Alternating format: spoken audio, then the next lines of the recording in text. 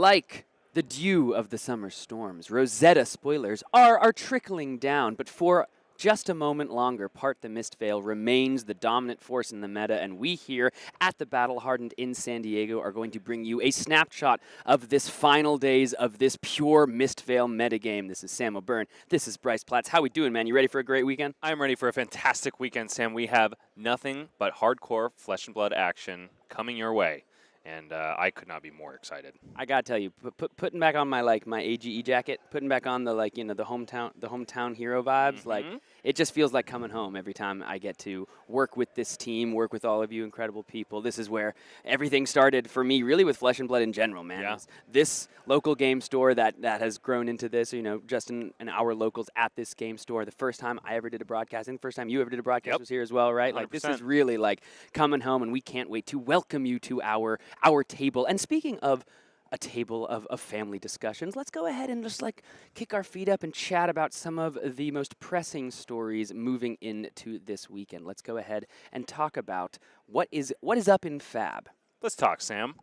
Now, if I am not mistaken, the last Pro Tour was won, in fact, not by Zayne. Wait, hold on. Zen's the best deck in the format. Zayne is the best deck in the format. By many estimation. However, when you look at what the recent metagame trends have looked like, the assassin class has been rising to the top. Shoma Yamamura, of course, the talk of the town, that incredible run, not only to the top 8, but taking down that tournament. And if our locals are any indication of the metagame at large, people are responding to the call of the Switchblade. Assassin just seeming to rise up and really putting in some work. That must have been that new Mistveil assassin that took it down, right? Yeah. No, wait a second. So she is from Mysteria. Her young art is in Mysteria, but it is Uzuri Switchblade. If you're living under a rock and haven't heard of the Uzuri that won the Pro Tour. Now, again, like our locals probably are pointing towards, I think many people are looking to the Assassin as the answer to the Tamer of Purpose. But there are some other interesting hero picks in this room behind us. I don't know if you've seen, there's a little green lurker that is, I think, relatively represented, similarly trying to answer the Tiger taming Kakara and Zayne. I've seen a number of those cute little green men rising up from the sewers, luckily in the hands of much cleaner folk, namely friend of the show, Talon Stradley, and friend and colleague of mine, Anthony Pham. I'm really excited to see what they've got brewing. I think even Mr. Ayali, world's finalist, brought the lurker. I think Anthony finally got him convinced after that Azalea Armory deck. Let me tell you, those are some gnarly little Riptide cards. I really don't think that was an Azalea Armory deck. I think that was a fringe Riptide Armory deck. Because the Riptide bow. You want aim counters? Sure. Yeah, have them at any time. But we're talking about the assassin class. Because of course, News so dominant, Uzuri so dominant. I think we're going to be looking at those classes as a potential answer to Zayne as we look towards Rosetta as well. Excited to see any juicy expansion slot cards for the assassin class in Rosetta. Anything beyond just the wizards and the runeblade. All eyes will be on the expansion slot here. And let's go ahead, as we've talked about the assassin. Let's just touch on the Pro Tour Amsterdam, the coverage, all of our friends at Savage Feats and LSS, what an incredible job they did bringing all that action to you. Was so incredible to watch the storylines develop all weekend long. But again, the talk of the town, that Uzuri list, taking it all the way to the top. Any memories or moments that are coming to mind for you, Bryce? Oh, man. I mean, watching my team captain, Chris Ayali, go undefeated in an entire draft section, especially after countless times of him complaining about being on stream and complaining about a stream curse. I think he's definitely defeated his demons in that regard. Loved that he took his Prism deck to a top 9 finish. That was less talked about, I think. Just missed the cut because of a couple tiebreakers. I was really proud to see them up there. Changing gears, the Battle Hardened Amsterdam. This is sounding like a Team AG plug, well, but I mean, we had 3... Come on. It is a bit of a conflict of interest, but we had 3 of our teammates in the top of the Living Legend Battle Hardened. Yeah. We threw some deck techs up somewhat recently for some of those wizard decks, and I wasn't there, but I really had a lot of fun hearing about the team, bonding in and out of the game, and I hope it was a blast for everybody else that was there. You touched on this, excuse me, but the Kano player, Alexander Vore, who took down the Battle Hardened of course, the Living Legend format in Amsterdam, that sent shockwaves through the metagame and through the Flesh and Blood. He literally brought 82 cards to Pro Tour Amsterdam and played it every time. And the only cards he subbed out were the two of Warmongers Diplomacies. He just took those out because they're restricted in the Living Legend format, put 2 other cards in, and played that deck. That's awesome. That's and fantastic. Took it to a win. And I gotta tell you, I mean, it does seem like if you like in Flesh and Blood in general, Living Legend is no different. If you don't respect the Drakai of Aether, the flame may just burn you into the ashes of defeat. And it does seem as though Alexander Vor, one of the best Kano players in the world. We've got a lot of great Kano players out there right now. Peter Budensick is here. Majin Bay is here, of course. These. Have we seen Eugene? Is Eugene here? I think. Oh, he better be here. I hope so. And we again, I'm going to be a broken record all weekend long, but with a wizard set on the horizon, you have to imagine there are going to be some untalented wizard cards in that set, right? That are going to power up that Kano deck, and of course bring those 2 new heroes to the format in Verdansk. I gotta ask you, Sam, are the wizards tempting you with this next set? Oh, are you kidding me? Anytime I can play Hard to Find All, I'm like, may I play? I play that deck? I'm sitting here thinking, like, do I have to get one of those things finally? Ugh. I mean, how could it not be good? It Pitch can't, of blue. that's the thing. It cannot be good. Ping you as well. How about just 5 total little things, like 3 resources, value for me, value against you? I'm still hopefully speculating that this is the time we finally get like a white border reprint of Heart of Fiendal or something like that. The single white border card just in the black border set? I don't care. I'll take it ripped in half. I will take it, I don't know, colored in crayon. I don't care. I just want it. Well, you can borrow mine if you ever play a tournament. Oh, there we go. Now we're talking. Cheers. Gentleman's agreement. The AGE Open Series, of course, rattles towards its conclusion, rockets towards its conclusion as an fantastic year of tournaments all weekend long. And the final one, right now? Tomorrow? Not right now. Tomorrow? Tomorrow. This is the last place, one of the year? Same time. Now, the Players' Championship, of course, is what all of these players have been vying for. You accumulate points every single tournament. Your top finishes, of course, get you more points, but players have been, even if they're not making the top 8 every tournament, even if they're sniffing that top 16 most of the time, they're still accumulating a lot of points. And the top 16 players from the year are going to go ahead and punch their ticket into the Players' Championship, which will be in a month or 2. We're finalizing the date it's right be now. Yeah. Probably at the end of September. We basically plan it around when those players can be available. Yeah, all of a sudden you have 16 schedules. You have to exactly. So we're going to try to make sure they can all participate. The other thing, Sam, Players' Championship points are not the only thing that are on the line. No, not at all. Not at all. Today, we've got a 2K prize pool. We've got a PTI and gold cold foil. And then tomorrow, we're doubling it up. Another 2K, another PTI, another gold cold foil. Come on. So even though those illustrious AGE points are on the line, and that's what a lot of these players are vying for, there is plenty in the prize bucket to take home. Yeah, I mean, you got a world championship in Osaka that I know a lot of these people are hoping to grab a PTI and punch their ticket into that tournament. It is looking to be just a Worlds for the ages. I mean, 100%. Japan, the 5-year anniversary, a whole new metagame after Rosetta, and just, the premier time to draft that format that we'll really see, save for, of course, the day 2 of the calling in Tampa Bay. Like, this is going to be a lot of players' opportunity to really bring their Rosetta draft ability to the highest stage and the highest level, and it's all for the World Championship. So these players, if they don't have a PTI, they got 2 chances this weekend, and we're going to follow the action all weekend long. And then I see one final story on that. Well, Sam, you mentioned the hype about Osaka as a world for the ages. In case you haven't been tuning into other coverage of Flesh and Blood events, I think we've had a really special new reprint spoiled. An anime full Japanese new, if I'm not mistaken. Something like that. Looks got incredible. Something that's brewing that's somewhat along those same lines. Should we hit the button, Sam? Should we say same but different? Go for it, Bryce. Let's hit the button.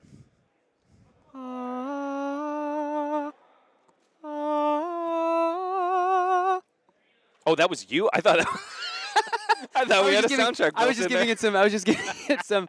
Check this out, you guys. Are you kidding me? Little alt art Dorinthia. This greeted all of our players as they came into the venue here, provided, of course, by Legend Story Studios. And let me tell you, I don't know if Dory ever looks so good. I'll tell you what, Sam, that is one beautiful Dorinthia Iron song. And if that doesn't hype you up to play one of our original heroes in the world of Wraith, I don't know what will. Yeah, I mean, it seems like these are being distributed to many of these events at this current, era or time of events happening right now. I'm excited to see what other heroes are revealed. But for those players here, this is just a wonderful little, not window dressing isn't epic enough. It's like an ornament or a tapestry. A tapestry is a yes. centerpiece. It's a vestige of an ancient age here that is going to be looking over all of these players. So what an incredible gift from Legendary Studios here to add to the ambiance, add to the milieu of the room, if you will. It really brings the room together. It does really bring. I have to get one for myself. Matches the carpets, matches the drapes, Yeah. the air wall behind us. It's all great. Yeah. Now, Sam, how do players get their hands on one of these amazing promo cards? I don't know. That's interesting. I don't know either. Yeah, I have no idea. They actually didn't tell us. Yeah.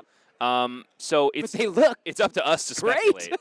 Do we think they'll be included in these anniversary packs that are going to be distributed at Osaka? Do we think maybe there'll be an expansion slot in those Guardian packs that Brian Gottlieb was talking about? That would also be cool. Maybe they'll just throw them in the air at the convention center in Osaka, and maybe everybody will fight to the death to get The anniversary pack is just the alt arts, white border, hard to find all. Oh my gosh.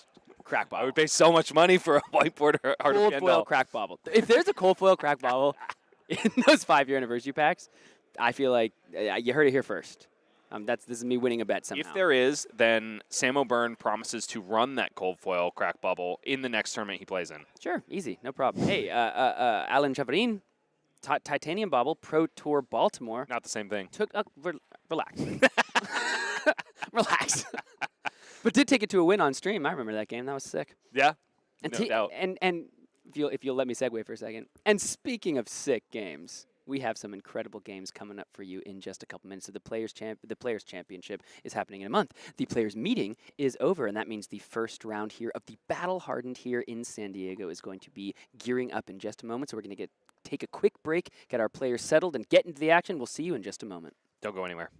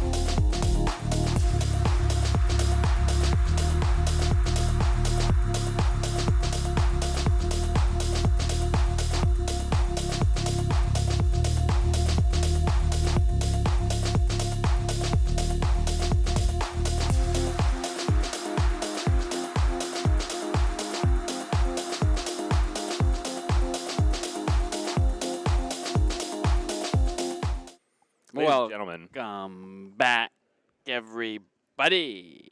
Good to see you, Sam. Hey, good to see you too. You ready for Get Round 1? Yeah, I missed you during that break. Me too. We went so far, and now we have returned. Yeah.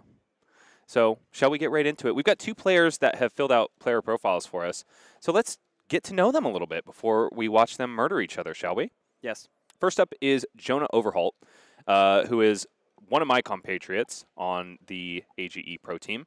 One of the sweetest human beings you will ever meet in your entire life. He gave me the biggest hug I've ever had in my whole life this morning, save for the one that you gave me, Sam. Not to make you jealous or anything. But I want to draw attention to his guilty pleasure, which is Gossip Girl and Milk Duds. I'm sure he has them together because that's the only way to serve up Gossip Girl and Milk Duds. I just think I have to call attention to that. Jonah would like to come back from Latin America fluid and thick with 3 C's. I believe that's fluent. What did I say? Fluid. Fluid?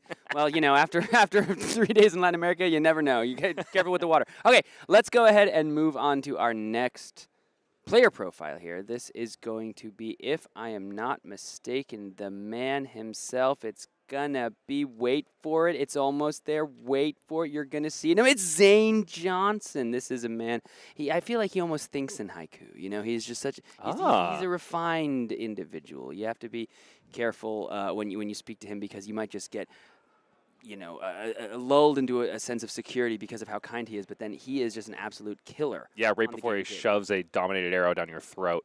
I love Zayne Johnson, not because he is on my team or because he's one of my coworkers in this game, but because we share a hero and class affinity in common. He's another really intense Azalea player. I just had a conversation with him, though. He's not going to be showing us any Azalea play today. He says Azalea is feeling a little cope at the moment, which I'm kind of vibing on. It's a sad day, but he's gonna show us how versatile he is at this game. But let's see, what were some of his answers here? He wants being live for top 8 is the most important quality. Apparently a results-driven gentleman himself. Yeah, that's what I'm saying. You know, he's very kind, but at the end of the day, what is he here to do? He's here to friggin' win. He's going a to tell you that. What's the most important quality card players should have? Being live for top 8. That's about as important as it gets. Yeah. And this is going to be the first step on both of these players' journey to be live for the top 8 here in San Diego. So let's go ahead and jump down to the game board as we prepare. So like, what if I just had one action? Yeah. It paints me out. Totally. I think like you start playing brute, you're like, oh, scabs are cool. And then you lose some games to scabs, and you're like, ah, man. They're not cool. Those are blocking. Yeah. That's 3 life. Yes.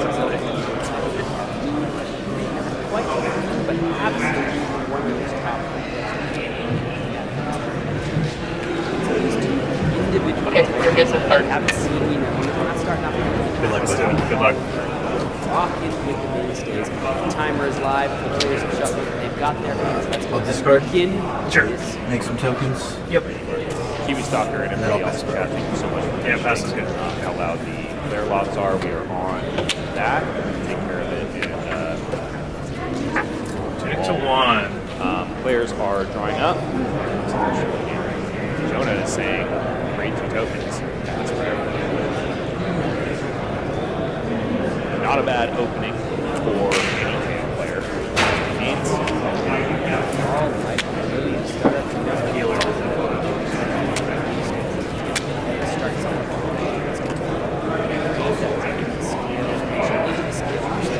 We'll see.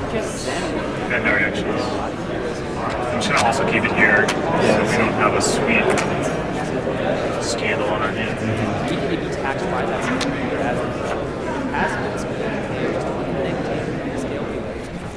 Yeah, I love the fact that Scale Killer has been included in more of these assassin decks now. And it makes so much sense in Zen, right? Because anytime you're sending an attack at Zen, you run the risk of whether or not you're presenting disruption or not. He basically has 7 points in armor to just throw in front of it. Scale Killer makes it so that you can't get that amount of value, and you can turn off a turn through his fridge.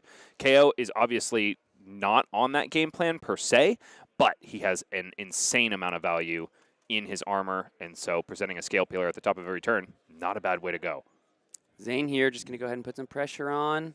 The Enlightened Strike for 7. The Agile windup as the block there for Jonah, and of course, a really powerful card can do so much for you. Is kind of quote-unquote a 6, but you'd like to discard it to get the agility, but here just going to be used for those 2 points of block value. Not exactly the best way you want to use it. Here we have a weakest link coming in for the Kayo player here, of course, for 7 with the might and go again with the agility. So 7 with go again, a little better than 7 without, as we saw that E-strike earlier in that last turn. And again, against these Mistveil heroes, this on-hit of the weakest link, such a powerful effect, part of why these cards are rather expensive. But the Fate Foreseen is going to go ahead and cover that up along with the Hiss. Yeah, Fab players love to say 7, don't they, Sam? We've talked about this a lot on the AGE streams.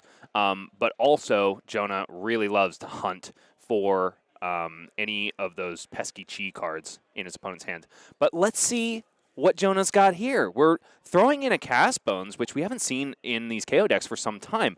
It's become a little bit more popular after that that KO top-8'd at Calling Manila and was sporting 3 copies of this card. Yeah, absolutely. Again, there's a reason why everybody wanted it banned in those first 2 weeks of the heavy hitter meta. When you see it resolved against you and you suddenly get C&C for 12 with go again on the next turn, it can be so backbreaking here. But of course, because the 1 cast bone was revealed along with those other 5/6 power attacks, only going to make the 5 might. So Jonah Overholt on the next turn, going to get a lot of power from those might tokens, but we'll have to find another way to gain action points on the turn. Something like a Wild Ride or a Pulping might go a long way. Though, as we saw, Zayne Johnson did have the Fate Foreseen in Arsenal, would have stuffed it on the last turn.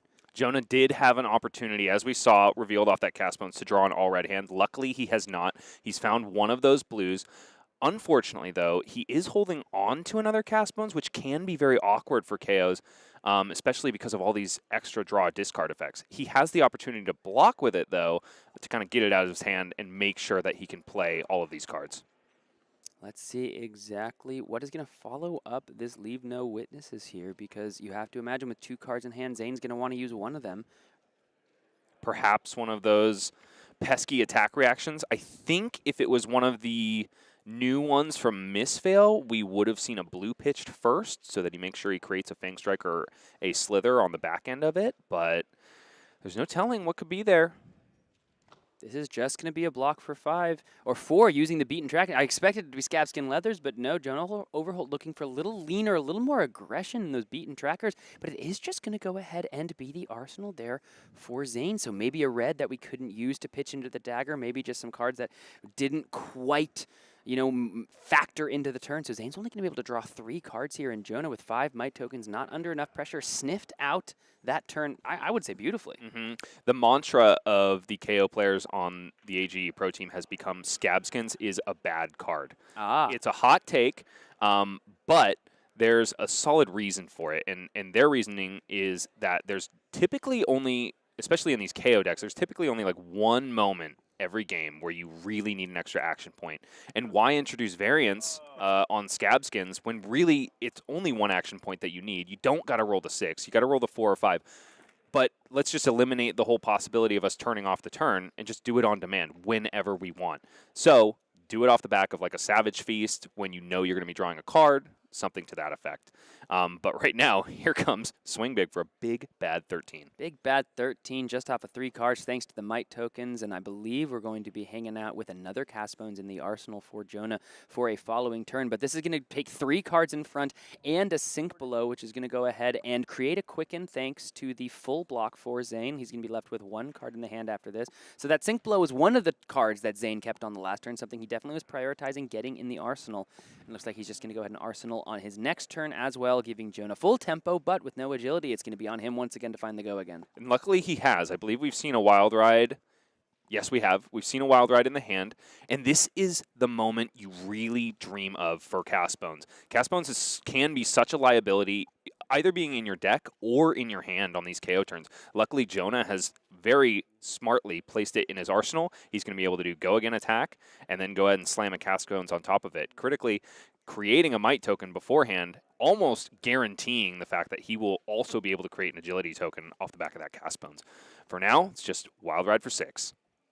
Wild Ride 4-6 here, but of course Zayne still had a fully healthy 40, so has managed the aggression so far. Jonah on this KO deck going to go ahead and also manage his own threat density as well. You don't want to lose all the threats as you're constantly discarding certain cards, losing cards to the top of your deck to the new here. So going to be interesting to see if Zayne is looking to take this game a little longer, maybe allow Jonah to run out of some cards. But right as I make that observation, the first 3 damage coming across the Wild Ride, only going to be taking a Venomous Bite to the block. We're going to go ahead and pitch a red in that Bare Fangs to talk about keep some threat density, keep a big, powerful red Bare Fangs to the bottom of the deck. It's Mandible Claw coming in. Looks like that's getting taken as well. This is the second time we've seen Zayne block with those Mystic attack reactions. It may telegraph what's in his hand. Perhaps he's just not finding those Bonds of Agonies, your Persuasive Prognosis, etc., which are the attacks that really make those cards shine. In this case, Jonah is finding a big bad 6 Might tokens, so he didn't even need to create that initial Might token to get full value off of his cast bones. He's also showing that he's got a Beast Within and a couple other blues, so we could see a monstrous turn coming from Jonah next. A Beast Within trigger on whatever happens next after this cast bones could just really blow everything out of the water here. Zayne did looks to be keeping somewhat of an aggressive hand because he took some damage finally, so we're going to have to see if he's able to put enough pressure because 7 Might tokens and an agility. It's face up for Mr. Overholt. There is a powerful turn coming. The onus here is on New to go ahead and find some disruption here. This is going to be an E-Strike, most likely draw a card thanks to the go again. So if there were no disruptive pieces, maybe Zayne was looking for another one. Zayne is using that Quicken token, which was created off the back of Jonah's Swing Big, which Zayne blocked fully very well. I mean, I can't think of a better use case than E-Strike draw a card, especially when you really need to find some disruptive pieces to stop whatever is coming your way. Because we know Jonah is sitting with 2 threatening pieces, 2 threatening attacks in Send Packing, and then he's also got a red Bare Fangs sitting in his arsenal. So whatever he does with this turn, it's going to be pretty intense. And Jonah may just want to throw one of those Send Packings plus a piece of armor in front of this. Yeah, once again, Zayne coming in with a powerful disruptive attack and 2 cards available to him. Last time there were 2 cards in the hand. This one in the hand, 1 in the arsenal. So that arsenal card saved from any potential intimidation of the Scowling Fleshback. I think we know. We just took a peek. I think that's a Sink Below. It is. Yeah, it so is. It would have to be a disruptive piece hanging out in the arsenal from maybe just that turn that was the 3 card block plus the Sink Below, and then that final card in hand that's been hanging in the arsenal for a little bit. Looks like there is the Beast Within in the hand for Jonah Overholt here. So, but that might just be being committed to defense. Now, Sam, this is a bit of a skill check for Jonah because Zayne is sitting on a full tunic, which he can cash in for the Arousing Wave if Jonah blocks this exactly. However, based on the condition of his fridge and the fact that he has put 1 card down already, it doesn't seem like it's going to be a perfect block. Whoa, Jonah goes for the overblock. He's going to IP penalty his opponent Zayne unless Zayne can clear that arsenal, which maybe he just won't do. Did he draw that Sink Below off of the E-Strike? I think that was just a bit of unluck. We don't know if it was the E-Strike or the Leave No Witnesses that was drawn. One of those 2 cards was drawn off of the E-Strike, but we didn't see which of those cards here at home was the one drawn. But because Zayne cannot use that arsenal to the fullest extent on this turn, that means that Sink Below is just going to hang out in the hand. Couldn't do anything on the turn at all. No Arousing Wave because of the overblock. So Jonah, once again, he's got experience in the matchup. He had an incredible finish, I believe, at U.S. Nationals, right? Sure He did. was top 16 at U.S. Nationals. So this is a man that knows the Brute class, knows this deck, and is trying to put the pressure on. Here's a weakest link coming in with 8 Might tokens and the agility giving it go again. 14 go again, and a very relevant on-hit effect into this Mistvalian hero. Now, we have not seen any Chi cards by Zayne, except for I believe he pitched one turn 1. So the chances are high that he's finally found one. Doesn't look like it. Taking a look at his hand, we've got a Sink Below. Was that a Command and Conquer? I believe it's some disruptive red 6. Got a little bit of glare on those cards, so can't tell completely. But it really does not look like we've found any of those Chi cards yet. Siren's Call, and then perhaps an Assassin Attack. But bottom line, we're still threatening 14 damage, and that is quite an on-hit as it is. Straight to reactions goes Mr. Johnson. The Sink Below going to go ahead and take care of 4 of that, but that means 10 damage coming across, full A decade's worth of news life going from 34 to 24 here. About 20 minutes elapsed in the round, and we can see the rest of the hand. He's laid it all out for us. We got an Oasis Respite and a Tunic on 3. We've got a Siren's Call and a Command and Conquer. So those are all nice defensive pieces, can block for a total of 10 on the rest of this turn. It's going to be the Send Packing to go ahead and clear that arsenal. Let's find out for us all. It's a Surgical Extraction. No way to use that on any of these last couple turns. And if this Send Packing is not just fully blocked, that Send Packing stays in the banish zone, but then if it's fully blocked, you have a Send Packing in your hand and an Oasis Respite, and again, your turn's not really doing anything there anyway. Jonah's sequencing here was really curious. We're definitely seeing that he was kind of smelling the blood in the water in terms of Zayne drawing some Chi cards. Gravekeeping. I thought it was the alt art Oasis. Yeah, it's they do look similar, don't they? Especially I thought it was the alt art Oasis, yeah, no, it is a Gravekeeping in Zayne's hand, which is a really interesting inclusion. Normally, that's a card that functions really well in new, but we only usually see it in the limited format. Yeah. Zayne's saying, I really want to be able to pick some of these juicy blues out of your graveyard and send them back your way. I think if your KO opponent is being really astute and not blocking with blue cards, you can kind of find yourself in a situation where you don't have anything to do with your Chi as like a pop-off turn or any inevitability. So maybe that's Zayne's purpose for running this card. And now if you look here, all of a sudden, Zayne just took a whole smack to the face, and I was about to say, this Gravekeeping threatens to put these players at parity when all is said and done. Zayne's done a lot of blocking. He's done it doesn't feel like an enormous amount of attacking. It's been a lot of like E-strikes. E-strike for 7, only blocked for 2. E-strike for 5. I think most or all of that was taken, right? So Zayne here as the assassin still finding the threat density, still, looking for a scraps have been played. That is often used in these new matchups, but still going ahead and finding so much damage. It's going to be a wild ride here for Jonah, and that's going to discard the weakest link, making a Might token, 2 cards left. Zayne has done an incredible job at keeping life parity here, especially through 2 cast bones, one of which was not quite max value, but 5 Might tokens is good enough. Zayne is doing an incredible job, especially considering the amount of defense reactions that are run in these new lists. He's been finding them really early and at the moments that he really needs them. And again, as you were mentioning, Sam, E-Strike's such an efficient card when it comes down to cleaning up some of these clunky assassin hands that can kind of happen here and there. Wild Ride coming in for 5. We might see our first equipment block here from Zayne, perhaps telegraphing that he's going to go a little wide on this next turn.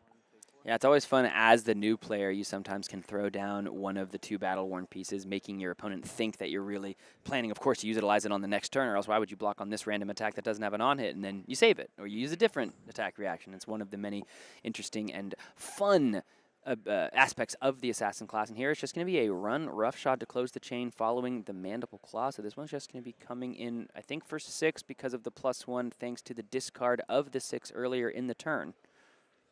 I believe this will still just be for 5. Am I mistaken about that? Run roughshod. It has text on it. What's the text? The text just says you can only play this if you discard a 5 or I've never actually seen it played. I've only seen it discarded. And it's kind of a dream to be able to get off because it is such an efficient card at blue, block 3. Yeah. But yeah, the stars do kind of have to align. But Jonah is the guy to make that happen. He just has played this class since, I believe, since its inception. I believe he's been playing since vanilla, and he's been playing Rhinar. And yeah, he's the guy to put these really complicated brute lines together. Zayne now, after getting the life parity back together, it is now 16-24 in favor of the Brute. This is going to be a scale peeler coming in. Surgical Extraction getting pitched away here. So this is threatening mostly the Savage Sash, as those other 2 pieces. One can't block anymore, and the other one only blocks for 1. And now it's time for the Bonds of Agony. This is the card that really makes these new decks, and the Uzuri decks, all the Assassins can use this card, and man, does it put in work. Now we see a little bit more why perhaps we utilized the Undertow Stilettos. We utilized the Arousing Wave. 2 attack reactions per equipment piece down there, and then you need to just find 1 more to turn on that incredibly threatening effect, just ripping through the hand, the deck, and the graveyard. And Jonah's found himself with a hand of no blocks, essentially. LMAO. This is going to be a little difficult on Jonah's part to block out, so he's probably just going to say, show me what you got. And this can be okay, as long as Jonah doesn't have any of those critical power cards in his hand. Like, he would not be doing this if he's sitting on a Blood Rush, of course, then because Zayne would eliminate Blood Rushes from his entire deck. So Jonah's probably just saying, you know what, you're not going to ruin my hand too much, so I'm just going to let you rip what you can out of my deck and come back at you swinging. And look at this. In the reaction step, this attack goes from an attack for 1 to an attack for 10. You've seen it before. You'll see it again. This quote-unquote sequence combo, it's not going anywhere, but the Just a Nick is the perfect follow-up here for Zayne to couple with the Arousing Wave, turning that to an extra banish, extra damage, and of course threatening to just rip through the hand. We're still going to go ahead and utilize the reckless Swing here if we are the KO player, which is going to go ahead and block 4, and of course discard a card. If it's a 6, 2 damage coming across. It is a 6, so 2 damage to Zayne, going down to 14, but 6 going to come over the top after that Reckless Swing. Which is kind of lucky. I think I might have seen 2 pulpings in Jonah's hand, which if Zayne saw that on the on hit, if Jonah didn't discard 1 essentially, that could mean that Zayne could rip 2 of those pulpings out of his hand.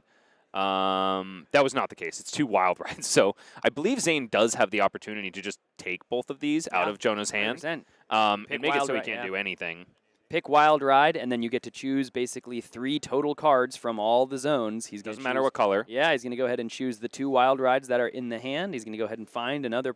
If there's a red one left, going to go ahead and grab that out of the deck, and that means poor Jonah Overholt here, after taking that 6 damage, is going to say the words, pass turn. Yeah, and Jonah, even though this is really painful for him to watch, I think this was the correct play because it's not like he could have blocked this out. There was no hope. Even if, I guess he could have hoped just that the attack reactions were going to get Bonds of Agony to 4, but I think he's identifying, like, there's nothing I can do here. I'm just going to eat this. I'm going to save as much life as possible and draw up and hope next time.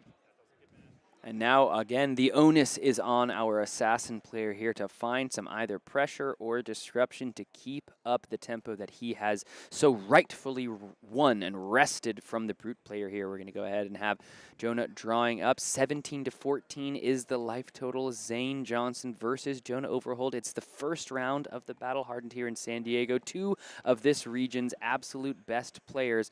And let's see who is going to win the head-to-head matchup. We're going to get a Bonds of Attraction, I believe, pitched away into the Scale Peeler once again. Here comes Scale Peeler saying, I dare you to block with your sash. And at some point, Jonah is just going to want to so that he can activate its ability and really gain some extra resource value off of it. But for now, he is just left to guess at what is left in Zayne's hand. And we know it's a Persuasive Prognosis. I believe it's a... Is that a... Oh, that's a Marvel Codex of Frailty. Yeah. And another Gravekeeping, if I'm not mistaken. So those are 3 Oasis Respites that I see in the hand there. Just 3.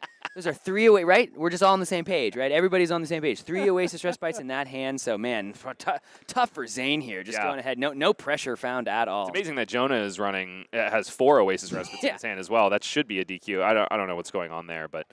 We have eyes only for Oasis Respite, don't we, Sam? And just as you call it out, Mr. Platts, the Savage Sash is just going to go ahead and buy the block, saying, all right, you've won the block out of me. I will like to utilize this on some turn in the future. And now it's time for the Mistblade to get into the action. The Persuasive Prognosis pitched away. And that could be...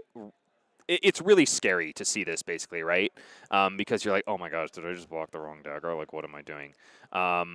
But we know the context of Zayne's hand is not really going to benefit from the connection here. Unless it's the surgical. Unless it's the blue in here. It is there is a surgical. Oh my goodness. The arsenal. This is coming out for 5. You can see Jonah just taking a bit of a grimace there as the surgical is going to go ahead and now have go again and threaten to rip a card out of the hand.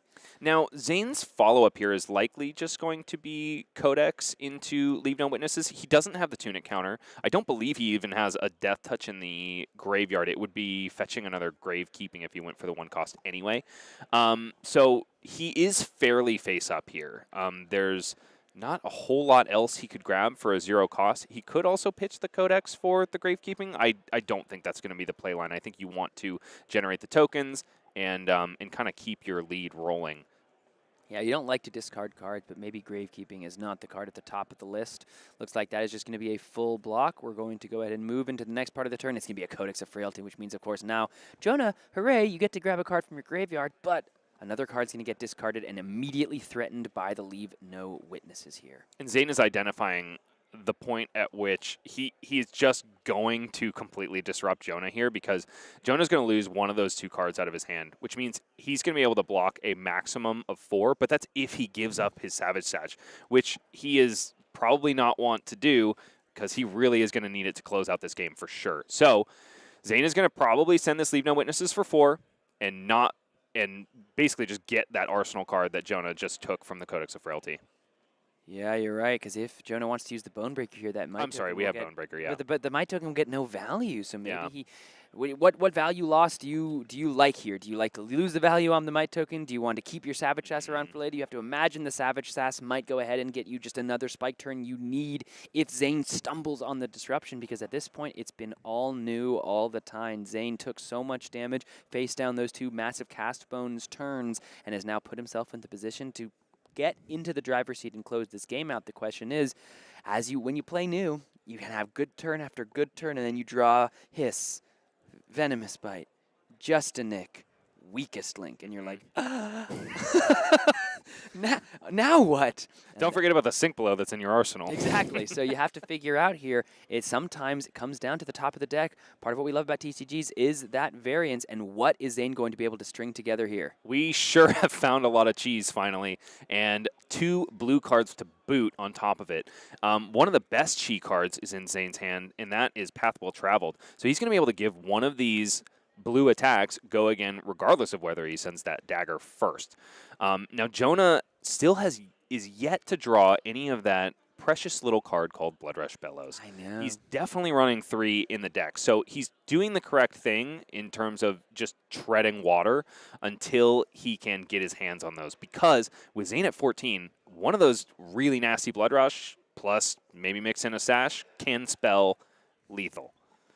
Right now, though, another Bonds of Agony. Yeah, you talk about good disruption turns. How about another Bonds of Agony for the troubles there? And of course, so much cheek in the hand. We might see a new activation. We might utilize that Smash Instinct that we banished with the Gravekeeping. We might utilize the Mask of Recurring Nightmares. I think he's going to have to, in order to, if Zayne wants to turn on this Bonds of Agony, he's going to have to use both of those cheat cards in his hand, transcend, activate the Undertow Stilettos, activate the Mask, and actually also play the Slither in order to get, unless he's got an attack reaction in his arsenal, which I don't think he does. I'm not sure what the arsenal is, but if you give it go again, you do have that Persuasive Prognosis. Looks as though Zayne is going to go ahead and just draw a discard, flip the chi around. Persuasive Prognosis could be a fine follow-up as well for Zayne if he wants to just give go again, rip the hand apart utilizing the Mask of Recurring Nightmares. We're going to see what the play is here. It's going to be the Chi first. We're going to go ahead and pitch into the Stiletto. So yes, it looks as though that is going to be the line here. We're going to, while we still have Bonds of Agony in the deck and while the game is still going on, utilize every attack reaction we can. And then there is we have just the Nick. And that was found off of the Ponder token on his Codex. Yes, you're absolutely right. Which actually can be a bit of a liability. Yeah, 100%. A lot of these really good new players do say often, like, you have to be so careful about arsenaling attack reactions just because your deck is so rock, paper, scissors as to whether they'll even work with the cards in your hand. Zayne very luckily finding the Just Nick with 2 of those blue 1-cost attacks in his hand. Just Nick here going to push so much damage over. How about a Bear Fangs off the top as well? Look at the hand. We're going to see, get to pick a card and just rip through the deck in the hand once again. There's looks like 2 CNCs in the graveyard, so Zayne probably wanting to get rid of that CNC, but with a Send Packing in the hand and not getting much value out of the deck banishes, maybe that's not the play. He also eyes a Juicy Blue, which if he takes one of those out of the hand, he's not really going to do anything to hamper Jonah's turn. However, he is going to power up his turn when he finally decides to activate that new hero ability. Yeah, because the hero ability here will take another card. Of course, Jonah doesn't know that. He might be thinking, well, at least I can, make 2 Might tokens. At least I can go ahead and swing the CNC, but Zayne is going to have something to say about that. The other thing about grabbing the Assault and Battery here, it was the only way for Jonah to create an Agility token in that hand. Otherwise, it is not that exciting nor impressive. It can do a little bit of damage, can do a little bit of disruption, but the agility tokens are how the Kayo deck can really just bust this whole thing wide open. And Zayne here saying, listen, if I somehow leave you with enough cards, I don't want you making an agility token and me potentially falling out of the driver's seat here in the game. And Jonah getting another shuffle here, so hopefully moving those Blood Rush Bellows a little bit further to the top of the deck. Perhaps Zayne was able to get a lot of them to the bottom on that last Bonds of Agony hit. But here comes Persuasive Prognosis, another terrifying card, especially when you've lost all of your equipment that can block for 1. Sometimes you can kind of call these new players' bluffs and go, okay, cool, here's, like, I know you don't have any attack reactions left. Here's a 1-block piece of equipment. And then Persuasive Prognosis is not nearly the threatening card that it can be. Let's see how Jonah wants to deal with this. Zayne knows all the cards in the hand. He also knows the card in the arsenal because it was put there with the Codex of Frailty. I think it's a Wild Ride. So Zayne is aware what the arsenal card is. If he leaves Jonah with enough pitch in the hand, that card can come out of the arsenal. It's going to be the Path Well Traveled to give the go again. Now, here's the question for Zayne. Do you utilize that mask, or do you utilize the new ability to attack with either the Assault and Battery or the Smash Instinct? Another reason to grab the blue there out of the hand. You fill up the Banish Zone for later. So Zayne has already seen the context of Jonah's hand. He knows that if he makes Jonah banish one of those cards, his turn is going to probably look more or less the same. Interesting. He does go for the mask activation, though. I think that's just the persuasive trigger. So that's the card off the top, and then the persuasive trigger. So gaining 2 life there because of the yellow pitch. We saw the Beast Within, so we can grab the Send Packing. And now it is going to be the new ability. We're going to look at the top. Looks like no banish here. And then first, the dagger, which is, oh, now this is so threatening for Jonah. He can't let this dagger hit. Thankfully, he does have the 1 block left of the Savage Sass. But if this dagger hits, now Zayne is able to go blue into blue, and that's just going to close the game out. Yeah, absolutely. So Jonah's going to block with 1 card here, and then when I guess Zayne still just sends the Smash Instinct and gets Jonah down to 1. Yeah. Last card in hand after this, we'll see what the block is, but if he isn't able to keep enough pitch, he's just going to be intimidated and maybe die. If you have the Savage Sash and you keep... Oh, no, I think the Command & Conquer was already... Oh, of course, the Command & Conquer costs 2 anyway. I was like, it'll cost 1, and then you can play it. But you have no other cards in the hand. Which, so yeah, you could pop the Sash in order to make that happen. But needed at least 1 pitch, and that is just going to take the Savage Sash here and block out the attack. Yeah, Jonah being smart about this. So it's going to depend on... Oh, you said it's a Wild Ride in Jonah's arsenal, right? I believe he grabbed the Wild Ride off the Codex. That's what I remember, but we'll have to wait and see. So Jonah's really hoping that the CNC... I'm sorry, the blue is the one that's hit here, so we can block with the CNC. Unfortunate. He keeps the Mighty Wind Up, which means that he's just going to have to take the 5 in order to have anything happen on this turn. Take 5, go to 1. Now all of a sudden, every dagger closes the game out. Any tickle from any attack reaction will be the difference. So Jonah here, he had all the juice, all the gas to start this game. But that's these Assassin decks, man. They take a moment, they stabilize, and then if they can continue the pressure and continue the disruption, they don't really ever look back in the rearview mirror. Well, and props to Zayne for keeping his life total so high through a lot of pressure. I mean, Jonah has not found a single Blood Rush here, but he did find 2 Cast Bones, got almost max value on both of them. And, yeah, Zayne has just been able to completely take apart the rest of the turns right about at the mid-game point. No arsenal, I think, even here for Zayne. So to utilize the cards, Jonah here just had to send the CNC for 6. No threatening on hit because Zayne didn't keep an arsenal. So that's most likely going to spell the conclusion of the game if Zayne is able to just go wide enough. If Jonah doesn't draw a hand that blocks, it looks as though that's a bunch of 3 blocks there for Jonah. So maybe this game will continue a little while longer. Save for the pulping. So Jonah only has 9 block value in his hand. We've already seen 1 Reckless Swing played. The likelihood of him having another one is pretty low. But we know the context of his arsenal anyway, so it's a little irrelevant. Yeah. Jonah there just went ahead and extended the fist bump already, just had to assume the attack reaction was coming, and the answer was yes. The Leave No Witnesses, and I believe the Venomous Bite is going to close the game. Zayne Johnson on New Alluring Desire, going to move on to 1-0 here at the Battle Hardened in San Diego, brought to you by the Arcane Games Events Open Series, and of course, our friends at Fabrec.gg. Jonah Overholt going to move into the losers bracket for now, but as we've seen with this fantastic player, that is not where he likes to hang being out for long, so we might be seeing him later in the day. But a classic game of Flesh and Blood to start off a classic weekend of great games. Indeed so. We saw a lot of good play there. Congratulations to Zayne Johnson, our round 1 victor.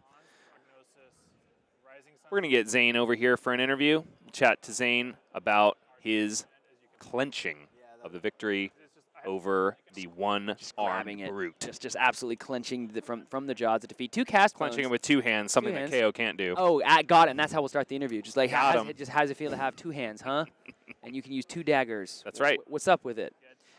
Those 2 cast bones, powerful, but that was kind of the last we saw of that Kayo deck do anything beyond pretty rote, normal Flesh and Blood, right? Yeah. And in today's meta, in today's game, you have to do something extraordinary. You have to do something beyond the normalcy, right? That can really push past the incredibly disruptive effects that we see from a deck like New, the crazy damage ceilings that we can see from a deck like Zen. So kind of on both players there to find the power turns, find the disruption, and it just, at the end of the day, sputtered out a little bit for the KO, and the New was able to keep it alive. So we'll take a quick second. Let's do it. Get Zayne in here, and then we will continue our day. So don't go anywhere. It is time for more Battle Hardened in just a little bit.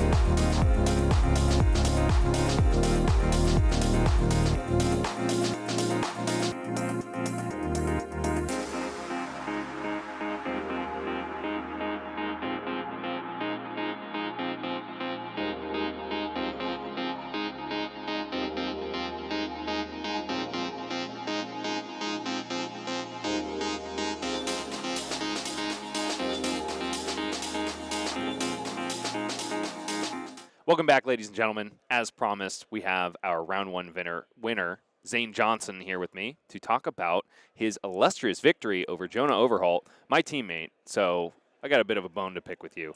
Well, Jonah got me last time. We played round 1 at a recent AGE, and he Reinhard'd my Prism, so I got him back. Yeah, and that's super dirty. Yeah. So let's talk about that game, Zayne. Yes. For one, you are sporting a bit of spice in that new deck. I don't think I've seen a whole lot of gravekeeping, and boy, did it do work. It really did. Yeah, gravekeeping's very good. I mean, it's a 1 for 5 on its face, so like it's on rate. You're not sacrificing rate, and news text is relevant. Like playing their blues is really strong. They try to avoid blocking the stealth with blue, so I'll take the blue I want anyway. Important to note that Smash Instinct that you were able to play from Jonah's Banish Zone, which all but clenched the game, came from the Banish off of that Gravekeeping really early. Yeah, I mean, that's the last blue he wants to see me cast, and there's one in the grave, and I'll take it. Absolutely. How worried were you when you saw 2 cast bones get resolved in the first, 3 turns of the game? I was looking at my hand real careful, like, please don't be no blocks. And thankfully my hands were very, block heavy up front, and I could just kind of block out the cast bones and wait it out a bit. But I was sweating a bit. I was glad to see 5 on the first one. Yeah, and you luckily were able to see 3 of those really good 0 for 4 defense reactions early as well. Yeah, I saw the D-reacts when he was applying pressure, and then I saw all gas once I took tempo. My deck was very kind to me this game. Yeah, and resolving 2 Bonds of Agonies with full resolution, huh? With Justin X on him, you always feel a little bad. I'm not an assassin player by trade necessarily, as you can see. I'm an Azalea guy. So hitting people with Just the Nick on Bonds of Agony, I feel a little bit bad for them. But since you mentioned it, and since I love to talk about Azalea, why no Azalea this tournament?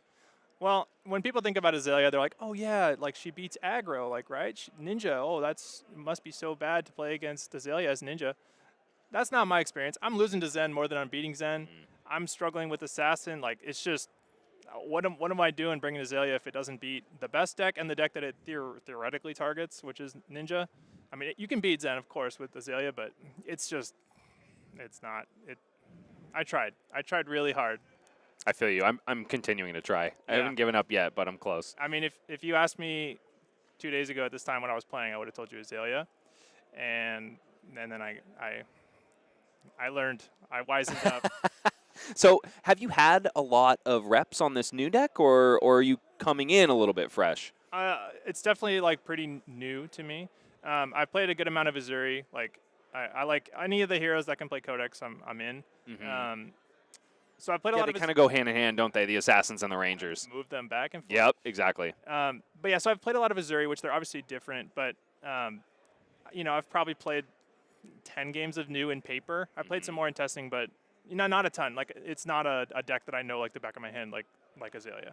Well, you certainly made it sing in that last match. It was kind to me. I appreciate it on round 1 of the day. Yeah, because we always talk about clunky hands as Runeblade hands, the wrong mixture of attacks and non-attacks. But I found that the new decks are almost playing rock, paper, scissors with themselves, because it's all of your attack reactions need either Assassin or Mystic, or they're Justin X. They need the 1 cost. Or a blue. Yeah, exactly. And so it's I don't know. It feels almost more possible to clunk up the hands in the Assassin decks, I think, than even Runeblade or Ranger. You totally can. I mean, his Cast Bones turns, I drew my Venomous Bites and Hisses with no blues, and I thankfully could convert my hand for block value. Mm-hmm. But I was drawing Venomous Bite, no blue, and I'm okay. I mean, thankfully I can block. He's presenting enough damage to just get value here. Yeah. But yeah, totally. It does feel similar to the Mauve Shrill Viscerai a little bit, where it's I need the blue, I need the thing, and I need the other thing. As new, but you block pretty well, and you have a lot of ways to hide how powerful your turn is, unlike Ranger and Runeblade, where the power of your turn is shown right there. Yeah. You can have a bad hand and your opponent doesn't know that, and you can hold 2 cards in bonds with nothing, right? Mm-hmm. And that's a key difference, where even if the hand is bad, your opponent doesn't have to know that. Yeah, and I honestly thought you were doing one of those quintessential assassin bluffs in the mid game when you threw that blossoming Mistblade, and it was well, we know the context of Zayne's hand, so he's not going to take advantage of it. He's just kind of showing Jonah and scaring him, and then here comes a surgical from Arsenal. Talk about your deck being good to you. Yeah, he knew about the surgical too, so maybe he had forgotten because he sent packinged it. Ah, righto. Yeah, so it was like a little bit face up, but also like blocking misplay. It's so rough, right? Like It is. Like if he's going to give me a card, it nets out to kind of the same thing. I still had stilettos up, so I could have, and I discarded the Gravekeeping to the Codex, so I could have pitched the Gravekeeping to stiletto the surgical anyway. So I think it was probably correct to not block there, but it feels terrible getting surgical with Go again. And so we talked about your deck being super kind to you. Yes. Let's talk about Jonah's deck being a little bit unkind to him. Yes. The first thing you said to me when you walked up to me for the interview was, 0 Blood Rush KO. How about that? Yeah, I mean, like the first Bonds of Agony I go through just like make sure it's not an Arsenal. All 3 Blood Rushes are in there. I'm like, okay, yeah. And then the second time he had been sitting on an Arsenal. I'm like, okay, surely the Blood Rush is an Arsenal. Let me count them. 1, 2, 3. I'm like, oh man, like Jonah's a good guy. Like we're having a good time. Yeah. And I feel a little bad. You know, when you don't draw your best cards, the decks don't feel like they do what they are supposed to do. But that's fab. I mean, these decks, when you don't block well, you don't get to dig through your whole deck to find the good cards. So Well, and not only did he not find his Blood Rushes, that first Bonds of Agony that you threw, he had non-blocks. 3 non-blocks in hand. Oh my so gosh, yeah. there was absolutely no hope of him blocking it. Even, I mean, he could have gotten there with the Reckless Swing if you hadn't buffed it beyond just what it gets for 3 reactions. But we knew that was not going to happen. And he had the 2 Wild Ride, 1 Pulping, so like he's hoping to discard a Wild Ride off the Reckless, so I can't strip 2 cards. But then he discards the 1 of 3 Pulping, and so I get to take both Wild Rides from him. Yeah. Just dirty, rotten assassin stuff. Yeah. Now, I mean, like, assassins, Azalea, they do all of this really horrible, disruptive stuff to your opponent. You say you feel bad. I sometimes say I feel bad. Do we, though, Zayne? I mean, like, we're playing these classes for a reason, right? I do not feel bad about Ice. I do not feel bad about anything that, like, Ranger does. Like, complain about Red and Ledger all you want. You still get an action. Don't complain. And you get to send the most important action against a CNC, right? So, like... Yeah. When you get E-Strike for 7 as Azalea, when you Red and Ledger them, it's so sad. It feels terrible. But yeah, I mean, I don't know. I think there's something about the inevitability of New when she plays a Bonds with 3 cards in hand, and you're just like, oh no. Yeah. Maybe I just need to build up my callous to my opponents, and yeah, indeed so. Maybe it'll come throughout the day. We'll see. No, I think the world would lose a very special personality if you developed a callous. So please don't ever do that. You're a sweetheart, and even if I'm taking a dominated arrow to the face, I'm still happy when it's coming from you. Let's switch gears a little bit. How is the weekend going for you? How are you enjoying SD so far? Well, I live here. This is the biggest event we've ever had. Thanks, Justin, and everyone on AGE team for making this happen. They did not pay me to say that. We are truly thankful to have a San Diego event. So I slept in my own bed. I went to a coffee shop that I go to all the time on the way. Feels good.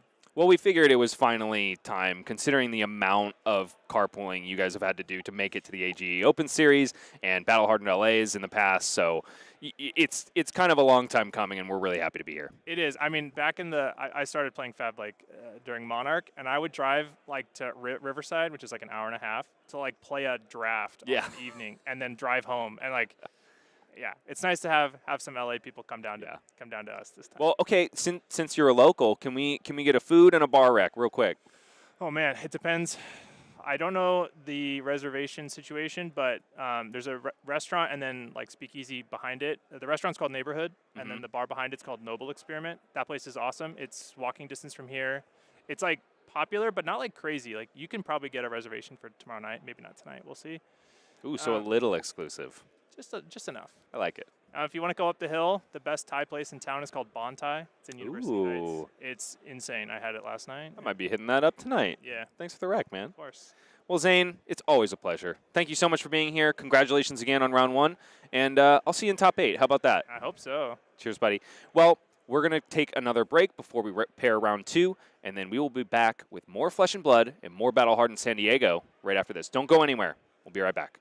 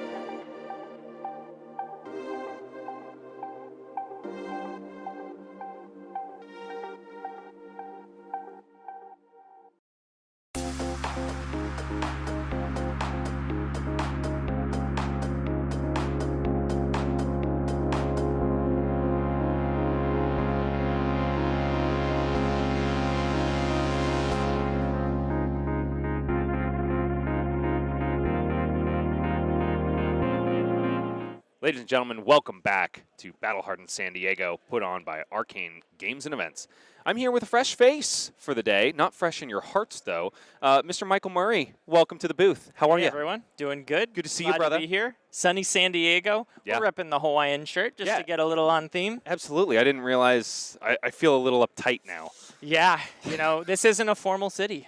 No, not at all. But you know what is formal? The competition here in the San Diego Convention Center.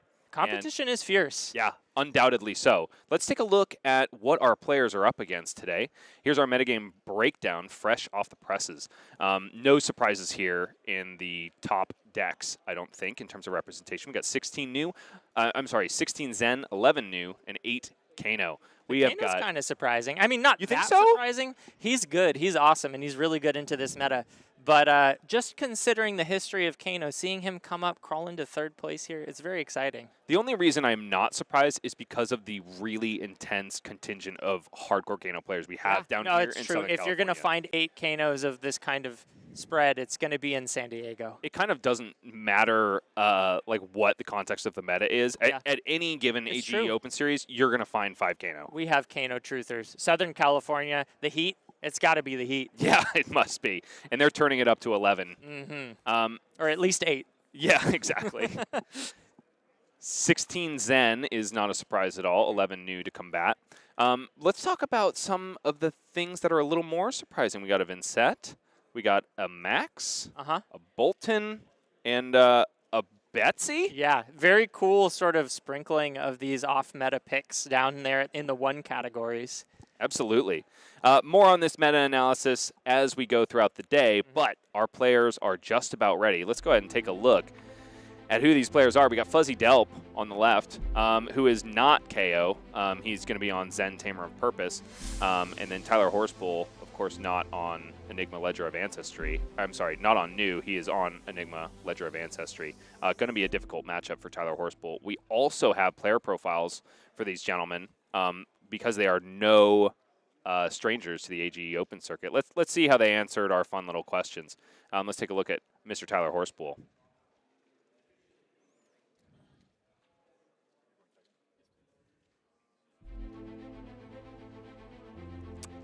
Looks like our player profiles aren't working at the moment. That's okay. We're just going to take a look at these gentlemen, and we're going to get their heroes selected all right and ready. And as we wait for them to shuffle and ready up, how are you feeling, Michael? I'm feeling great. Glad to be back on camera. Glad to be here in San Diego. Really looking forward to this Battle Hardened event. It's a bit. Look at this. I didn't count, but we've got a lot of people. We got a whole room rented out here in the San Diego Convention Center. The number is somewhere north of 100 people. Fantastic. Not too shabby for a Battle Hardened. Let's go ahead and hit our match intro button once again. We got our heroes all set up. We got the blue of the Mist Veil all set up, and our players seem to be ready. So let's dispense with all of our silly questions. Let's get into the action, shall we? Let's alert these players that we are ready to go.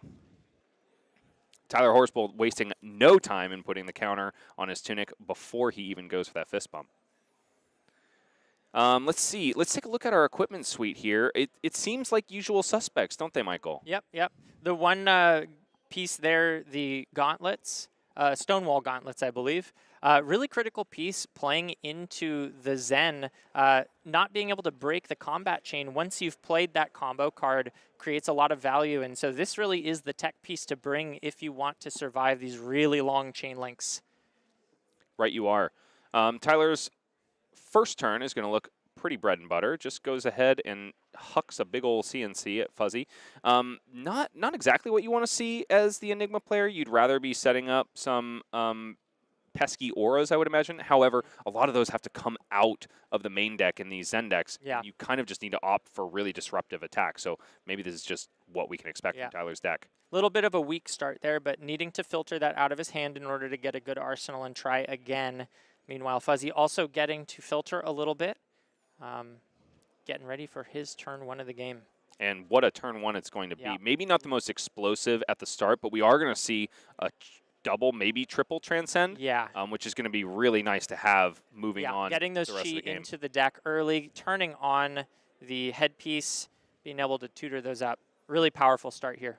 Z the Bee in chat has detected Tyler Horspool's spice. He's got some astral etchings in his hand, and the reason for that is the majority of the time he's running this deck, he's running a bit of a different weapon, Michael. What does he normally run? Yeah, Tyler Horspool's mainboarding the Reality Refractor. Doesn't like to bring it into Zen because I think he just needs to be able to have the wide sort of power that the scroll brings, but generally speaking, Tyler's such an interesting deck builder. I actually have been playing his Dash.io list at our local armories, and it's amazing the way that his brain works, that he can build these decks. One of the best deck builders I know of.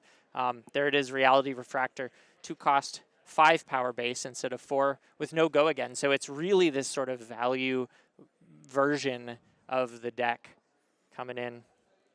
And Tyler famously took this Reality Refractor list to U.S. Nationals after a bout of some really rough dental surgery. Oh, so no. he basically hadn't gotten a chance to play the game at all. I see. And then he took this really fresh homebrew list to U.S. Nationals. Wow. It didn't go super well, but man, I was on the same flight as him, and as he was basically giving me the elevator pitch of this deck, I was so excited by the prospect of it.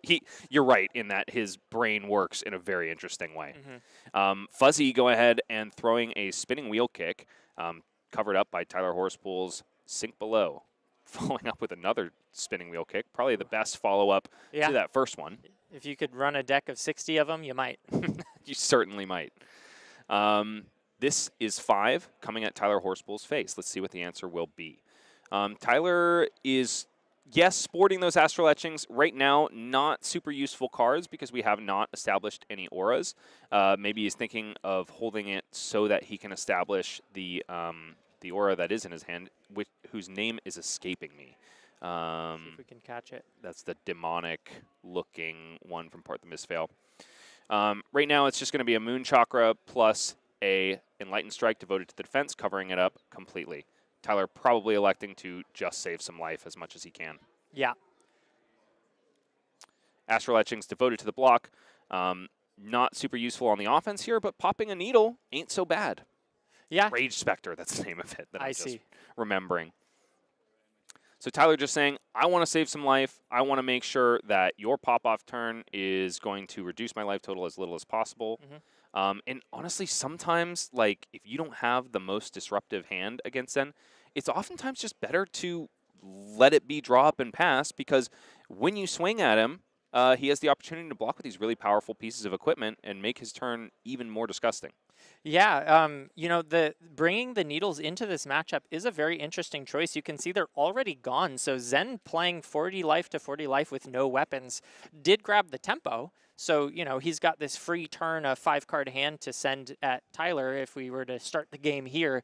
But yeah, no weapons. So very interesting choice. We'll have to see how that develops. Definitely a sticky situation for Fuzzy, and maybe the conventional wisdom is to bring in the Tiger Taming Kakara instead into this matchup. Fuzzy, however, is a stellar player, and one that is no stranger to the top 8 bracket of Arcane Games and Events Open Series. He's also a member of the Pitch It To Me podcast team, and just an all-around swell guy. So if he has found a reason to bring needles into this list, I tend to believe him. Sure, absolutely. I'm sure there's a deep argument on the Flesh and Blood Discord about what's correct and what isn't. But indeed so. Being able to pull 2 cards like he just did, I mean, it's incredibly powerful. Pitch a blue, discard 2. I mean, yeah, you get to do it once per game, but that's really good, it's not even bad. if you're not doing any damage. Yeah. Ancestral Harmony has found a Mauling Chi off the top, so prospect of going wide here is on the table. It's going to find 100 wins from the Zen ability. Coming in for 4 because of the Ancestral Empowerment. I believe the rest of the context of his hand was not all that incredible. Yeah, we've just got another Ancestral Harmony. Maybe save that for Arsenal. We'll see how he decides to play this out. Getting the 2 blues on the levels of Enlightenment is pretty strong, though. Absolutely. Just drawing into another blue Biting Breeze. So another card without combo, and one that doesn't combo with the other 2 that he already has banished. So the ceiling on this turn is going to be respectable, but not out of the realm of what Tyler can handle. Unless, unfortunate miss for Fuzzy Delp. That just means we're going to have 100 wins for 5. which, hey, is nothing to sneeze at. Mhm. However, it is very tame considering what Zen can put out. That Mauling Chi is going to hit like a truck, though, when it comes in. +2 off the 5/7. That's a break point. That's going to be rough. Tyler looking to take some damage this turn. This is an opportunity for Tyler to throw the Stonewall Gauntlet in front because this 100 wins has power greater than its base. Probably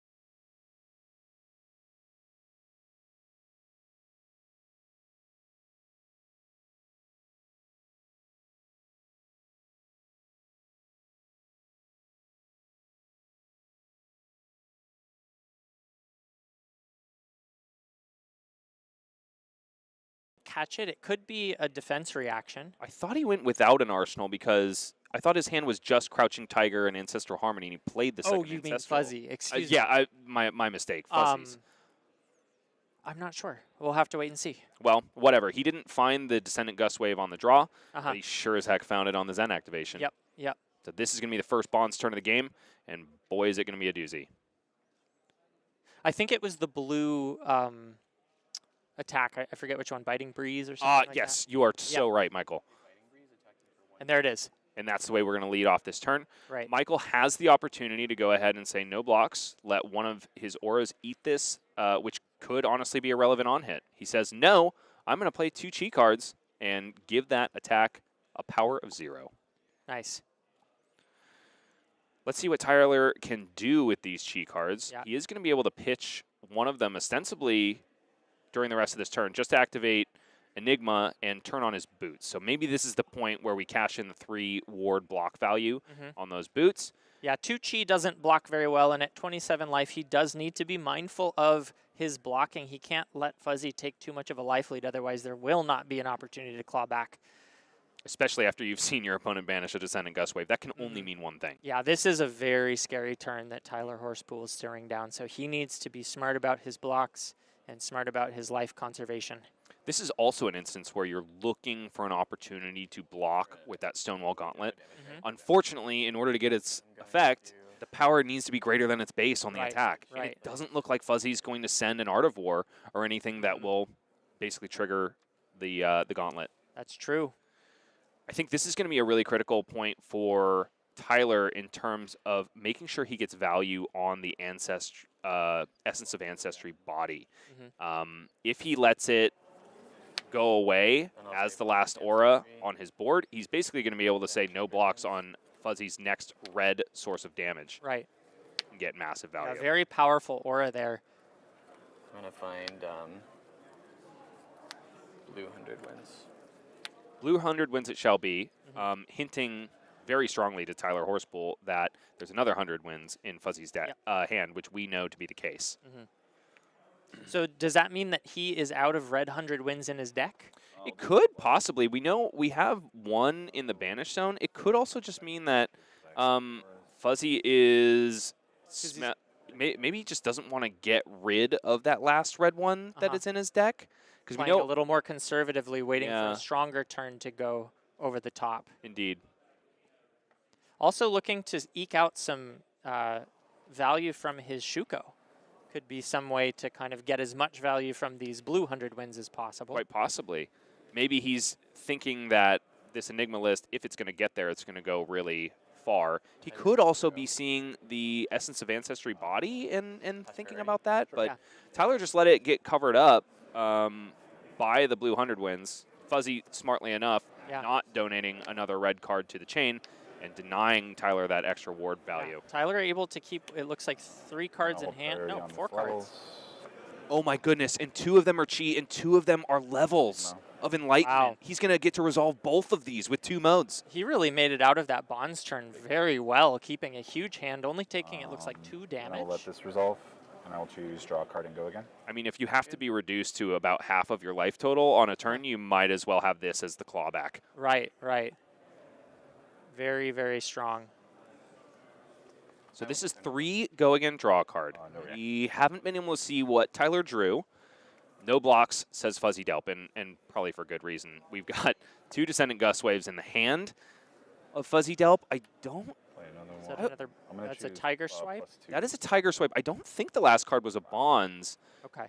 It will be interesting to see what Fuzzy does here. Tyler, unfortunately, not drawing any more gas off of that first levels of Enlightenment, instead going for the buff power on the second one. And he does have the Tunic. And then 2 for free. I will block with Traverse. Uh-oh. Cheetah hand? Yep. Tyler would love to disrupt right now if he could. And what do you know? Fuzzy sure has found his Bonds of Ancestry. It just looks more like a blue card in this instance. Yeah. Let's see if Tyler has anything else as a follow-up. He's No, really he touched wishing that last card was a weakest link. He sure is. But even then, Fuzzy would have been able to donate 2 pieces of equipment and 1 card from hand, and it wouldn't have stopped. It wouldn't have stopped what's about to come his way. It's like a Command and Conquer in Fuzzy's hand. Oh, is that final card? Yeah. Honestly, it's probably going to be donated. Oh, it was a blue Descendant. He's going to be just fine. He might even be able to send that Command and Conquer on the end of this chain. Right. Oh, that is very disruptive. And I do believe it's an aspect of Tiger Body in the arsenal, which Fuzzy would rather have that on a turn where he's got an Art of War active. However, I think he's going to be just fine with the context of this hand. Yeah, going and searching up the Bonds, I have to imagine here. There it is. Tyler Horspool's hand is looking a little bit block light. Yeah. We've got a Chi card, and then we've got a This Round's on Me, which he would much rather be playing than blocking with. Still another 3. Another instance where Stonewall Gauntlet would be a really nice block here, critically because Zens cannot close the chain after playing the Bonds. They have to keep it open in order to play that card that they banished off of Bonds. However, power is not greater than its base. And there he goes and grabs the red 100 wins this time. This is the turn that he's decided is the big one, it looks like. He must have been trying to play around that Essence of Ancestry body, which is a really smart and heads-up play by Fuzzy. Yeah, I think he probably just decided that he wasn't doing enough damage on that turn, so why go and waste the red when you could have it for this turn instead, and just sort of showcasing why Fuzzy Delp is such a good player. Fuzzy Delp asks 4 damage. Tyler Horspool's answers, okay. And here comes 100 wins for another 3. Yep. So normally Zen turns are pretty face up, especially after you see the banish. Fuzzy has basically wasted everything that's heads up. Tyler Horspool left to guess what the rest of this turn will be. And we know there's a CNC on the back of it. Yeah, the CNC is just absolutely backbreaking. It does. Also, with 2 resources floating, he's definitely going to have the resources to play it. So this turn is likely going to be Aspect of Tiger Body, Tiger for 1, I'm sorry, Tiger for 0, then Tiger for 1 with the Shuko. Then here comes Tiger Swipe, then here comes CNC at the end of it. No blocks on that. Tiger Swipe, Shuko coming in for 5. Oh. Shuko's activated on the that break Tiger point Swipe. there, yeah. Might even elect not to deploy the Aspect of Tiger Body. It's just such a good card to have sitting there, especially when you draw Chase the Tail, because there are so few things that can generate both of those tigers for you. In Zen, Aspect of Tiger Body is definitely the most easy one. Look like this. Go get a Chi. Okay. Tyler says, I can get Chi too. Yeah. Yeah, I don't think he sees the CNC coming.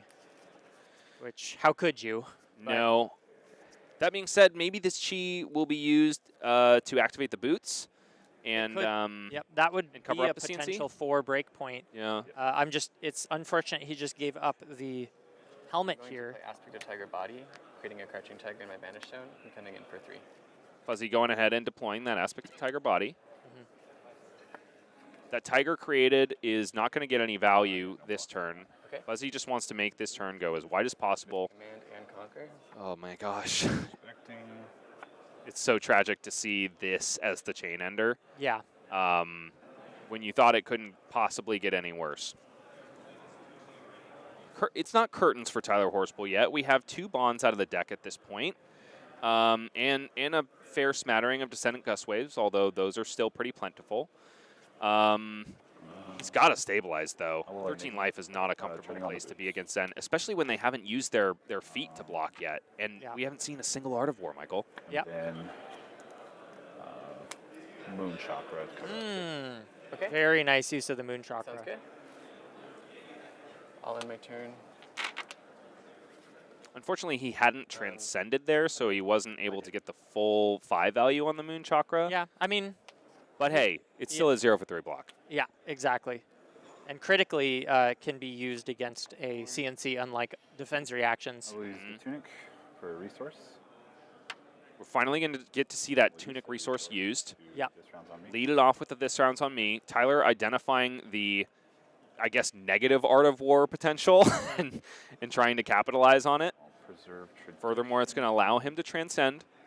Yeah, this is going to be really good to start to build a little bit more of a life pool in the form of ward. I wonder if Tyler is running the Dense Blue Mist as well, because that can be a really disgusting card against Zen as well. 2. Go again. Tyler's such a clean player in this game. No For the 30? reactions. Yeah. Even when he is down this bad, he is so clean, so put together. Is just at home in the feature match area. 2. Go again. Yeah, the Zen Go to 28. is probably the worst matchup that this Enigma deck could face, which is, you know, it's a choice. We all know that Zen is the most prevalent deck in the meta, so Tyler choosing to play this into a Zen-filled meta it's a decision that he made, and I think that, you know, sometimes you just face the Zens. Do you think Tyler looks happy about the decision? Well, he did ask me before the match to not feature him into Zens.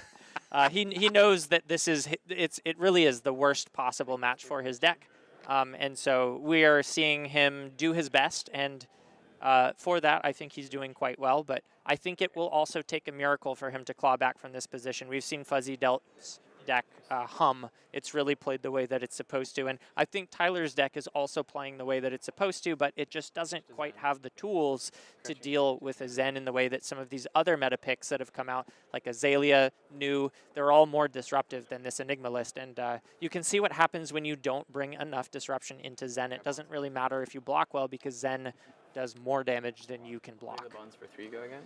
Fuzzy fetching the 3rd and final bonds out of his deck. The upside for Tyler is that they're finally gone. We can't find these bonds lines again. Fuzzy being able to put them together 3 turns in a row is just not what you want to be seeing. Yeah, on the side. you know, we only get 3 bonds now, so it's rare, and then Yeah, I'm gonna grab here it is. I mean, it's not figure. every game, but when we're on camera and we see it, it sort of feels like, oh man, I thought this was supposed to not happen. What's going on? Yeah, no, it can be fairly deterministic, and that's the power of Zen. Yeah. Fuzzy, the target on the Bonds of Ancestry is going to be Mauling Chi once again, which kind of like fell by the wayside in some of these Zen decks for a while, and now it's back. I think it was kind of in favor of, honestly, I don't know what they were swapping it out for.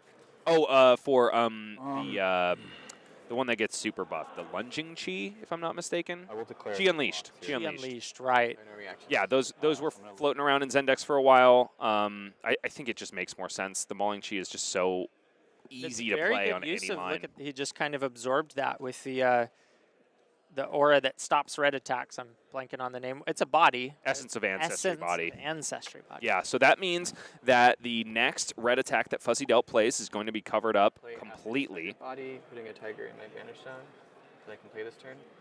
I'm sorry, I'm misquoting that a little bit. The next one that Tyler Horspool lets hit, which is probably not going to be this one because it's not the most efficient way to use that Essence of Ancestry body. Instead, electing to do it with a Restless Coalescence. Yeah. Those 1 damage breakpoints are so annoying to deal with when you have to protect a board of ward. One of the reasons that Enigma really struggles into Zen. And he's just... Sounds good. I'll end my turn. Fuzzy also showcasing that he's a super clean player, even though this round's on me is active, which put in work this turn, by the way, Michael. Absolutely. Fuzzy is still designating that Shuko's becoming active, but mentioning that everything's becoming prevented. Just a great guy to have on stream because he lets the players at home know what's happening. Yeah. Here comes the third and final Restless Coalescence. Tyler Horspool being forced to pitch another Orion of Mystic Tenets. It might be the same one. It might be a one of in deck. He has shuffled due to the Transcendent, the helmet piece. Traverse the universe. Yep. Just playing out Ward 2, swinging 2. And you know, the life totals are getting a little closer. Could Tyler Horspool get to a fatigue state against this Zen? Maybe. Maybe that's his only hope. Let's talk about what we haven't seen out of Fuzzy's deck. We still have one more Ancestral Empowerment, which is another one of our power cards. We haven't seen either of those Art of Wars. And even without the Bonds of Ancestry line, those can still be absolutely massive. I mean, Art of War is absolutely a powerful card in any ninja deck, but especially in Zen when you're getting those chain links to go wider than 4. And yeah, the fact that we haven't seen it yet, we're just kind of waiting. That could be the nail in the coffin if Tyler's not able to piece together some meaningful disruption and take some tempo. What he really needs to do is build up a solid board of ward, but that can be so difficult when you're coming in with this peppering of 1 power attacks. And here we see the specialization Transcend card, Sacred Art Jade Tiger, which is just going to do exactly what I said, a bunch of tigers for 1. Fuzzy Delp saying, this is just a aspect of Tiger body without Go Again with 3 cards in hand. And Tyler's saying, yeah, sure. show me what it actually is. Right. Turns out it's got Go Again. Turns out it's activating the Sacred Heart, Sacred Art, excuse me, and creating a bunch of tigers and allowing Fuzzy to go wide. Question is, does Fuzzy have anything else left in his arsenal to make sure that this turn gets awesomer? However, luckily enough, he's got a Chi in his hand, and that's going to allow him to get the best card in his deck. Yeah. Probably he is running out of best cards in his deck. I think he's done with all 3 bonds at this point. So here comes Chase the Tail, though. Such a weak card. Yeah. Fantastic. 1 for 7, essentially. And he's got the Tigers to support it thanks to his Sacred Art. So another really annoying turn for Tyler to have to deal with. Weird numbers coming in, 1s and 2s and 4s, breakpoints across the board. Yep. So Tyler's going to have to once again plant his feet and play defensively and try to survive this. I don't know if fatigue is an option for him, but I imagine that if he does manage to find an out here, it would probably have to come off the back of getting rid of all of the threats in Fuzzy Delp's deck before he thinks about doing anything on the offensive. This is round 2 of 7, the Battle Hardened San Diego. We're showcasing the power of Zen, specifically into Enigma Ledger of Ancestry. Tyler Horspool is an incredible player, just a stalwart dude. And if anybody is going to stop the onslaught, I hope it's him. No blocks here. Yeah. Okay. Down goes the Restless Coalescence. The kitty card is being destroyed by the kitty token card. Yeah. Go again. Here comes Chase the Tail, which in this case, as you mentioned astutely before, is a 1 for 7. Right now, it's going to be a 1 for 8. Because all those Tigers are getting buffed. Yeah, they're getting +1. So going in for the Sink Below. Then What do we find? with Shuko, this will be. We got more moon chakras. He must be playing some blue ones. I haven't been able to catch any blue ones, but we're well past 3 resolved at this point. Right. Here comes Crouching Tiger for 5 because Shuko is active. We've got the Sacred Art active. That's 2, and then +3 from our Chase the Tail. What's one more Taigi? Yeah. Weakest link for 6. And wow, Fuzzy is just doing a great job at having these super wide, nasty turns and then finishing it up with just a disgusting, disruptive card. And so Tyler just has to Block 3. Donate the whole hand. Yeah. Take Okay. 2. No cards in hand. Sounds You hate seeing a block for 1, but he has to do it. Otherwise, it just gets discarded and Fuzzy gets to draw. So correct play, but a little bit inefficient being forced into that. We've seen a couple of those like feels bad blocks. In our last round, we saw Jonah Overholt have to take a Bonds of Agony with 3 non-blocks in hand. So, Ooh, you know, sometimes the variance doesn't go your way, and that's card games. Fuzzy left to answer the question, why is Zen good, yet again. Starting his turn by tutoring. Still not able to find an Art of War. I don't think we have it in this hand either. Oh, he's holding his deck. I was like, where did his deck go? It's very thick, and he still has a lot of cards to go. Yeah, So- I think the prospect of fatiguing a Zen at 8 life with this amount of cards is probably beyond the Call of Duty. With 3 Art of Wars still in the deck, it seems like a very, very tall order. Find one more Chase the Tail, telegraphing that he can create another Tiger, or just that he's running thin on combo cards, which that could be the case. Sure. Yeah. I mean, he's done a lot of hero powering, Zen hero power, just pulling all of his best cards for the best situations. And a lot of bonzing on top of that. Yeah. I do believe we still have, we've got 1 Weakest Link in the hand, 1 CNC in hand. Is that what that is? Yep, Yeah, that is that's a Command and CNC and Conquer. a Weakest Link and a Tiger No Swipe. blocks I there. believe. And he's ostensibly got 1 more copy of each in the deck. Chase the tail for 4. Go again. Interesting. He goes for the Chase the Tail first. Right. We don't have any more Tigers. Oh, is Fuzzy feeling like he made a mistake here? Did he forget that he can't generate another Tiger? It could be that. Yeah, Crouching Tiger, you have no resources. Yeah, Tyler taking stock of this. Tyler knows that there's not another Tiger, at least on face value. Right. Perhaps Fuzzy is bluffing the aspect of Tiger body, because critically, if he is to play the Tiger Swipe after this, there's going to be no go again. There's going to be no buff on the Tiger Swipe. There's not even going to be an on-hit of create more Tigers. No reactions. This is probably just going to have to be Arsenal Pass for Fuzzy. Yeah. Tiger swipe for 3. Okay. He's just going to elect to send it. Yeah. Perhaps a little bit of a misstep, but Yeah, I Fuzzy did knows see his cards. his face. He sort of Yeah. had a little bit of a reaction. I don't know if that was him feeling like he made a mistake or if it was just him sort of resolving himself to a little bit of an underwhelming turn this time around. maybe he's just kind of in his head and thought that this card was the aspect of Tiger body. It can happen, especially when you're putting your hand down, grabbing Tigers, shuffling your deck so many times. Yeah. They're all Tigers. How do you keep track of that? Oops, Yeah. all Tigers. Tyler's sitting here like, is it possible that I'm going to get to do something? Yeah. Are you telling me I get to do something on my turn? Right. I mean, that's good. You never like to see Zen with an arsenal. It's scary then when they get the 5-card hand, but keeping a couple cards, and this is a good one, being able to sort of prevent an entire red attack with 1 card. It is a good one, especially when you have no other ward on board. However, I'm sure Tyler was kind of hoping that he would really have, needs this to miss, and it does. Yeah, Tyler was really hoping to have something a little bit more disruptive, perhaps. That being said, the context of Fuzzy's hand is not exciting by any means, except for, of course, the weakest link that we know is in his arsenal. Right.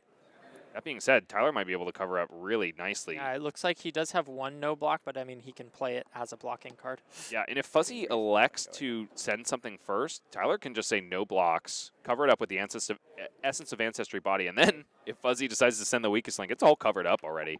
Sure, yeah. What do we got in Tyler's hand? What are we working with, Tyler? We got another This Round's on Me, which did put in massive work the last time he played it. But then we don't have anything that's like too exciting. We do have a Spectral Manifestations, which has made its way into his deck because of that main board weapon that we were talking about, the Reality Refractor. That's one of his bread and butter cards. Can't be prevented.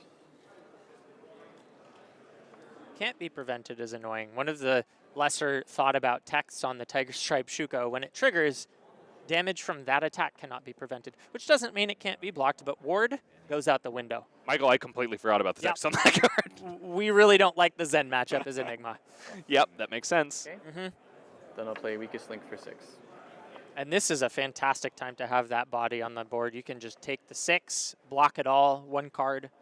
Well, Tyler wants to do that. Tyler is wishing that he let it pop, because critically you have to let it pop on the previous attack. Oh, you don't. Then it covers up the next I red source. see. Okay. Okay. So yeah, he definitely bottom. wishes he didn't block that Biting Breeze. And I'm covering up 6 here. Sounds good. He did get 3 block off of that that Blue Moon Chakra, though, because he was finally able to transcend. Blue Moon Chakra being such an interesting card because oftentimes it gets just as much value as the red because it's so much easier to just play it and transcend. Right, yeah, that makes a lot of sense. Swing for 2. And Tyler gaining 1 more little piece of life with that ward. And chipping away. Yeah, I'm a little bit less concerned about the numbers in the top left and right here. Well, the top right matters a lot. The top left, not so much. But it is the fact that he is, you know, when he gets to play out these ward cards, he just ended a turn with a ward on the table. It's a big deal. His 6 is actually 9 now. And, you know, I don't want to speak too soon, but Tyler definitely got a little bit of breathing room on that turn. Now Fuzzy only has a 4-card hand to work with. That can always be a terror. Zayne does not say, oh no, 4 cards, this is the worst thing ever.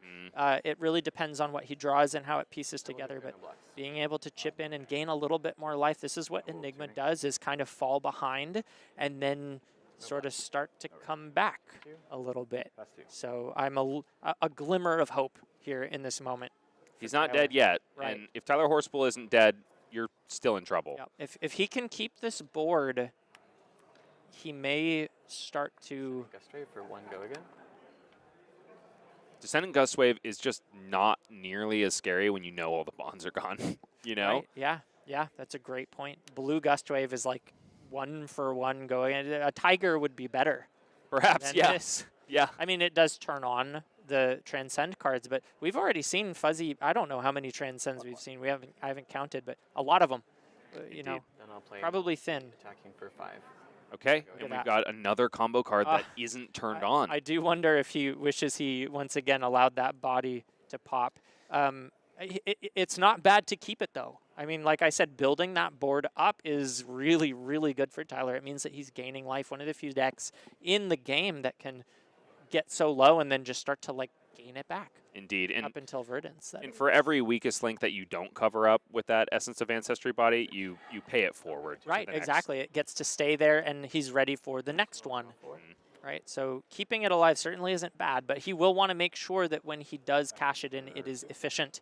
And he's missed a few opportunities for it to be efficient, but there's always another one looming with Zayne. Yeah, you know, we're seeing him swing another 2 damage with 2 more to come. Looks like Fuzzy has finally found an Art of War. Okay. And critically, we still have the Stride of Reprisal on deck. Yeah, this is might scary. be the time where we finally see it cashed in. Very scary. Luckily, Tyler has the gauntlets, but if Fuzzy can break the chain, the gauntlets aren't going to be as effective as the Art of War. We may see Tyler's got another one of those Astral Etchings in his hand. This might be the moment to deploy it and then just swing your other Ward Aura. He's going to get a little bit of damage in, but you would love to see a disruptive attack here. Tyler hasn't been able to put too many together, honestly. Is that a Mirage he just pitched? That is a Manifestations of Mirage that has just been pitched by Tyler Horspool. Which, yeah, perhaps would have been the play rather than just developing more of a ward board to cover up the damage. +3. But here we go. Here is the deployment of Astral Etchings. Yeah. Such a powerful limited card. Tyler Horspool trying to show us that it's powerful in CC as well. By his own standard, perhaps not in this matchup. However, right. Here we are. He doesn't sort of play towards that game plan of gaining life with that play. But now Fuzzy at 16, he's getting chipped. I wouldn't consider that to be anywhere near dangerous yet for Fuzzy. And with an Art of War and a Crouching Tiger in his hand, this looks to be like it could be a pivot. So Tyler is going to have to piece together an exquisite defensive turn here with a 4-card hand and Ward 3 on the board. Tyler Horspool, round 2 of the Battle Hardened San Diego with 6 life, 4 cards, and a dream. Fuzzy coming in with that beautiful extended 100 wins. Looks like he has 3 blocks and a 2 block, Tyler. Block 3. I will Block 3 is the answer. buffing all my attacks by 1, and I'll banish a Crouching Tiger to draw 2 cards. Sure. This isn't so bad. Tyler Horspool Ooh. has that Spectral Shield Second to Art cover of up. War. Sometimes this can be Still in an range. absolute godsend, and sometimes it can be a clunker. It really depends on how these Art of Wars pan out and what he draws from them. I'm assuming here, Art of War, and there it is, he'll play the second one. banishing a Descendant Gust Wave to draw 2 cards. Now, this is problematic for Tyler Horspool's board Ooh, because no, a Levels of Enlightenment is No not what reactions. Tyler wants to 5. see here. no, certainly not. Additional draw going wide. Yeah. No reactions from me. This is unfortunate for Tyler because he's not going to efficiently block. Right. He's going to lose 1 point of block value. However, that Essence of Ancestry body looms large. And Tyler is going to be able to cover up a ton of damage from this really scary Art of War turn, 100 wins for basically for no investment on his part. 1 from its own Yeah. ability, 2 from the Art of War.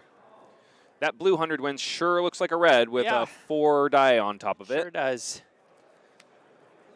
This And could is be this our moment gauntlet? for the gauntlet time. Yeah, I mean, it just, you don't know that he can't just break the chain, the 100, unless I Yeah. think there's almost no instance where he it's probably a can't just break the 2-value chain. block. It's when else are you going to do it, right? You're saving it for the Art of War. Here's 2. Honestly, you should save it.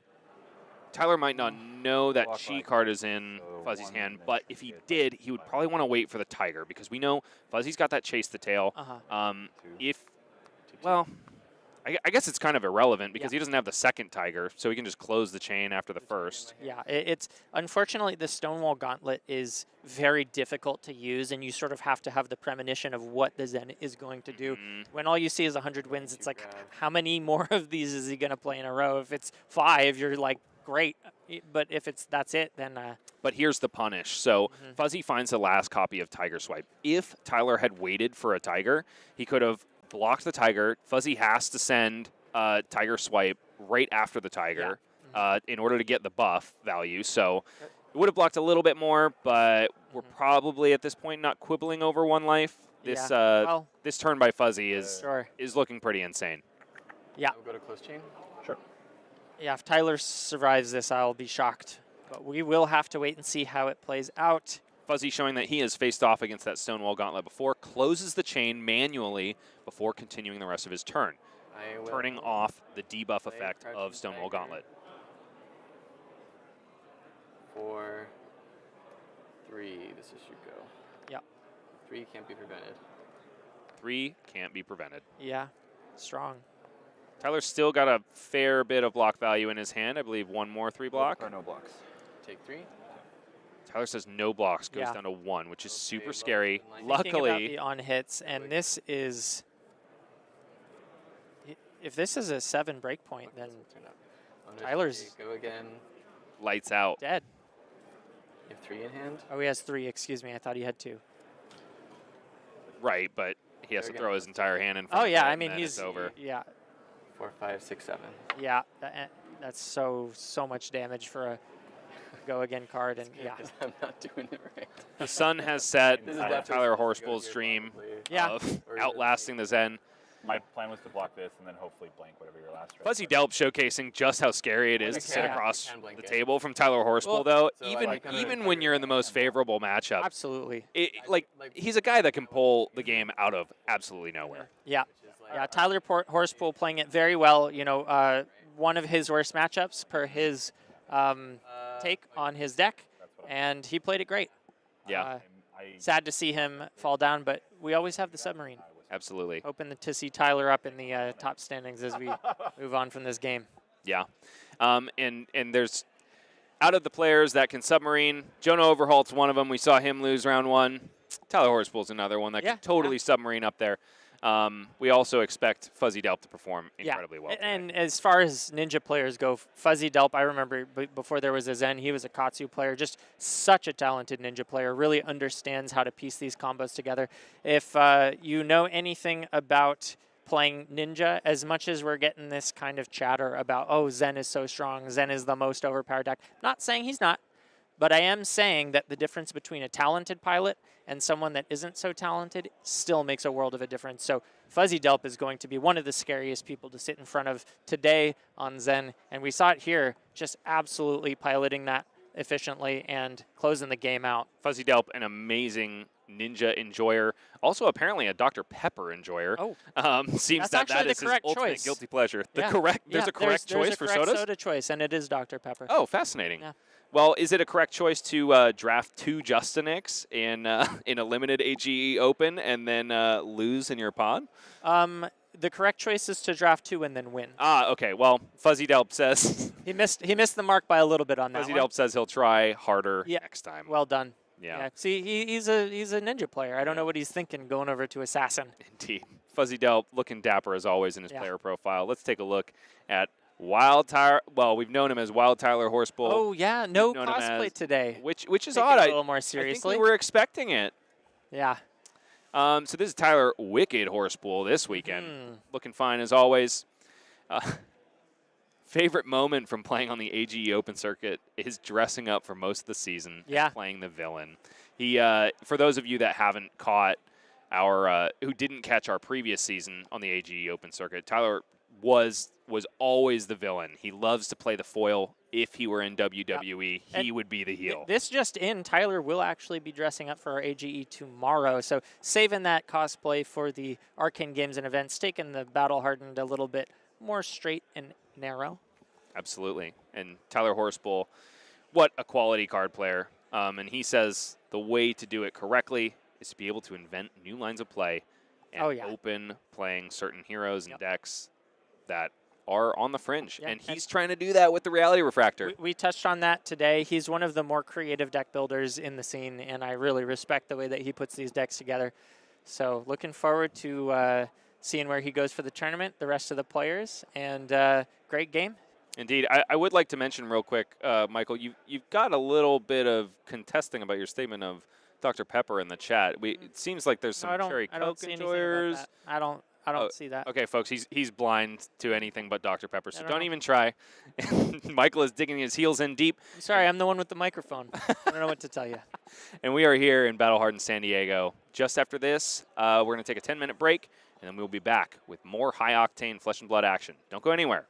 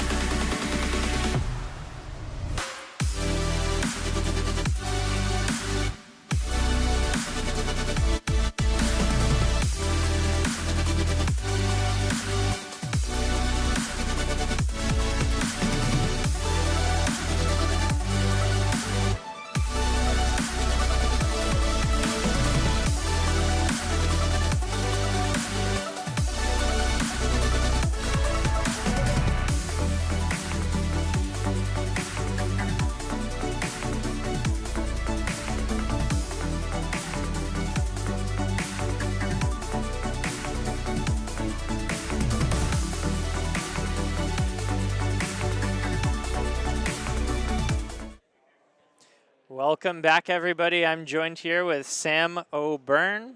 I am Michael Murray, and we've got some more flesh and blood for you here. Round 3, we've got paired Ryan Brown versus Christopher Porter.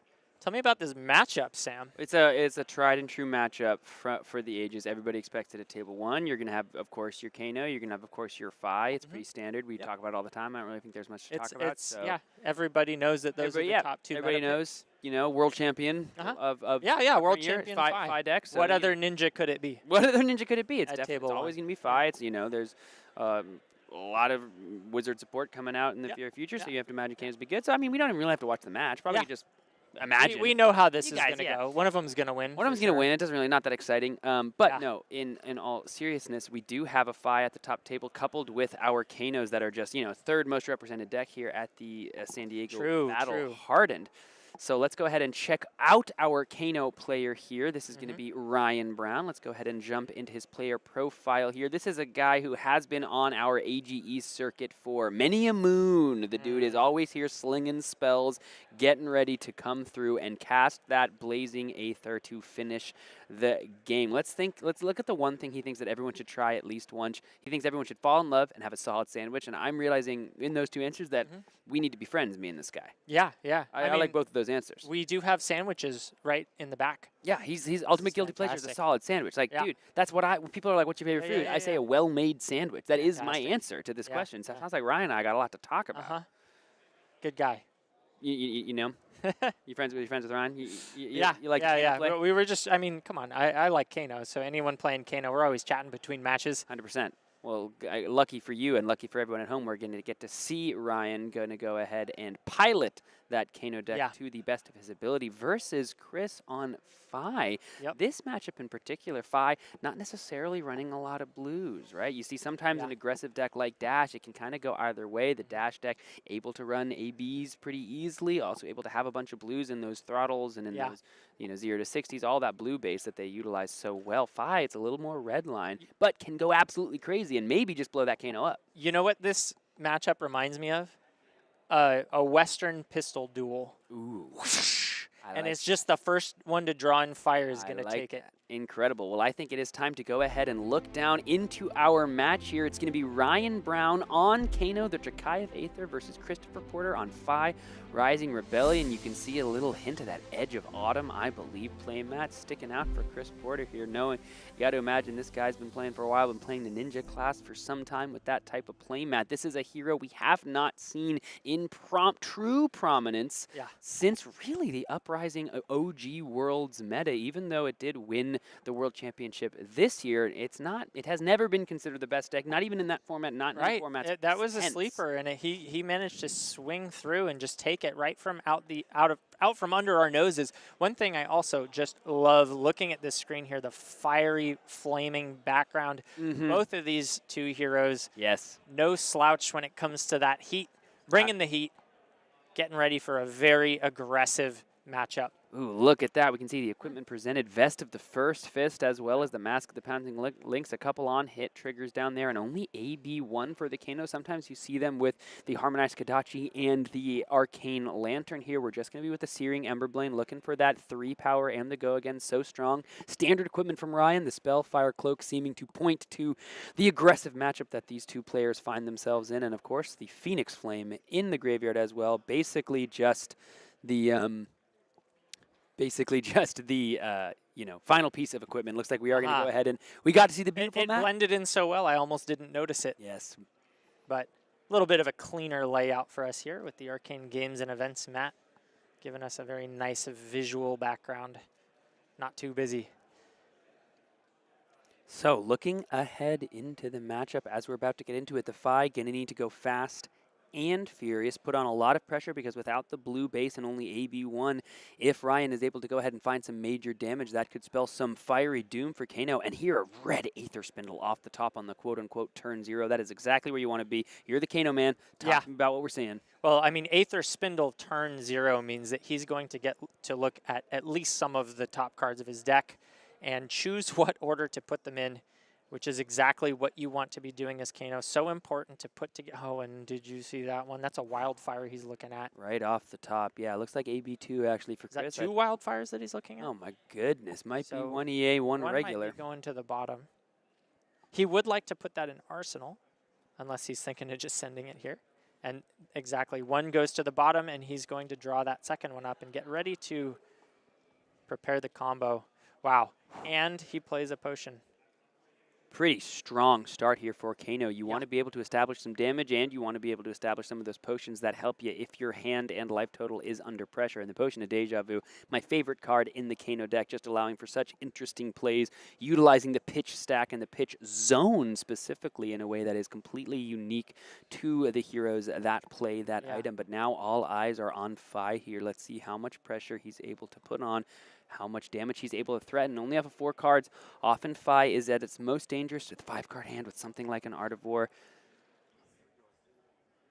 It's going to be a brand with Cinderclaw to start. 0 cost, 3 power, go again. Ryan has 3 blues in his hand. He may be thinking about being extra aggressive here. Just taking the damage and seeing what else comes. Brand with Cinderclaw, not only 3 power with Go Again, but is a Draconic card. So, of course, going to satisfy the cost for the Searing Emberblade here. Phi was the deck I played in my very first calling ever. Worlds San Jose. I played Phi. Yeah, so Ryan Brown sitting with 3 blues in hand and a Blazing Aether. I didn't catch his arsenal, but if it's meaningful, this is an opportunity to go already. I'm not saying he'll take it. I'm saying it's there. Question for the Kano players, always. When do you press the button? Yeah. When do you look to the top of the deck? Going to go ahead and see if we can get a glimpse at the hand here. We see, a little bit of a tricky hand here for Chris. You can see a Take the Tempo and a Lava Burst. In order to get the Lava Burst online, going to need to pitch to Phi at this point because the cost is only reduced by 2. Need 1 final Draconic card to go ahead and head that Chain Link. And the Take the Tempo, of course, costs 1. Looks like we are going to have to pitch the Lava Burst away into the Take the Tempo here. Yeah, no arsenal, not what he wants to see. Just trying to maximize the hand that he has.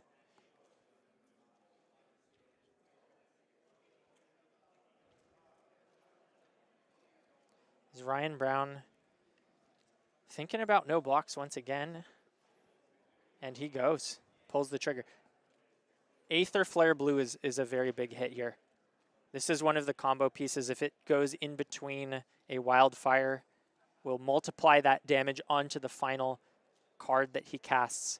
His arsenal, whatever it is critically important to the decision to whether or not he wants to continue this or simply send the Aether Flare. Going to go ahead and read the Take the Tempo. When it hits, if you've hit 3 or more times on the combat chain, you get to banish the top card of the deck, and if it's an attack action card, get to play it until the end of the next turn. So basically a 1-turn kind of draw a card would, make it a little feels less bad to not have an arsenal after that first turn. The question is, with AB2 but 0 floating, 0 in the hand, how much damage does Ryan want to do here? Having a think. This is a very important turn for Ryan. If he decides to go and he misses, if he uses his equipment, that could spell the end for him. So it's a very critical decision he's making right now. Just going to go ahead and block that 4/6. Keep a card in the hand here. Wasn't happy with what he saw on top, so playing a more conservative line. Just passing the turn back, so Chris going to start things back off on our next turn here with just another 4-card hand. Wasn't able to establish an arsenal, and of course the Take the Tempo did not hit. So going to have to see 4-5 here. Can you land a card in the arsenal to do a really powerful 4-card hand without opening yourself up to enough arcane damage to just potentially be blown all the way out of the game? Starting off with another brand with Cinderclaw. 0 for 3, classic, head jab, Draconic. This is looking similar to the turn we saw before, but critically we do have the blue in the hand to pitch the Emberblade, so now Phi's ability able to be turned on with just that one resource. Ryan down to 18, has taken 12 so far. It's just been Brand with the Cinderclaw in the Emberblade 2 turns in a row. And now time to activate Phi, bring it back to the hand, and immediately onto the combat chain, coming in for another point of damage. Ryan down to 17 here. And there's the Lava Burst. So pretty much the exact same turn so far from Chris, but the difference is going to get to keep a card in the arsenal, which can make all the difference. But once again, Ryan has to be thinking, when do I want to start trying to threaten some arcane damage? Goes ahead and takes it, so he likes his hand. And we're going to follow things up here with a snatch from Christopher. So now, not only did we get go again with the Lava Burst utilizing those Tide Flippers, but I was going to say critically. We've heard that word a lot in the Pro Tour streams recently. But critically, those Tide Flippers in the utilization of the go again now turn Chris's Arcane Barrier loadout from 2 to 1. Yeah, very, very important to note there. That's going to change the way that Ryan Brown thinks about the math when it comes to his combo turn. So let's see here. This is going to be a Kano activation, pitching away a couple cards. Toma Fiendal and the Gaze the Ages there, pitched away 2 floating resources after the Kano resolves. Looks like we're holding priority as well, because Ryan might be trying to go off a little bit just now without any cards in the hand for Chris. Let's see. Second Kano activation on the stack. Yeah, holding priority.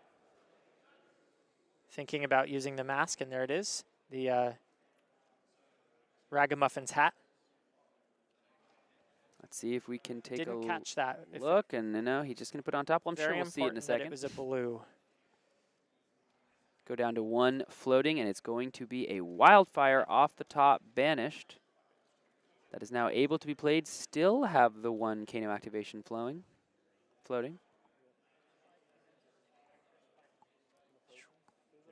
And it is now time for the Potion of Deja Vu to go ahead and be cracked. Put those 3 cards back on top in exactly that order.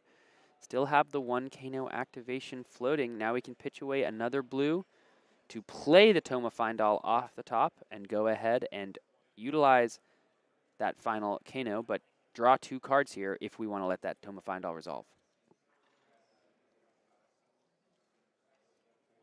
Kindle is a huge play here. Getting to draw a blue and amp is massive. That card has improved the Kano deck so much and also made it so much more difficult to pilot.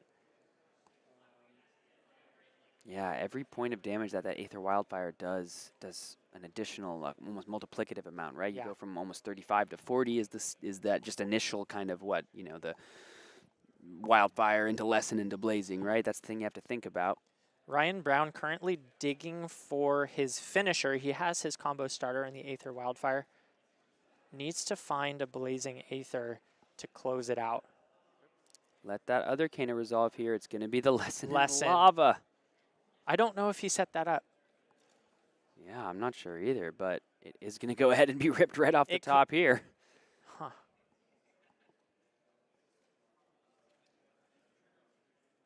3 cards left in the hand. Looks like we still have a number of blues to work with. So if you're Ryan here, Michael, what are you thinking? Does he have any floating resources? Looks like he's representing the 1. Okay, 1 resource blocks 5 of the 38 that I think is coming. Oh, you're talking about Chris? Yes. I don't think Chris got any. Yeah, if he has no resources, then he's dead. Yeah, I don't Ryan's just now dramatic affecting us. He's thinking, stroking the mustache. The critical number for Kano used to be 38, but when there's a Kindle on the stack, it actually goes up from there. The question is whether or not he can pay for the Metacarpus nodes and the staff. So we'll need to see how many resources he has in hand. And the fact that he's kind of slouching with his chin in his hand makes me think that he's having to do some math. Maybe drew reds when he needed blues. See if we can take a look. He's looking to the sky for aid. Gondor calls for aid. Volkor calls for aid. Ryan might call for aid himself. 2 blues. Oh, he's got a hand of blues. Yeah, he should be. He should be in a really good spot here. He could be thinking about whether or not he wants to go 4 wide or just go tall with 3. Storm Striders. Yep. Utilizing that final resource into the okay. I completely missaw his hand, and he goes digging. So the Storm Striders here not needing to go ahead and utilize for the Aether Wildfire because, of course, there is one already banished to Kano, and the Lesson in Lava threatens to go ahead and find the Blazing Aether Kindle as well. is on top. This is very, very bad. Kindle on top. So what does that mean? It means he doesn't, he just had to throw away a blue to figure that out. And now he's going to have to go, and fortunately he has the lessons to sort of swap that out, but he really wanted to go 4 wide here. The Kindle on top is very unfortunate. He may still have it. Kindle on top, of course, because it's not a non-attack action. It is an instant. Kano doesn't let you play instants as instants. It lets you play non-attack actions as instants. But the Aether Wildfire here going to come in with the Crucible of Aether Weave and the Kindle bonus. So coming in for 7. This is lethal if he can resolve the Lesson and the Blazing after this, which I believe he can. As long as he's got the blue in the hand, which I think he does. So let's see. This is going to be 7 damage. I think the use of the Kano, the one where he found the Kindle, I think he was going for style points. Assuming he had already calculated the lethal from the Lessons into the Blazing. That's going to go ahead and deal so much damage. I think maybe 10, right? Or 4, 11. So 4 from the Lesson and then 7 from the Aether Wildfire. That's going to grab the Blazing. And then 11 plus 7 is 18 plus 7, 24. And that's going to do it. The fist bump is extended. And Kano here moving on to 3 and 0. There are 5 Kanos at all 5 of the top tables here. Battle Hardened San Diego is starting to absolutely heat up here. Yeah. San Diego loves Kano. And now that we're in their home turf, they're showing us why. Yeah, I mean, it's a powerful deck. We saw it do some major work just recently in the Living Legend Battle Hardened in that format, but in Classic Constructed, the Wizards are here to play, and if Rosetta has anything to say about it, you have to imagine the Wizards are going to be here to stay. That was a pretty classic little maneuver there from Ryan on Kano, and you have to imagine all the other Kanos in the room. We'll have to check in and see how they're doing in the rest of these matches, but it's looking pretty good for the Drakai of Aether here so far to start off our day. Absolutely. And you have to imagine it's going to continue that way unless something can kind of, you know, impede the progress. Michael, now you as a Kano player. Yeah. What are the matchups? Let's say you're sitting out there, you're playing Kano, you're 3-0, or you're like Ryan is, right? You're getting ready. What are the matchups you don't want to see? What are the things that you're like, please don't sit me down against X or Y? Well, I haven't been playing a lot of Kano recently, but I think the Enigma matchup can be scary. It is technically Kano favored, but you better have done your homework. I mean, you need to know that matchup well. If you haven't studied every possible line, if you haven't studied the game plan and know what they're bringing and know how to counter it, you're not going to have a good time. So that is one of the matchups. I believe you have to do a combination of tempo and pitch stack in order to sort of secure that one. So you're playing on both axes. It's very difficult. Other than that, the disruptive high blue counts, I think that the new and the Zen can both be a little bit scary, the blues with the AB. But really at the end of the day, I think most of Kano matchups at the moment are his to lose. I'm trying to think and sort of scroll through the different options, and I mean, I think there's a reason we see 5 Kanos at the top 5 tables right now. He's a very good deck when you have a good player on him. Well, let's go ahead and we'll ask the same question to Mr. Ryan Brown. We'll hear about what he's thought so far of these last 3 rounds. We'll also hear about what maybe matchups he's not looking forward to, or what he's trying to dodge, trying to avoid, or if he thinks, like some of these other Kano players out there might think, it's just going to be a cakewalk all the way up to the top 8. Maybe it's the Kano mirror. Maybe it's the Kano mirror. Well, here's the thing, dude. With 5 of them at the top tables, we're about to get at least 1 or 2 Kano mirrors in the next round. The Kanos I spoke to love the mirror. Oh, sure. I'm it's sure just the most big brain game of Flesh and Blood you can play, right? 2 Kanos sitting down in front of each other. Yeah, couldn't be me, but I'm excited that all of these players love it so much. Let's go ahead and take a quick break. We'll hear from Ryan Brown in just a moment from the Battle Hardened here in San Diego. Don't go anywhere. I beg of you, don't go anywhere.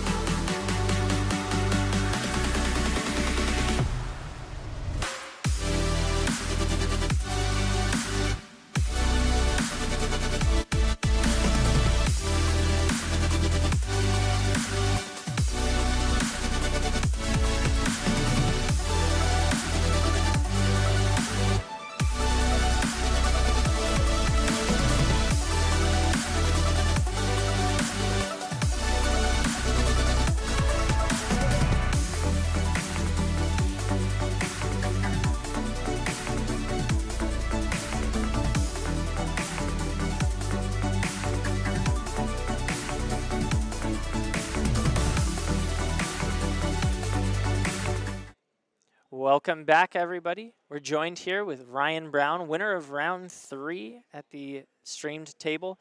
5 versus Kano. How are you feeling after the match? That was a quick one. I'm feeling like, I'm ready to take a nap and get ready for the next round. Awesome. Yeah, you can take a lunch break. You got all the time in the world. Were you expecting this to be an easy match for you? I like the Pham matchup. I feel like with Kindle, you got to gamble a little bit, but it's you have the speed now. You can definitely brick. I had a turn where I was going off and I knew I was gonna get the win, but I was like, okay, I'll see if I get another spell. I did hit a Kindle, but we caught that on camera. We saw you kind of flip the Kindle up, and I sat there wondering if it mattered. And I think what you were doing there, were you styling on that Phi? Were you going for the 4-wide play? I was trying to use all my resources out of respect. Out of respect, of course. Good to know. I am curious about the matchups that you see here today. Is there anyone in particular that you would not like to face? Anyone that you think has Kano's number or might be a challenge for you? I definitely don't want to hit any prisms, but that's a known stinker matchup. But the Enigmas have been giving me trouble recently. I'm running some tech for them, but it's just a slog of a game. It's really tough. You feel like you're falling behind and just can't get that Waxing Spectre off the board. And so I don't know. After the Pham matchup, I got time to debrief and kind of reset, but the Enigma one, I feel pretty tired. So it sounds like we've got Prism, Enigma, and the field. I think there's a lot of, the Zen matchup, it feels like I am winning more than I'm losing, but they can definitely get you. And we have a lot of great players here, so it's not going to be that easy. And their blue count. That's sort of the difference between Phi and Zen. When the Phi sort of goes all out, he's out of resources, shields down. But when the Zen goes all out, sometimes they have a couple floating resources to protect themselves. Yeah, it kind of puts you in a spot where you want to do something early before they're really pressuring you dying. Because if you get to that point where you're under 10, they can hold back those blues. But earlier in the game, if you can hit that Kindle and Wildfire and find the blazing, then you can definitely they're less likely to be holding the blue. So. By the way, I don't know if you knew this, but currently Kano holds the top 5 spots in the top 5 tables. I've been, I know a couple Kanos here, but I've been hearing some horror stories of people that you don't even know. So, oh no! Evan's like, I got hit round 1. It's Kanos are picking people off today. What do you think about that? 5 Kanos, top 5 tables. I love it. Fantastic. It's great to see. Yeah. I'm nervous about the mirror, so it's nervous about the mirror. Well, it's. I heard some other Kanos saying "bring it on" earlier, so maybe you're a little more respectful. I haven't been having too much luck in these tournaments in the mirror, so realistically, it's it can go either way, but it's a tricky one. Yeah. Well, speaking of wizards, we do have a wizard set coming up. We do. And we have so much time thanks to this lightning speed game you just took. What are you thinking about Rosetta?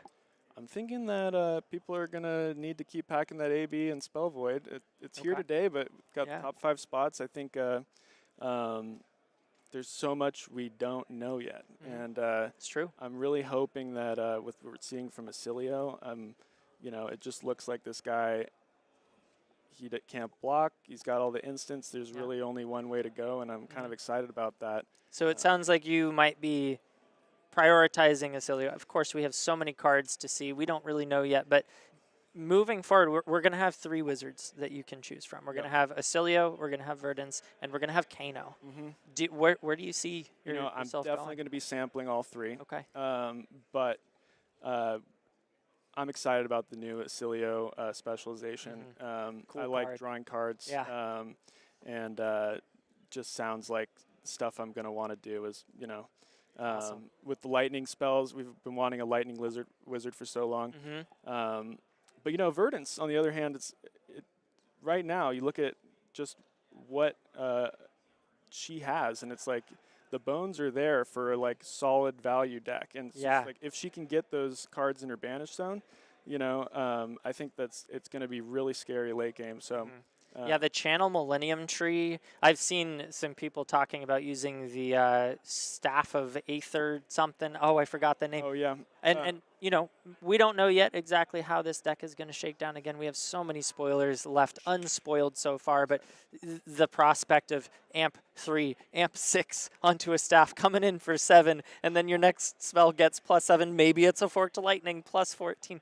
Really cool interactions there, so really looking forward to seeing how these wizards shake out. I, too, am really eyeing Acilio, though. You're a wizard man yourself, so... Yeah, you know what, though? I had to stop playing Kano when Kindle came out. I'm not smart enough. It's... Yeah, I tried, and I nope. Yeah, you had to kind of relearn. My ceiling was pre-Kindle Kano, and once it came out, it was like I would drop my cards on the table, and it was like the math stopped mathing in my head. Yep. It's tough. Well, you don't know. That's like exactly. You're playing blind now in a way that you weren't before. You could really sort of like set yourself up to know, okay, I have lethal. Maybe they can block it, but I know what I'm doing. And with Kindle, you just don't know anymore. Yeah. And you're kind of playing this high variance game of what am I going to draw? I don't know. I hope it's a blue. Yeah, and I had a game today versus Zalia, and it was like I just had just a standard wildfire combo, no Kindles involved, and it felt like I was just like, playing something that was just underpowered. Yeah, no, I know that feeling. You just it's just wildfire lesson, 3 spells. What do you do with 3 spells? Like, okay, 38 damage. Used to work. That's not even all their life. What do I do with this? It's only coming in for 5. Yeah, I don't know. But yeah, really cool card. How do you like Kindle, by the way?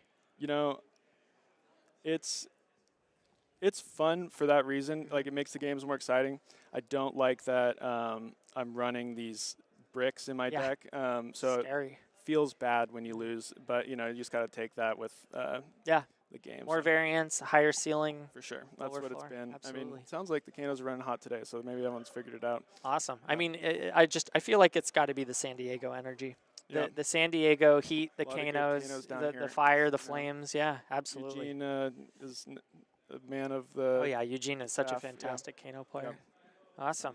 Is there anything else you want to shout out? Any other thoughts you have? Rosetta coming up? We didn't even mention the Rune Blades. Have you thought about them at all? God, I mean... You're like, no. We go all the way into the magic. None of this half magic, half physical stuff. Yeah, what's that Spellfire Tiara with the... I'm a little nervous about Florian with a bunch of rune chants that are all Spell Void. I didn't even think of that. That's terrifying for the Kano. When you hit the Viscerai with that, it's not good. So. New Kano sort of counter coming up.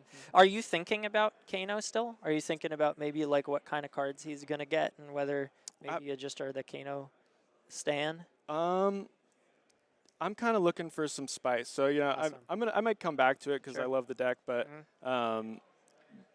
it would have to take something that Kindle was a nice little refresh, but yeah, something that's going to switch it up. Another 0-for-1 is great, but maybe all the Kanos are going to start to only the truest, purest Kano mains are going to stick around because it is really exciting what we're about to see. A whole Arcane set. Yeah, LL though, I got to bring out the Kano, I believe. Yeah. Cool. Well, thanks for joining me. Yeah. For everyone at home, we will see you in. Looks like about the round will end in about 25 minutes, and we'll get back to you with our next match. So don't go anywhere. Yep. Sorry for the downtime, see you shortly. Guys.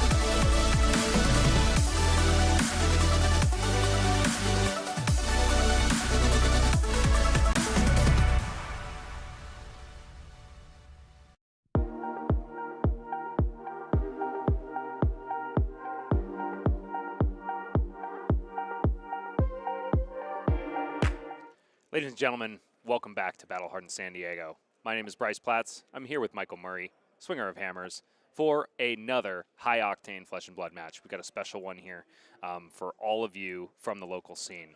We've got friend of the show, Blake Meier, and also friend of the show, Anthony Pham, heading off in an Uzuri Riptide matchup. I'm looking forward to this one. It's going to be grindy. We're going to be playing it out to the last point of life. As am I. Yeah. It's going to be really, really fun. And not only for the match, but for the people that are going to be in front of the camera. Both of them are extremely entertaining people to play Flesh and Blood with. Yeah. Before we get to that, let's touch really quickly on our metagame. Top decks here at Battle Hardened San Diego are Zayne, Nu, and Kano. Kano has been performing incredibly well, as we saw in your last match, right, Kano Michael? has been, we talked about how he had the top 5 tables. I'm sure some of them have fallen since then. I'm not sure which ones or how many, but obviously the Kano is coming in very hot this weekend. Indeed, and finding great success. And we've so far, we have quite a few games to go, so Indeed. Kano's going to need to keep it up if he wants to keep those top tables. Actually, I should mention one of the ones that fell to Blake just last round. Yeah, it was Uzuri an taking out Uzuri the versus Kano. Kano matchup. Against all odds, Yeah. making it through the pitch stack and Yeah. getting there in the He end. managed to beat a pitch stack in Kano. All right, without further ado, let's get right into it. We've got Anthony Pham on the right, playing our Green Man Riptide, and Blake Meier on the left with Uzuri Switchblade. It's a real fight in the sewers. This time, rather than being flame on flame, we've got this rainy, dark poison versus poison. Loving the thematics of the matchups today. This is where I'm more comfortable. I'm definitely more comfortable in the theme of the Outsiders set than I am in Part the Misville. Well, it's too clean up there. Rangers. Yeah, right, exactly. Yeah. We need a little bit of grit to our fights, and we are going to have a gritty matchup. The grind will be real. 2 decks that want to play for value and disruption. Indeed over we all shall, else. Michael. And grit is where the world of Flesh and Blood lives, in my eyes, personally. I love the tubby green, toxic breathing sewer man any day of the week over super clean. Wouldn't Zayne call him Enigma. pretty, but certainly a beautiful piece of art. Yeah, indeed. So here we go. Players have drawn up. They've gotten the go-ahead. Let's take a look at the equipment suite, shall we, Michael? What do you see? All right. Well, on the left, we see the Crown of Providence, the Flick Knives, the Findle Spring Tunic, and I believe that is the. Sorry, what is the name of these boots? Black Tech Whisperers. Black Tech Whisperers. Oh. Right. That's the sound they make when. I got that. The whispering. And then Anthony, bringing in the Balance of Justice, along with the Trench. You can't play Riptide without the Trench. And it looks like the new arm piece from the Azalea deck. No, that would be the older one. That's the half Excuse glove. me. Half That's glove. the Thank get you. around To my Warmonger's Ranger main diplomacy here. card. Yeah. Very smart in this matchup. So here comes Blake Meier, starting it off with an overpitch for a Nerve Scalpel. Nerve Scalpel, a critical card in this matchup because it is going to prevent or make Anthony's traps block for a little bit less. Anthony says, no, I'm not interested in that at all. Here comes a Tar Pit trap on top of your Nerve Scalpel, which does indeed have Go Again. It is now going to make it so no matter what Blake sends after this, no on-hits. Yeah, no on-hits is really crucial, especially when that card is a weakest link, one of the best on-hits in the game. Don't expect that to trigger very often, so this is a good time to send it. Blake just clearing it from his hand. Not against Riptide, at least. Right. But the question is still asked. Anthony, do you want to take 6? Most of the time for this list, Anthony is going to say no. This is a list that Anthony has been working on for a very long time. He is a famous Riptide sympathizer. And he has been wanting to put together results on Riptide since his inception. Anthony thinks that he's got it now with the pieces from the Azalea Armory deck, and also, I believe, a little bit of tech that he's been brewing himself. He brought this deck to U.S. Nationals, sporting what he thinks is the newest Wounded Bull, barraging, wait a minute, Braunhide, barraging Braunhide. There's so many barraging cards in this game. We've got the barraging Blake, the barraging Braunhide. Indeed we have. So It's like Blake is just going to block all the way out and draw back up, giving Anthony the full tempo, 38-38. which is something that's really not too scary to do. Oh, it's Blake's I'm turn, sorry. actually. The other way around. Yeah. I mixed If that Blake up. were to do that, it's not so scary with Riptide most of the time. Usually he's just going to be able to send 1 arrow, or if he's got a clunky trap hand, Arsenal Pass. Yeah. I do expect the Uzuri to have the tempo most of the time here, but they both play on a very similar axis. What's up, 2 reactions? No. Inertia trap triggers. You'll take 1. The inertia trap is triggering here. Why does this nerve scalpel have more power than its base? Using the go again. Roll. I'm honestly not sure why. Did he give an? Oh, he did give an inertia. No fling. Yeah, that seems odd to me. Piercing. Isolate. Piercing. chat. Yes, right you are. What an interesting way to play that. Anthony's a king. Power time. Thank you, chat, for keeping an eye on me. I take one break and I'm already soft as I come Such back an into the intricate game. And here comes take cover. Cover up 4 damage. Take cover is kind of a funny card in Riptide because it's redundant. You play it from hand, you reload. Yeah. I guess it's got text if you play it from Arsenal. Sure.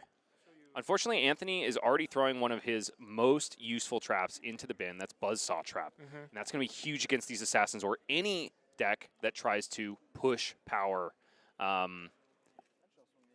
Inertia token doing work on Blake. Anthony Pham just blocking out firmly, putting up his wall on the back foot, so to speak, but not really wanting the tempo, I would imagine, being... he would rather be playing these defense reactions and pinging the damage. Anthony is very happy to go long on this game. We have another trap triggering. That's a frailty trap.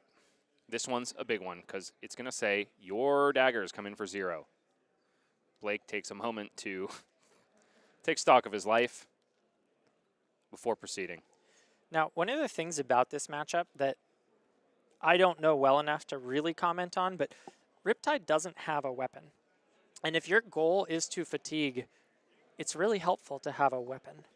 That bow is going to lose a lot of its potential when you have no more arrows left to fire. So Anthony Pham blocking out a lot is... He'll still need to do something on the other end of that in order to close the game out. And that's exactly the reason for that barraging Braunhide tech that Anthony has brought in. He basically just wants to make as many overly efficient plays as possible. So anytime he can come in for 7 or even an extra value of 8 on the barraging Braunhide, Anthony is feeling just fine. And so he has a little bit of inevitability on his side. Number one, he's got a Remembrance basically just sitting on the board for him in the Quiver of Abyssal Depths. He's also packing Remembrance, if I'm not mistaken. And then you've also got 3 copies of Codex of Frailty. Right. And, hey, why not also an Endless Arrow to boot? Yeah, yeah. No, I'm really interested to see how the fatigue plays out. The only reason I bring that up is because I know that Uzuri is also a master of fatiguing. So when you've got these 2 decks that can both play on the fatigue axis, it makes it really up to the players to be piloting these from the very beginning in a very not only damage efficient but card efficient kind of way. You don't want to be giving more cards to your opponent than they're spending on their attacks. And the daggers do demand cards. Indeed they do. Without, you're pitching for them. But in Riptide's favor, those knives often trigger traps, right? It's true. Yeah. And traps are an inevitable game closer in their own right. There's no blocking that damage, right? Yeah. Here comes an intoxicating shot from Anthony. This is that kind of controversial Riptide card, at least when it was first printed. This is a card that benefits your opponent on hit. Here, have some tokens. Exactly. But those tokens come with a price. You turn on every single one of Riptide's traps, except for the reaction ones, by popping those tokens. And 5 damage coming across, a little bit inefficient to block. And there's Anthony showing a smirk. Let it hit, man. Yeah. Let it hit. You have everything to gain, right? It's just 5 damage. You gotta play the right way. You're gonna block. True you are, Blake. True you are. Blake showing his philosophy. Play the game the right way. Get there in the end, I'm sure. Yeah. And we've touched on this before, but it really is so important for these players to be thinking long term right now and playing their game plan out from the get-go, thinking about all the possible ways that they can win and lose. We got the traditional mid-game fist bump as both players show their respect to one another. This is likely going to be an E-strike for 7. And Blake showcasing why that block was perhaps a little bit relevant. Sure, he could have gone E-strike, draw a card. Sure, he could have gone E-strike, buff power, go again, but that would have turned on Anthony's Frailty Trap. Blake is saving 1 health by doing this. Oh, I'm sorry. It was not for 7. It was yeah, go he again. did the go again. And here comes Codex of makes Frailty. sense. Yes, indeed. Blake saying, I am going to play this not the way Anthony wants me to play it. I'm going to play it the most hyper-efficient way I possibly can. Yeah. Using those codexes is one of the most efficient plays you can do. Unfortunately, Anthony's got a Pitfall Trap. Yep. And that is a incredible card in Riptide. We're talking 6 value sometimes for 1 card. Yeah, so the Leave No Witnesses targeting the arsenal. He just plays a D-React from the arsenal, no longer caring if that gets discarded, and also deals quite a bit of damage. It looks like he took 3 from that with the trigger and the additional 2 without any floating resources to pay. That 0 card 6, that is the card that actually made me want to play Riptide when he first came out. It's a very cool card. Yeah. And then here comes Titan's Fist in bow form. Yep. 0 for 4 Endless Arrow. That's going to go right back into my arsenal. Blake choosing to use his Black Tech Whispers to block this, making sure that he doesn't, in fact, get to put that in his arsenal. Go ahead. Good use of the equipment, -1 counters. as that is one of the most efficient cards. The Endless Arrows, endless being the important part. Operative word. Yeah, the operative word, thank you. There is one more bit of inevitability that we haven't touched on yet, and that is Anthony's bow. Even though it is not a weapon with attack power on its own, Dreadbore has a way of allowing Rangers to grind these games out, because basically all of these arrows that come in for breakpoints can't be blocked hyper efficiently by the 0 for 4 defense reactions in most cases. If Blake is unlucky enough to have them in his deck and in his hand at a time where he really needs to block well, it's like, well, this is still going to be a 2-card block. And then I have to find a way to make this defense reaction work on my turn. Yeah, not to mention the fact that it does clunk up all those defense reactions, creating even further inefficiencies on the defensive end. As we see Anthony Pham playing out a Sigil of Solace, gaining 3 life, right back to where we started at 38 life. And Anthony, very astutely, not going for the full cover-up block of the Bonds of Agony. He just says, I'm going to just get rid of all the cards in my hand. Yeah. Instead, I'm just going to play a Sigil from hand. I'm going to reload this last card, and then, you know, nuts to your play, Blake. I don't have any cards for you to banish. Yeah. Let's do just a Nick banishes a card off the top of your deck. Sure. That's the only one I got, right? Yeah. And then I have no hand. And I have go again. Yep. To play Hurl for 3. Strike. Blake cashing in his Black Tech Whisperers fairly early to play a Hurl from hand. I wonder if there was a thought of sequencing it with the Hurl first. Maybe Blake was trying to hold on to as many cards as possible to bluff an extra buff. Like, And there's the Codex. Both of them get to play this card. and it's one of those things, like Rangers and Assassins kind of go back and forth. It's like one of those classes that's fluid for the specialist because of that critical card, Codex of Frailty. If you know how to play with it in one class, you know how to play with it in another. Blake grabbing a Command and Conquer, one of the best possible targets from the Codex, whether you're the one playing it or the one being played against. And if there's a form of inevitability on the side of whoever's facing Riptide, it's Command and Conquer. Because if you can send that 3, in Assassin's case, 6 times in a game, you're going to do the opposite effect of Dreadbore to your opponent. Right. It's really difficult for a deck that has so many defense reactions to be blocking out these Command and Conquer. So let's take a look at the context of Anthony's hand. How many traps are we holding? I believe I saw a Boulder Trap. I believe I saw a Pitfall Trap, a Frailty Trap, Oh, wow. a Pendulum Trap. Okay, he is in a pickle here, facing down Command and Conquer. No defense reactions can be played on this chain link. And it looks like that's all he has in hand, so he just takes it. It's not all bad for Anthony. Trench, He can putting the trench card that card back away. in his deck. Very important to note that that is really important when you're playing to Fatigue. Even though he doesn't get to keep the card, he does get to keep it in his deck. And deck damage is a very real thing when we're talking about Fatigue. So here comes Release the Tension.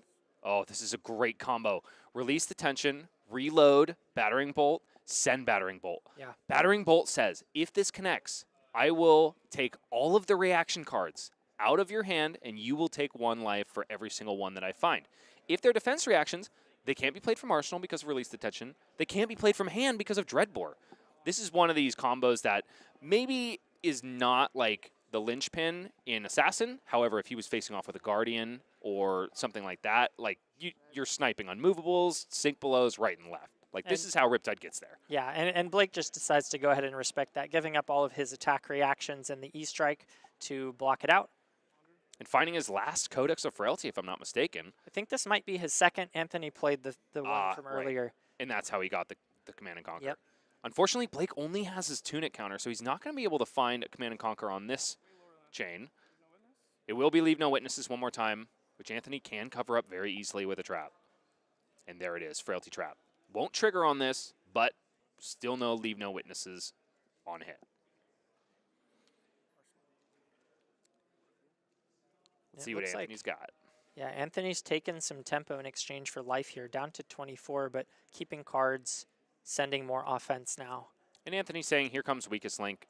This card is not in my deck right now because it has a particularly amazing on-hit against you. It's in my deck so that I can't get fatigued as fast. I can just send more damage, more efficient damage. It almost feels like a miniature Guardian attack. You're just playing a nice big 2-card play, but one of them goes back into your deck. 6 damage, block 3. Really effective at just pulling cards over the course of a game.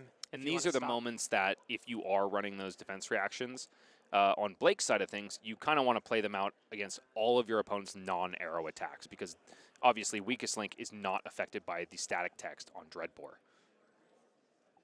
So here comes Vanilla 6 by all intents and purposes. Let's listen into what Blake's saying. I can hear his laugh through my headphones from over here. No.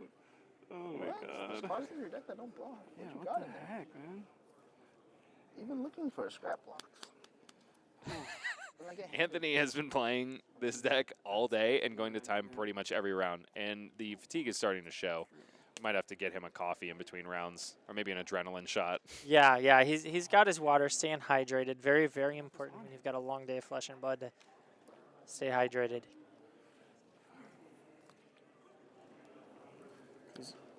Riku in chat making a really good point. Weakest Link is still relevant for Uzuri because there's no, you get to look at their hand. There's no guessing game as to what they're going to swap in. Block 4 of this. Slightly inefficient block there from Blake. And that's exactly what Anthony wants to see. He wants to exploit all of the inefficiencies on his opponent's side of the board. And that's how he is going to make it despite having a super long game and a weapon that doesn't swing for any power. But Blake says, I can be efficient too. Here comes a 2-card 7. Yeah. Interested to see that. I wonder what the thought process was behind blocking with those 2 blocks when he had a potential go again in the form of looking for a scrap. Perhaps it was this play here. Spreading Plague, coming in hot for 2 Blood Rots. That is nothing to shake your hat at. Yeah. Oh, one of these cards was from Arsenal, unfortunately. Oh, so okay. it's only going to be 1 Blood Rot, right? No, it's just number of cards. Yeah, it looks like he still has 2. They all agreed that 2 was the number. Cool. Really cool card. I got by that last week. The Spreading Plague. Anthony says, here comes another 6. With a little bit of information. I know, I believe that Blake is on the list that won Pro Tour Amsterdam, and I think there are 3 Spreading Plagues in that list. Maybe because of these long-term Riptide decks? I'm honestly not sure when you would side those in unless you're expecting like a super long game and a lot of blocking. Yeah, I mean, it's a fantastic way to just push damage. Persuasive Prognosis is the response to Anthony's redraw. Anthony says no blocks, immediately just the Nick comes down, which is only 6. Oh, Pendulum Trap is the key card against the Assassins. Pendulum Trap on trigger is if your opponent has played a reaction. And Pendulum Trap is going to mill 2 cards out of Uzuri's deck, which if we're talking about inevitability and deck damage being like critical points of this matchup, Anthony just gained some equity. No, the milling of cards is really, really important. And one of the things I like about Assassin when it comes to dealing deck damage is the fact that these cards often banish. The contract cards are looking at the top of the deck, getting rid of them. But they can both play on that axis. Anthony, Pham, Riptide doing it on the back of this defense reaction, and Blake doing it on the back of contract. And here comes a Battering Bolt for 7. Dreadbore showing its value once again by pushing that 6 power arrow to a breakpoint of 7. Blake has to give 2 cards and still take 1. We're going to look at the hand once again. Anthony just able to make it so he doesn't have to make any sort of hard decisions. He knows exactly what's in Blake's hand every single turn. Yeah, Blake keeping a CNC and an Infect. Just sending the Infect easy. Oh, 2-card block. Because, of course, there's the CNC on the back, which could be flipped in with Uzuri. Right. The back of the stealth card. That's actually very true. So Anthony sniffing that one out because he saw it. Yeah. So but not still, so much. I mean, it's a 1 for 2, and Blake gets to keep an arsenal of the CNC. So this is what makes Uzuri so effective, that you sort of have like, well, I've got a plan whether you block or you don't. Yeah. Right, you are. And Anthony Pham does have the opportunity to then basically bait it out if it's a good time to take that CNC and just trench away the card. That being said, we are at half of Anthony's life. I guess a little bit more than half because Riptide starts at 38. But he's taking damage. There's no question about it. And the decks are still very thick. Yeah. Yeah, we have a long way to go here, about halfway through the life totals and maybe a little less than halfway through the decks. Playing efficiently is the name of the game. Getting those 1 for 2s. Blake still has access to Crown of Providence, which at any point he can throw in front of one of Anthony's CNCs and see if he can get a super wide turn. That being said, that is not something that Assassins are usually known for. So Blake just says, here's 2 cards. Yeah. Just playing that really efficient 2-card, 3-card hand. Let's see what he's got on the return. Is that a weakest link in Blake's hand? It is, but he decides to send the save CNC it for later, because that is the best card against Riptide. Unfortunately, Anthony finds his way into 2 arrows, which will block out that CNC. He survives 1 more without a handful of traps. Anthony's going to go ahead and activate the Dreadbore with his arsenal still full. Likely that is telegraphing a Codex, and he just wants to save that take cover for later. So here comes Anthony's, I believe, 2nd Codex of the game. He's only going to have 1 resource floating. Anthony would really like to be able to send 2 power attacks with that Codex just for more damage, especially if we're expecting a long game like we've been talking about so much. Tokens are valuable here, and here comes Remorseless. Remorseless is not going to have that first line of text active because it didn't enter Anthony's arsenal face up, but it will tax Blake for life every time he plays an action card if it hits. Yeah, so Blake would be making a mistake probably to go super wide and take this hit during this turn. Doesn't seem like the way he's been playing so far, so we're probably just going to see a 2-card block and just keep playing this efficient, giving up cards, trading 3 cards, 2 cards each turn. As a swinger of hammers, as a Guardian player, does this feel like peak quintessential Flesh and Blood to you? Absolutely. I mean, quintessential is, you know, there's 3 decks I like. I like Victor, I like Kano, and I like Dash.io. And they all play on very different axes. It's kind of like a little bit of flavor of each way to play Flesh and Blood. But in this case, it does feel a little bit like a Guardian Mirror. In certain respects, it does, doesn't it? The disruption, the efficient blocking. But certainly these 2 heroes have far more tricks. A Guardian plays a lot more face-up than either of these 2 decks. So there's a depth to what we're seeing here that I think is just very, very interesting. So here comes Isolate from Blake. This is coming in for 1. It's got Dominate. The trickiest thing about this card is that it's got Dominate. So ostensibly, your opponent blocks with 1 card from hand. Uzuri flips in a card that is more powerful than that, and then your opponent is forced to take it. Tricky bit is, again, Riptide. He's got access to so many defense reactions in the form of these traps. So Isolate is not nearly as scary of a card as it is to other classes. Right, you are. Tripwire trap will trigger. So pay 1. Trap number 1. This is Tripwire trap. It's coming from the arsenal. This is one of our Crucible traps, so it must come from the arsenal. No matter what, that's a condition for playing it. Tripwire trap says, when you play this, your opponent has the opportunity to pay 1 resource. If they do, then they basically keep their on hits. If they don't, there's no on hits for this chain link. Oh, shit, I already... So Blake went ahead and activated Uzuri, which is also going to turn on... I'm sorry, that's a boulder trap. I thought that was a pendulum trap. There is no activation on the Boulder Trap because the power of the attack in question was not greater than its base. We just come in with an Enlightened Strike now from Anthony Pham. That efficient 2-card 7. Did Blake activated Uzuri? He did. He ended up leave the playing a card Death advantage? Touch. Yeah. Oh, he did. He played. Yeah, a Death he Touch. almost see. got away with not. Anthony tapped the hero ability. I see. Told him, hey, you played this. You got to Yeah, put a card yeah. in. Okay, cool. He did. They cleaned it up quickly and moved on. This is a very heady matchup, and, Yeah. and little mistakes like that happen all the time. Blake saying 1-card block to Anthony's E-Strike, and that is exactly the axis that Anthony is playing on. I want to send efficient 2-card attacks, and I want to sneak in damage that way. Blake now playing a blue Isolate, 1 damage dominate. He has the Shred on the front end, CNC. though. He's got a Shred and he's got a CNC. So that is a sticky wicket. a good combination of cards to have paired with an Isolate.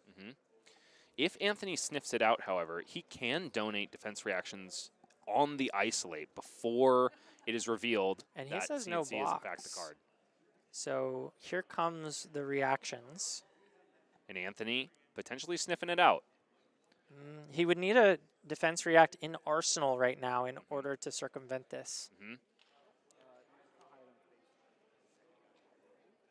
Blake is also, yes, okay, cool. He is playing the Shred first before switching into the Command and Conquer, which is a very important thing for those of you learning Assassin at home. Shred can only hit a card that is defending an Assassin attack. If he were to, say, flip the CNC and then play the Shred, that would be an illegal play. So Blake's showcasing that he has had at least more than 1 rep on this deck. And this is exactly the 3-card combo that Uzuri really wants to piece together. The Shred with the Isolate, with the Command and Conquer, getting the full damage, forcing the Trench away. So it's just going to be 3 damage to Anthony Pham here. And Anthony is probably... 6, rather. He did shred the defense react. I'm so sorry. You are absolutely right, Michael. So it is going to be 6 damage, which is unfortunate. But Anthony is not going to lose an Arsenal, which is okay. Right, going back into his deck. That Trench is putting in work against the Command and Conquers, just adding those cards back to his deck, and now we see him doing that once again with his quiver, just trying to have as many cards, as many resources as possible. That comment I made earlier about the weapon, Anthony kind of showing us how it's possible to fatigue without one, because he has the ability to just keep putting these cards back in his deck. It's so interesting because Uzuri does the same thing. Those stealth cards go to the bottom.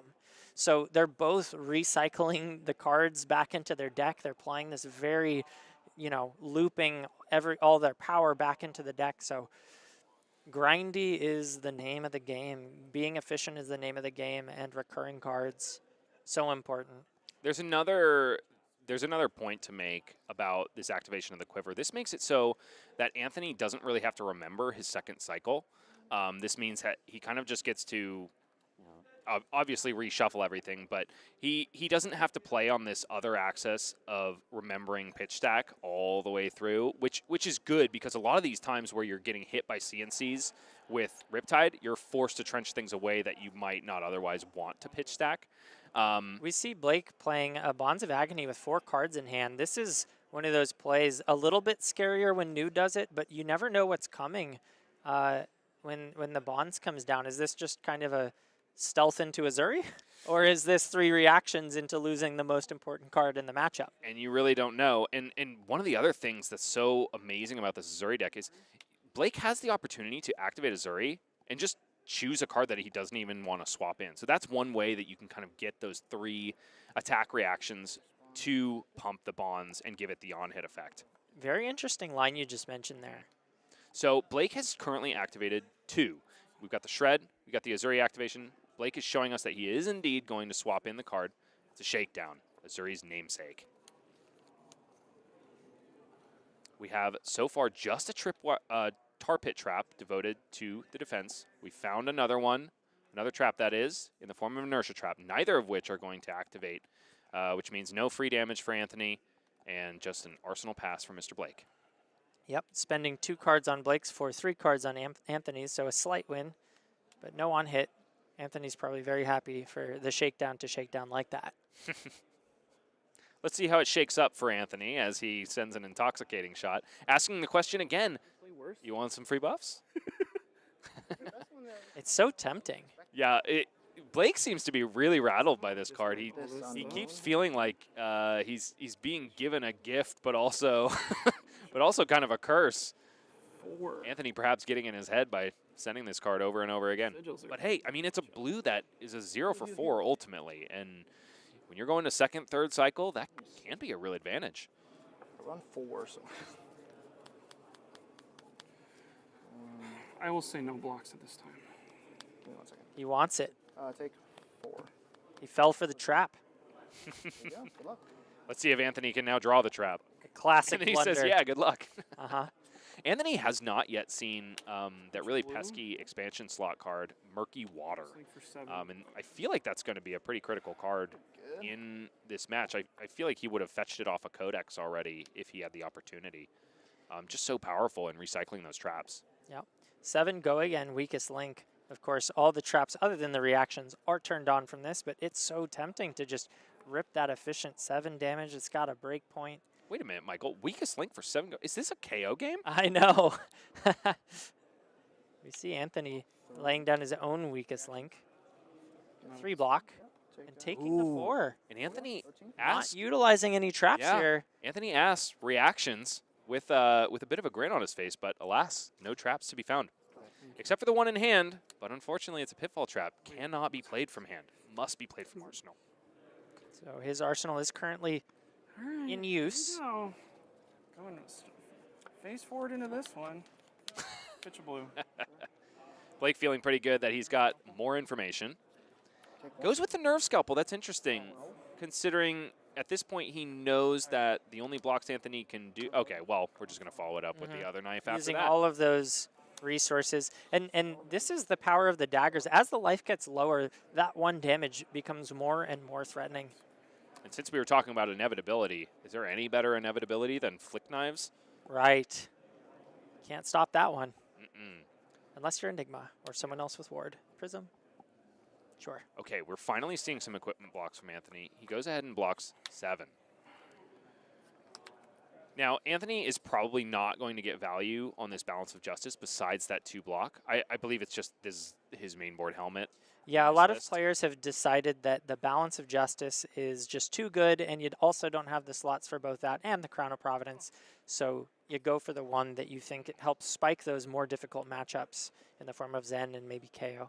It is interesting because there have been a number of instances where, say, Anthony is facing a Command and Conquer. I wonder if there's ever been a thought process of, like, I would really like to have a Crown of Providence here. The tricky bit about Riptide is, like, you talk about Runeblade hands, you talk about Rock, Paper, Scissors, Assassin hands. There are some really useless cards you can draw in Riptide in certain situations. So maybe he's just saying, I would rather devote the slot to something else. That makes a lot of sense. And I think here we're seeing, I'm not sure, I can't tell which deck is thicker, but I peeked, Blake sort of set his deck down sideways for a moment there, and it looked kind of thin. Yeah, looking kind of thin. Looking in the player cam of Blake, Yeah. it definitely looks a little bit thinner than Anthony's. Can we see Anthony's? Oh, yeah. It does look thick. And I believe that's because Anthony is definitely running more than 60 So cards. he piled, and that is a really, really important thing to do. If your plan is to fatigue, you'd better bring a bunch of cards. I wonder if Blake had the same thought. It may be that he brought a clean 60. It may be. And we talked about pitch stacking before. Unless Blake was really careful and keeping an eye on his pitch stack, there's a possibility he's basically just got a pile of stealth cards on the bottom of his deck. And those clumped together are not nearly as good as they are first cycle. Yeah, no, those don't have synergy with each other. You swap an isolate for another isolate. So Blake might be feeling like, I don't know, I feel like I need to get this done and get it done quick because my damage is going to dry up. Yeah, but with Anthony at 14 life, he has his work cut out for him to play on that axis. And here comes a Remorseless, once again chosen from the graveyard off the back of Anthony's Codex of Frailty. Where's the Gatorade pour? Anthony says, where's the Gatorade pour? Go to 50. Yeah. Oh, Blake just goes ahead and takes it, keeps a full grip, ostensibly to play multiple cards and give Anthony extra value on the Remorseless. Yeah, Getting word from our producer, Justin, Blake has about a third of Anthony's deck. Yep. So this is for absolutely favoring Anthony in the long game at this point. Probably no way for Blake to even think about fatigue. And so he's going to have to really push the damage here. And that's why we saw him take the damage. The Remorseless coming in at such a good time. Oh my goodness, and Anthony hitting the absolute nuts when he needed it. Here is Collapsing Trap. This is arguably the best trap in Riptide. Yeah. So it says, if this defends an attack with Go again, your opponent discards their entire hand and draws back up to the same number of cards, -1. So Anthony has just basically blocked for 3, milled 2 cards out of Blake's deck, and probably messed up his entire game plan for the turn. Yep.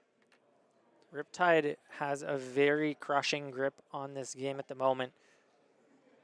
Uzuri's out is damage, not fatigue. And if you talk about Uzuri's endgame being swinging daggers over and over again, let's say Anthony finally deploys one of those Murky Waters, recycles his Collapsing Trap, and then plays it into one of your daggers, eliminating more cards from your hand. Yeah, that would be brutal. It's a hurdle to jump over. 9. I'm gonna think about the disease for a second. Anthony is taking a good amount of damage. Remorseless, though, getting its value, becoming a 7 damage arrow rather than 5. Yeah, interesting choice there. It seems like Anthony, in the process of fatiguing, may want to get Blake just a little bit lower to force the blocks sooner rather than later. Not liking it when Blake can set up such a large 5-card hand with the potential of reactions. Anthony needs to be very careful with his life and also very careful of being able to strip those cards from Blake so that he can't present such a difficult 5-card hand in the future. Blake was in the tank thinking about which of those Death Touch tokens to give to Anthony and chose Blood Rot, which makes a lot of sense. And here it comes, the first Murky Water of the game. 10 Dominate. Also lined up with a Line It Up, which gives it that aim counter, also gives it Dominate, which, hey, talk about inevitability again. Yeah, all of a sudden Anthony's like, what are you guys talking about? I don't fatigue. I kill.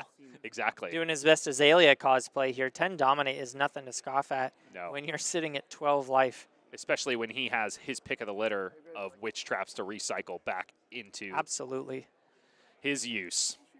And it honestly, it has seemed like Blake has sided out defense reactions for this. I mean, we haven't seen a single Sink Below, not one Fate Foreseen. Yeah, it could be that he knew that the Dreadbore would just end up clogging those way too much, and it would be better just not to have them rather than have a bunch of cards. Sure, maybe it helps with the fatigue a little bit, but how helpful is it if you can't even play efficient turns? Right, exactly. And you know, Anthony showing like you're damned if you do, you're damned if you don't, because here comes a Dominated Arrow, and you don't have a defense reaction in your arsenal because you left him at home. Yeah, Blake going down to 7 life while Anthony goes and chooses his favorite 3 defense reactions. And all of a sudden the tables are turned, Michael.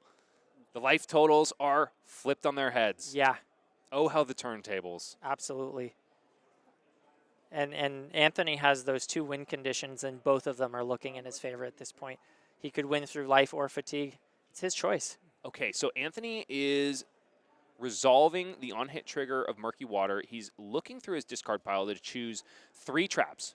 Those traps are going to be banished face down, and then one of them is going to be randomly chosen and placed into Anthony's arsenal. And of course, we find Collapsing Trap. Also paired with 2 Tripwire Traps. I think Anthony's just thinking like, I have to have Tripwire Traps in Arsenal, and I'm going to basically get a free 0 for 4 in the Arsenal. Why not? Oof. Yeah, what better use of the Murky Waters than forcing the ones that must be played from Arsenal into Arsenal? Mm-hmm. And also against Assassins, preventing more on-hits is always a happy thing. So we don't know which of those was chosen, but I'm sure Anthony's going to show us in just a moment. Blake holding a Codex, deciding to pitch that for a dagger. He knows there's a defense react, so using the Nerve Scalpel here. So we saw that he had 2 silver out. Maybe those silver weren't supposed to be out? He may have just been grabbing a token, and the silver were underneath his hero. Understood. Moving them to the side. I thought he was buying back his shoes posthumously. Yeah, I don't recall him completing any contracts. Mm-hmm. So here comes Nerve Scalpel.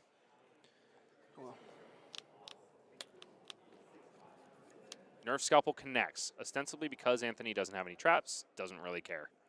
Yeah, doesn't want to waste the one in his arsenal against just a dagger.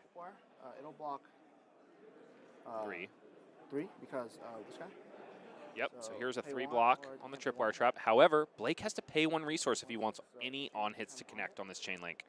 Yeah, and with no cards in hand, that does not seem possible. Oh, and Anthony's found the other piece of inevitability in this Riptide deck. It's Spike Pit Trap. Because Blake has activated an attack reaction, Blake is going to mill the top of his card and then lose life equal to every single card with the same name in his graveyard. And if we found our way back to that stack of isolates like we talked about, this could be bad. He could be taking 4 damage here. Mm-hmm. It'll mill the top part of your deck since it's like. Oh, more than that. If this is an isolate, he's dead. And then It's a weakest link. Okay, and I think that's his 3rd copy, so he will be taking take 1 4 spike from it, so you're 3 from the weakest link and 1 from the Riptide trigger. Mm-hmm.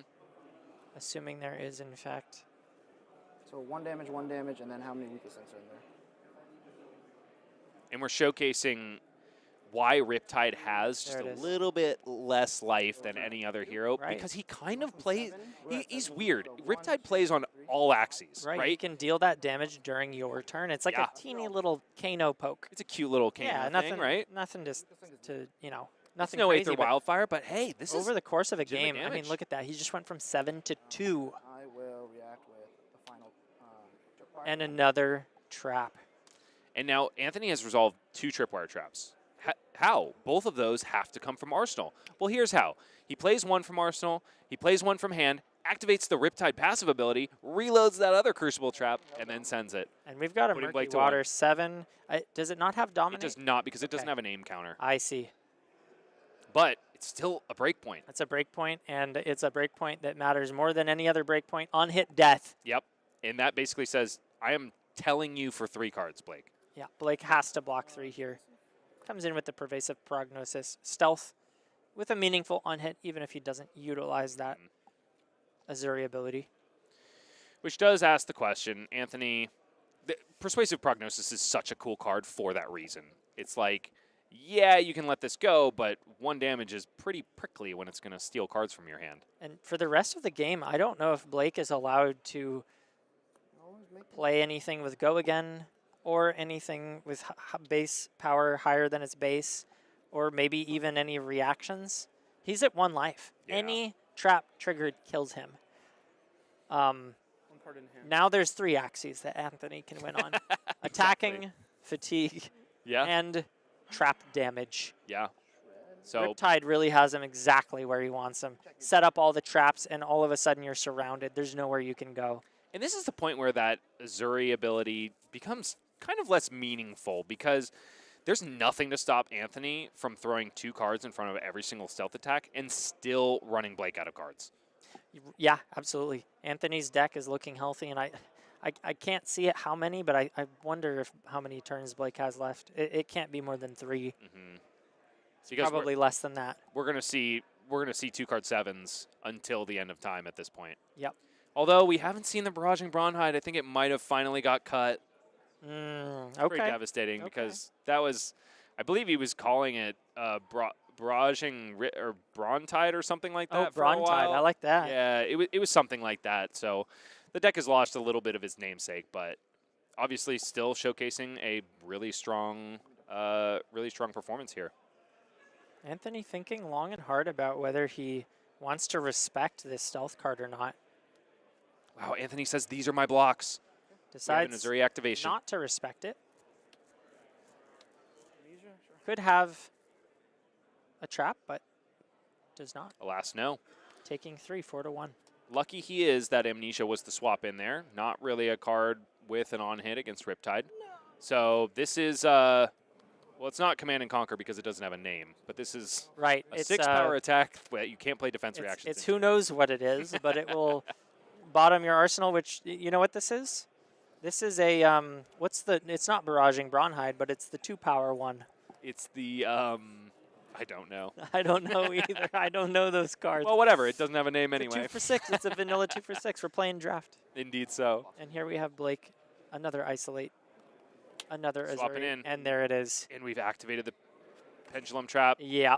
And not only has Anthony taken him down from 1 life to 0, he's also milled the last 2 Yep. cards out of his deck. Filled with on the 2 axes, Literally 2 of the 3 axes he could kill on, he does in the same fell swoop. That went well. So if you are excited about Riptide, boy, are you rejoicing right now because Anthony Pham, my compatriot on the AGE Pro team, has taken Riptide to 4-0. Yep, love to see that. Riptide fans, love to see it. Really, really hoping that Anthony is able to create a top 8 out of this. We see a lot of requests in chat for the spoiler. You guys want to see it again? Is that it? There it is again. Look at that. Wow. I wish I could speak spoiler because I don't understand anything except for the beautiful art on this card. Yeah, I'm just kidding, folks. We actually have a spoiler for you, but it'll be coming up in a bit.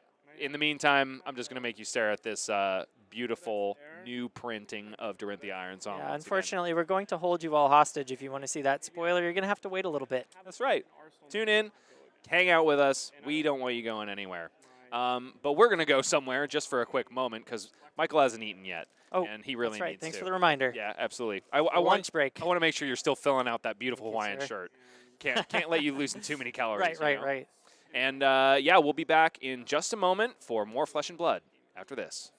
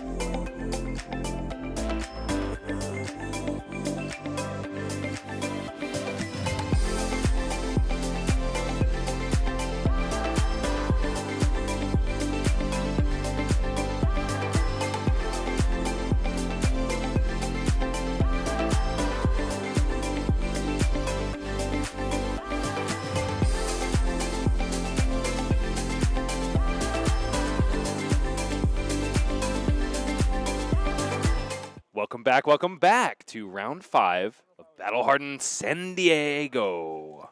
I almost said San Jose. That was San Diego. was a No, you were different just giving it some extra verve. San Diego. Yeah, we're back, folks. And boy, was that a great match last round. I'm looking at you like you were there. That was a great one, and I loved. You were over our shoulder, weren't you? I was watching some of it. I was watching a bunch of the rounds. There is a lot of interesting heroes out there. There's some prisms. There's some prisms up there at the top. Prism, I believe. I think two. Are there two? Brilliant prisms. Okay, Nick Tag, Dalen Mack, both out there on Prism. Yeah, I saw it Nick. Up. I didn't see Caleb. Yeah, that's awesome. So I'm excited to see. Maybe we'll get them coming up. But honestly, the talk of the tournament, as it often is in Swiss at many of these. Oh my gosh, every time. But especially down here in SoCal. Yeah, for sure, and especially in San Diego. Hit 'em, Sam. Kano out there blasting people. We got 2 of them for you here. 2 of truly the best Kano players that I have ever seen play the game. Let's go ahead and check out the player profile for one of them. You might have heard of this guy. He is very famous in a digital card game, but in his physical card game realm, he also has made quite the name for himself here in Flesh and Blood. This is, of course, Majin Bay, one of the probably the iconic face of Kano at this point in our game. And Without he's a here, doubt. yeah, and he is here to take on the mirror, something that a lot of Kanos really like to play. Majin Bay says, one thing that everyone should do at least once is play Kano. He also said that the most important quality a card player should have is literacy. He's never learned how to read. It's been very tough. Yeah, good. This just in for Majin Bay. It's just all vibes. Majin's dropping knowledge bombs on everybody. It's not reading. It's just vibes, and that means for the rest of us, and for you and me here in the booth, for everybody at home, I would say that the Kano mirror also just vibes. There is no way, no way to understand. You can possibly hope to understand all the machinations of what's going on. This is just vibes, right? But we are going to try to bring some enlightenment to this here. This is table 1 as well, right? We're here table 1, turn 0 here of this Kano mirror. These are the 2 undefeated Kanos at the very top of the standing. So one of these players is looking to lock themselves into top 8. Looks like Majin Bay is on the play here. We're going to start things off banishing a Gaze the Ages and an Aether Arc. First turn of the game. Looking at the equipment suite, I think I'm seeing double here, Sam. I literally am seeing mirror images, except for one difference. Majin Bay is showcasing a Marvel Kano, while Eugene Galipchak is showcasing his amazing Grade 1 Kano that has tears and rips galore. Love to see it, and I just love both of these players. They're so much fun. Gaze the Age is going to be coming out from the banish zone here. And I believe he resolved that Aether Arc first, correct? So Gaze the Ages is going to come back to hand and give Majin more fuel for the rest of this turn if he wants it. Do we like what we see? Let's see. I believe I see a red. Oh, yeah, that's a wounded bull that's headed to the bottom. But that was a wounding bull? Yeah, I didn't believe my eyes. I'm pretty sure that was a wounded bull, so you have to imagine that these players are bringing a little bit of extra tech into these matchups here. The Gaze the Ages, of course, we're finishing the opt, and then it is going to go back to the hand. Interesting, we're going to have to watch the Alluvian Constellus closely throughout this game. That is a major sub-theme of what happens in these Kano mirrors in any of these matchups where Alluvian is present on both sides of the table. You want to get as many counters as you can while keeping your opponent off of those free staff activations. And speaking of which, Eugene has already has gotten first blood in that race, I suppose. Blocking the Aether Arc, denying Majin Bay a Ponder token, I believe is the on-hit on the Aether Arc, if I'm not mistaken, and getting his first counter on Alluvian Constellus. Now, of course, Majin just going to pass priority, which means Eugene has his first say in the matter. Eugene here seeing if he wants to do any blind Kanoing, but with Majin still having 3 cards in hand, it's kind of, again, seeing double. If Eugene throws any arcane damage that is not tall enough, Majin would be able to get the counter on his Constellus, and thus the wheels on the bus go round and round. The wheels on the Constellus continually tick up. So Eugene is in an interesting position here. I've been told that the Kano mirror, I've been told by players who play this mirror more than I do, that the Kano mirror can sometimes come down to, like, it's totally different than Kano playing in any other matchup, right? Sometimes the person who resolves the first Wildfire is the one that loses, because Aether Wildfire buffs all arcane damage for the rest of the turn. So it's not straightforward Kano play. There are a lot of really weird interactions when you start meshing these wizard spells and attacks with one another. And now, interestingly, Majin here has the ability to continue to the turn because Eugene went ahead and did a blind Kano and finds the red Aether Spindle off the top. Rewarded for the behavior there is Majin Bay. So red Aether Spindle still on turn 0. And let's see if Eugene, how he wants to go ahead and try to respect this here. A little shake of the head. Not happy to see this come off the top of Majin Bei's deck. No, certainly not. Aether Spindle is one of the power cards in these Kano mirrors because it gives Kano the most valuable resource he can possibly have, and that's information, Sam. Information about what is on top of his deck. He knows how many Kano activations he can go for. He knows how many blues he's going to draw up in his next turn. Yeah, information is king here. AB2. Okay. AB2, take 2. Going to go ahead and spindle it off. Looks like he's keeping one floating here. Majin gets to look at the top 2 cards of those. Missed it. He's too quick. He knows exactly what he wants to do. We see the first Waning Moon activation on Eugene's side of the board. We have no more floating. Wow. Majin just goes ahead and covers it up. Wow, that was already such an intricate turn 0. Majin Bei passing priority after Eugene threw out the Aether Arc. Majin was able to continue, which of course was that big red Aether Spindle, and Eugene only AB2 because he wanted to threaten the 3 damage. So at the end of it, when all is said and done, at the end of all things, Majin has put like 5 cards to the bottom of the deck with the pitch zone. Wasn't able to resolve an arsenal, got 2 damage across on Eugene, but Eugene was able to get 1 damage back on Majin, and now to start Eugene's turn, we're seeing a blue Voltic Bolt off the top. So if you're Eugene, you know, the Aether Spindle did allow Majin to go ahead and sculpt that next hand, but you're only down a life, you're both on 1 Alluvian counter, and now you are able to do the first moves where Majin is not going to be able to draw up at the end of this turn. So I have to wonder, maybe he's feeling like things could have gone even worse. And perhaps more importantly, Majin was able to dig through so many cards of his deck. And in pretty much any mirror matchup, you want to find the power cards before your opponent can, right? And so maybe that's the way Majin is thinking about that turn 0. Eugene's first turn of the game, it's the Voltic Bolt. It was covered up by 2. I'm sorry, by 3. Overpitched by Majin Bei. So no damage leaking through. Majin gaining another counter on that Alluvian Constellus, which is going to inevitably give him free activations of Waning Moon. Eugene follows it up with Waning Moon for 2. And that is going to be a pass from Majin here, just taking the 1. Eugene's going to go ahead and arsenal, the first arsenal of this game. So we're back on Majin's turn.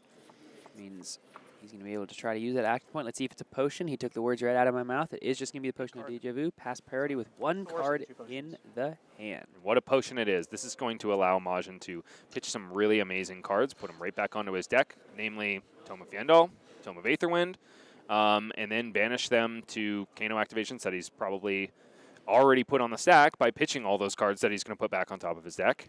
This is Kano. Pass priority is good from Eugene, so now it's time for him to use his action point to the best of his ability, try to put some pressure on Majin Bei. Going to be a Kano activation to start things off. Let's see, looking at the top, we're going to see a Gaze the Ages. That's a nice one. Yeah. Especially when Eugene still has an action point. So he still has the opportunity to just play a Wizard non-attack, resolve the Gaze the Ages, gives him information, and then comes back to fuel more. Oh, and it's another Gaze the Ages. So the action point used on the Gaze the Ages from Arsenal, they're going to go ahead and see each other, these 2 cards are. So they're both going to go ahead and opt to and then head back to the hand. So this is looking to be potentially a nice big turn from Eugene. So if Eugene doesn't like the 2 cards he sees right here, he's just going to put them to the bottom and do this again. If he does, there's no need to do anything further. And then, boy, howdy, he's going to have... This is so funny. It's kind of like... This is reminding me so much of Transcending. It's funny, because like the Gaze the Ages are seeing each other, then they're going back to the hand, just like as though they were Transcending. Who knew Part the Mistveil was inspired by Kano? When are we going to see Mystic Wizard, or is that something the world is ready for, Sam? I don't know if the world is ready for that. Wizard gets to play a card, and that's something that Gaze the Ages does quite well, like you're saying, to have them another whole set of blues that do things and come back to the hand. We are going to see here off the top, after those couple opts, a red Aether Quickening. That's going to go ahead and be pitched into no Crucible in the matchup, both players sporting the Waning Moon, so the Aether Wildfire here. We're seeing Majin do some pretty intentional pitching here. Pitched away that red Tome of Aetherwind, pitching away the Blazing Aether, so setting up a pitch stack of sorts with 2 blues to hang out there as well. Aether Quickening, a really interesting card here. Normally something that doesn't have text on it, but if it were to deal more damage than its base, it would get Go again and refund Eugene's action point. The irony here is that the Kanos don't pack the Crucible of Aetherweave in the mirror match, so there's not really much chance of it getting over the top unless it's powered up by a Kindle or something like that.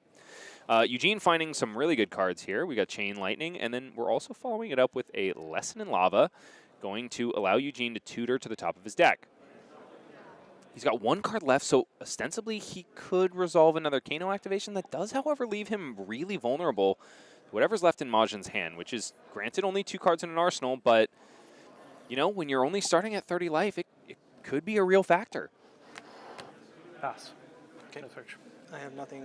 Pass priority, no search. He's much happier leaving a bunch of blues on the bottom for later in this game, including a couple Gaze the Ages. Yep, that is how the deck wants to be ordered. Not going to search with the Lesson in Lava, and that does speak to Eugene playing a bit of a longer game. Yeah, and it's something that is just forced in these Kano mirrors. You can't go unga bunga, I guess, is the way Kanos usually play. It's like, get me down to 1 life, and then here I go, blow you up. One, because like you have so much time to set everything up, because you're just chipping at each other one here and there, but here comes Wounded Bull. Not exactly a chip card, more of a chunk card. Absolutely, that's a chunk card. It's going to go ahead and chunk away nearly a third of Eugene's life. That is going to take all the, completely come across. Eugene falling from 28 to 20. Man, it does, I got to say, I know a little part of me does feel good to see a wizard throwing down a Wounded Bull again. Boy, howdy, this is a lot of reds in Majin's hand. He does have, I believe that's a Tome of Fiendal. No, that's the Wounded Bull that's faking me. I believe it's 1 blue, 2 reds in Majin's hand. Perfect follow-up here from Eugene, though. Take that attack for 8, immediately use the action point, pitching away the Kindle to use a Tome of Fiendal from the arsenal here. Going to gain 5 life, no action point, but plenty of cards to pump into that Kano ability. Question is, what is the pressure Eugene is able to put on, especially if, as you astutely point out, Majin doesn't have as many defensive pieces in his hand to deal with arcane damage on the turn. Now, the chances of Eugene like going for the kill here are pretty low, unless he's somehow able to, especially after he found 2 reds on in his hand after that Tome of Fiendal. Let's see what we find, Eugene. The chances of him going for the kill here are pretty low, because unless he's able to suss out exactly what is in Majin's hand, it's really, really risky to go for it, especially on your own turn. We're seeing an Aether Flare, but an identifiable color. Can't tell if it's the red or the blue. Kind of think it's the red. You going to say blue? I was going to say blue, but I trust you more. No, Kano matchup is just vibes, dude. Okay, we don't care about color. We don't care about numbers. This is all vibes. Your vibe is red. My vibe is blue. I'm going to leave this here. It comes out as yellow. We both leave. Now, yellow Aether Flare. That would be some spice. Attack. Here we go. Waning Moon now coming in. Here, Wildfire and Blazing Pitch. And I match with my own. Maybe 2. Players having a lot of fun, showing each other the power cards in the pitch zone. Hilarious. And I match your Blazing Aether Wildfire Pitch with my own. But I see you and raise you an Alluvian Constellus counter. How about that, Sam? Absolutely, yeah. 4 to Majin, of Majin's to Eugene's 1 here. Those are going to be the pitch stacks being set up. Looks like he might be switching it a bit. Is Eugene maybe putting that Wildfire a little later in that second cycle? Both players expecting to get there, but after all that draw, Eugene still keeping a card in hand. Majin sticking another important combo piece. It's a potion, energy potion this time. Possibly even more important than the Potion of Deja Vu, depending on the context. I mean, energy potion is just always good. Deja Vu kind of depends on the context of your hand. Sounds good. Get another Alluvian Constellus counter. Does Eugene here. He's going to head to the bottom of the deck, the pitch zone. Let's see what the play is here from Eugene. 22, Majin Bay, 25, Eugene Galipchak. Both Consteluses are online now. Eugene finding a combo piece of his own in the form of a Neapot. Let's see if we can check out exactly what we're working with. Right now, I'm seeing a lot of forearm. All right, we do see a Blazing Aether. Oh, we do see 2. Oh, it was blue. Wait, no, Blazing Aether and a Aether Flare. Yes. Okay. The vibes were blue, and the vibes are blue. The block is hot, and the vibes are blue. Praise be. Let's see precisely how Eugene wants to do this. You saw him keep, I think, probably that Blazing in the hand last turn. That must have been the card that he kept. Now it's going to head to the bottom of the deck. Know what I have? Here comes Waning Moon for 2. 2 floating, and as Eugene said, you know what I have. So if Majin does want to try to do something pretty major on the turn, he can really factor in all the pitch that Eugene has access to. Now this is a tense moment every single time you lay your cards on the I mean, this is the case for anybody playing against Kano. The second you lay your cards down on the table, you kind of just resolve yourself to, if I'm dead, I'm dead, right? It's such a tense moment every single time. It does happen. It does happen. Both players kind of commiserating about the inevitability of the Unga Bunga.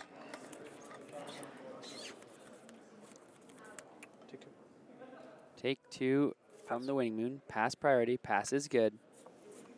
Majin Bay not going to do anything to Eugene's kind of face up 2 floating resources, and that's it. Both players, it seems like, still hoping to get to that second cycle on those pitch stacks.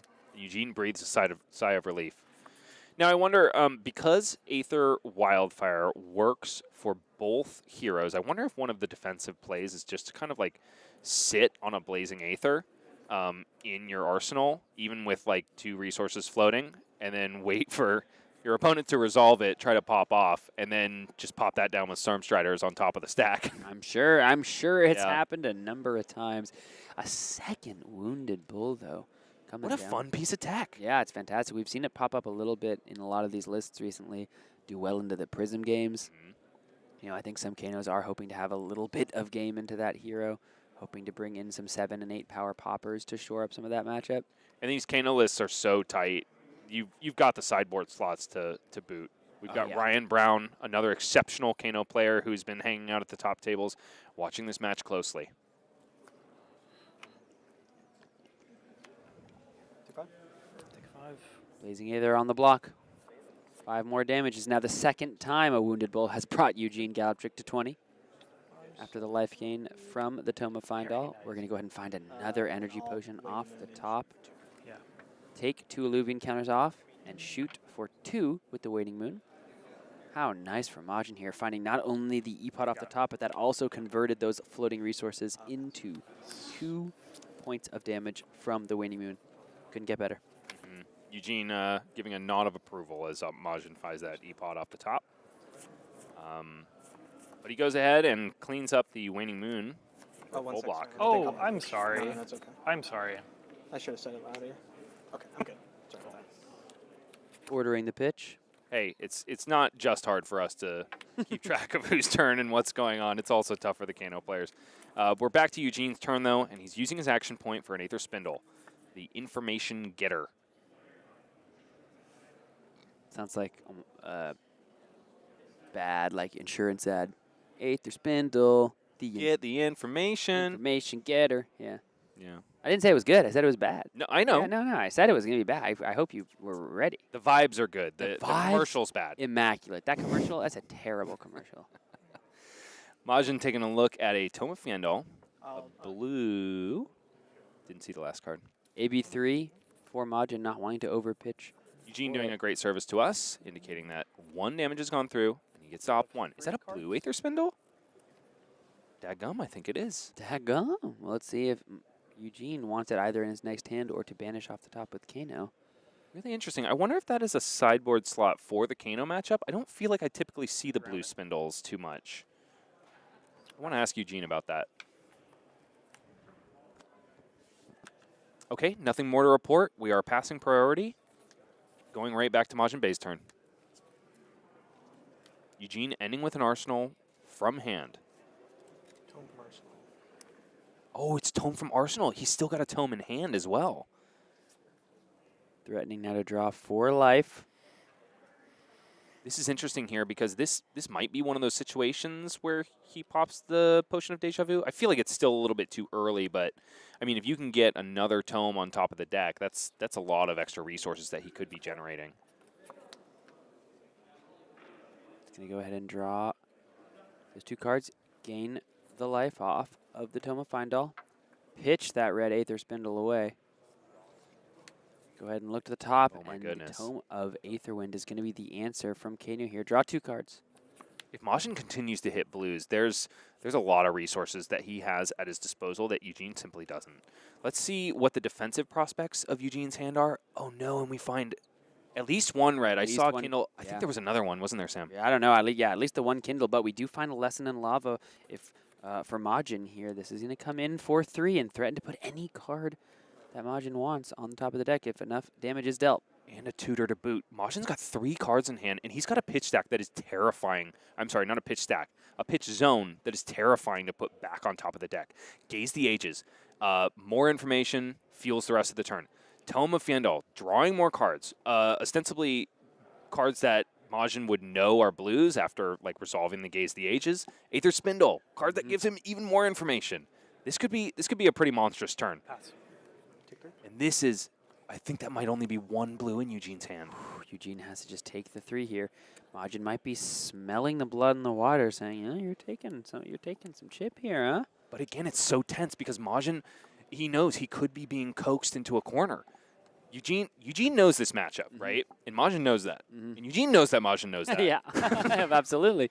And the vibes are immaculate. And the vibes are great. And the players are good. And this Aether Quickening is for 2. It's going to be a blue off the top. No search once again from the Lesson on Lava. Both these players are not interested in doing anything but trying to get to that second cycle, it seems. Don't want to shuffle those decks. It's probably just too risky.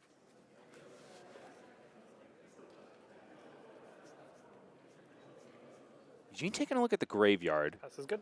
Okay, let me think on my arsenal. Pass priority, grab an arsenal. Those cards are heading to the bottom of the deck for Majin here. Eugene on 13 to Majin base 23. The life deficit has completely flipped from earlier in the game. 13 life is not a lot to work with if you're Eugene here. Yeah, and I think the real danger here is that Majin could get Eugene to a point where he just has to go sooner than he wants to. And then Majin can kind of just stem the tide and come back playing action speed Kano. This is, honestly, I've never been so confused but excited at the same time, Sam. 34 minutes left in the round. If I understand correctly, and I never pretend to, but if I understand correctly, in a 7-round event, someone hits 5-0, they're locked. They're not going anywhere, right? I think so. One of these 2 players most likely is going to go ahead and be locked for the top 8 after a win here. The other one will need to fight to grab 1 more win in the next 2 rounds to make it in, and potentially, one needed in the last round here. But Eugene on his turn trying to make sure that it's just him locked for the top 8. Can you go ahead and banish not only the Gaze the Ages to Kano, but come in with the Scalding Rain with the action point. This is the red variety, so it's coming in for 4. And it will also turn on the ability to return Gaze the Ages to the hand after the opt and fuel more shenanigans as we proceed forward. Gene taking a sip of the coffee, knowing he is going to need performance-enhancing drugs to get through this match and beyond. Again, 4 arcane damage is the ask. Round 5, battle-hardened San Diego here. A tense moment between 2 wizards of crackling, unstable power. Going to go ahead and, with the Arcane Barrier, shore up some of that with the Illuvian Constellus. Grab that all-important second counter. Another power card going into the pitch stone in the form of Aether Wildfire.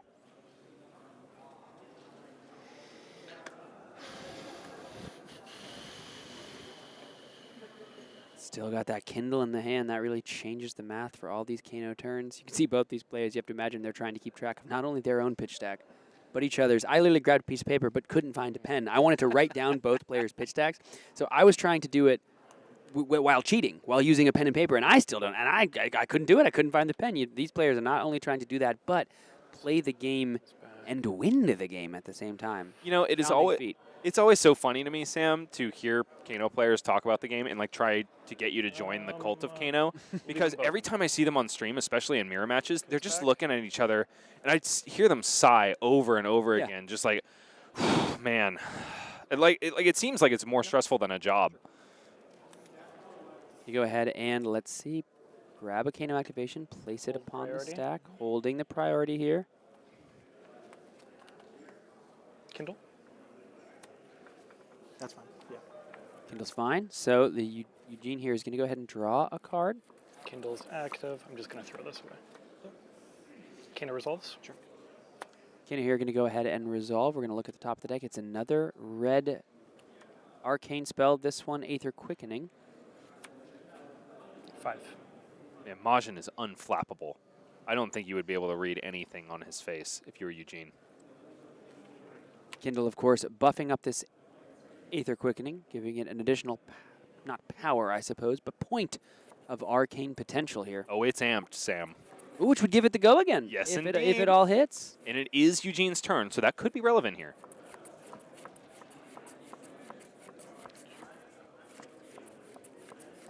Let's take a look at the hand of Majin. Let's take a look at his shoulder. I think that's wouldn't it really wouldn't that be good? nice. Let's take a look at his shoulder. And Sporting the that very metal Fab token tops of the sweater. cards.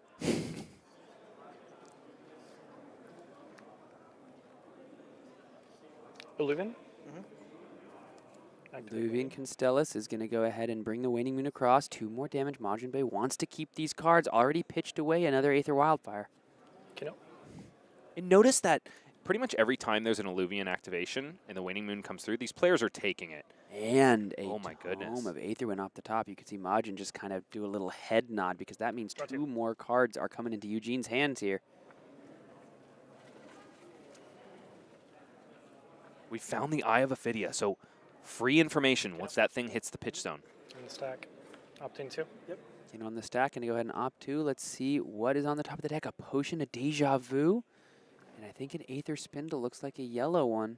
Ooh, and what is that? A blue in? I can't tell. I can't tell either. The vibes tell me blue once again. I guess he wouldn't activate Kano with only 1 floating unless he had another blue in hand. Or I'm sorry. I guess it's just sitting on the stack.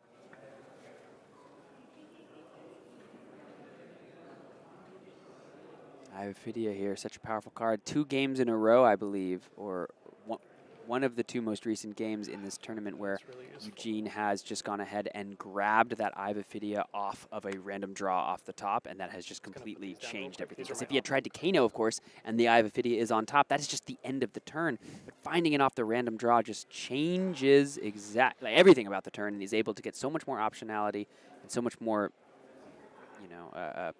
more ability to go ahead and actually make the turn what he wants. It also gives your opponent so much information in a Kano mirror when your opponent goes, "Oh, Kano, I'll leave it on top." You know what I mean? It's like, Yeah. I think that's your eye. Yeah, I'll leave it on top. Yeah, exactly.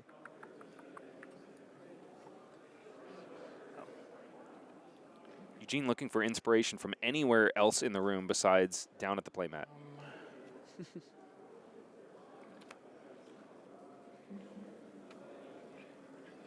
Both players doing all the math. Both casters holding on for dear life. I will Booth, Sam and I are wrapped in each other's arms, sweating profusely. do 1 top, 1 bottom. Sure. On top, one bottom is the call on the opt, making sure the right card is on top there. Kano results. Let's see what he found. Plain Okay. potion. Sure. If you'll allow it. Yep, all good. Majin here has yet to really ask for priority in any of these game actions, allowing Eugene to just continue this long, transcendent turn of wizardly ability. Pass. Question is, what is the follow-up going to be? And just as we ask, Eugene answers, we're just going to pass from here. We've gotten Majin all the way down to 16. And now it's time for all of those cards to head to the bottom of the deck. Potion of Deja Vu is going to help out that energy potion. And what are the 2 cards that Majin was so interested in keeping? Now, Eugene's 2 card, I think Eugene had 2 options. He found an Aether Spindle and the Potion of Deja Vu on the top of his deck. I think his options were basically like, try to do a mini damage pop-off, gain a lot of information, ensure that he has a lot of blues for the next turn, or set up a combo piece in the form of the Potion Deja Vu. I think this means that Eugene has taken the safer of those 2 routes, essentially. Here comes Majin with another Tome of Fiendel from Arsenal. From the Arsenal, and this time Eugene's going to really have a think because there's really only 1 card that Majin knows about that he has access to. He could use those energy potions to try to do some Kanoing off the top, but it looks as though rather than try to make some activations of Kano and do anything on Majin's turn, Eugene is allowing it to resolve. Majin gets to gain his life back up to 19 after drawing those 2 cards. Because we are definitely getting to that danger zone. Oh, yeah. Right, Sam? Even though... we've been in the danger We've been zone. in the danger We've zone. been in the danger zone. But because of both of these players, just inherently in their equipment suite, have so much access to AB, it's not even funny.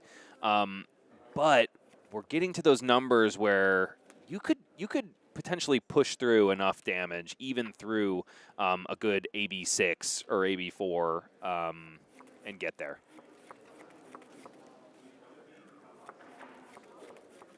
Scalding Rain off the top for Majin Bay here. 3 potions to Eugene's 2. Luvian counters for Eugene are on 1 to Majin Bay's 2, which could change everything if those 2 counters eventually are able to get that Waning Moon to do the final piece of damage. It's going to be the Scalding Rain blue here, pitching away the energy potion. So Majin Bay wanting to try to chip through Eugene just a little bit more. Scalding Rain blue, not the most powerful arcane spell out there, but need to do every little bit of damage you can. Eugene has the opportunity now to just pitch 1 blue and cover up what will likely be the entirety of Majin's turn, because he can do that, plus cover up the Waning Moon. He could also just... Oh, it is a yellow Aether Spindle. He could also just have taken that and seen if Majin, yes, used those floating resources for the Waning Moon, perhaps use that as an opportunity to get through some damage. But Eugene says no. We're still slow playing this. We're still going for the inevitable game plan. These 2 players have played so many of these Kano mirrors, more than 99% of Flesh and Blood players, I would hazard. They're showing a lot of that experience here. Going to go ahead and AB3 for Majin in the face of this Scalding Rain for 4. It's been a lot of hot rain going back and forth. Both of these players just firing hot shower heads at one another. Wow, I thought you were about to say something else. I was like... Oh, no, certainly not. You said hot. I was like, rice! Waning Moon now coming across. 2 more damage. Looks like Majin's going to go ahead and allow the pass priority from there. Eugene doing a lot of holding 1 card in hand. That's something that Eugene's doing that Majin hasn't done as much. Majin's been had a little more penchant to just say, like, I have 2 floating and no cards in hand, or 1 card that might head to the arsenal. It's interesting. It must do with the context of their hands. I mean, in my experience playing against Kano, that's something that You got a couple more of those. us normal heroes and classes have to do a lot against him, just in case he decides to go for the big arcane damage on your turn. 2 floating, that could go into the Waning Moon for Majin here. Does have 2 cards in hand, so might be looking to do another Kano off the top.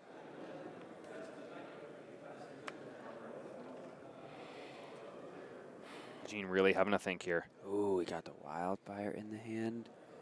That might be is that a tome? Tome, yeah, Tome is the second to last card. I think Aether Dart, and then 2 tomes. I think Tome of Aether Wind. Yeah, Tome of Aether Wind. Tome of Find All, Aether Dart. This is another opportunity to use that Potion of Deja Vu. Again, and it's a Kindle and Arsenal. Oh, wow. This is another moment where Eugene will probably want to wait until he sees whether or not Majin will use those floating resources to pay for the Waning Moon rather than the Alluvian Constellus. And he has been doing that quite a bit this game, Sam.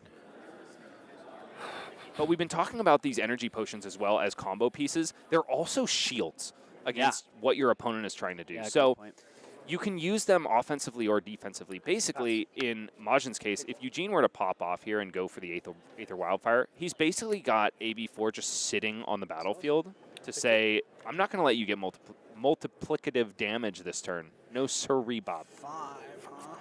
Yeah. 5 life for Eugene, passing priority. Majin Bay did utilize those Alluvian counters to come in for 2 more damage, keeping 2 floating. Pass is good. Eugene says pass is good. We're going to see some action speed Kano here.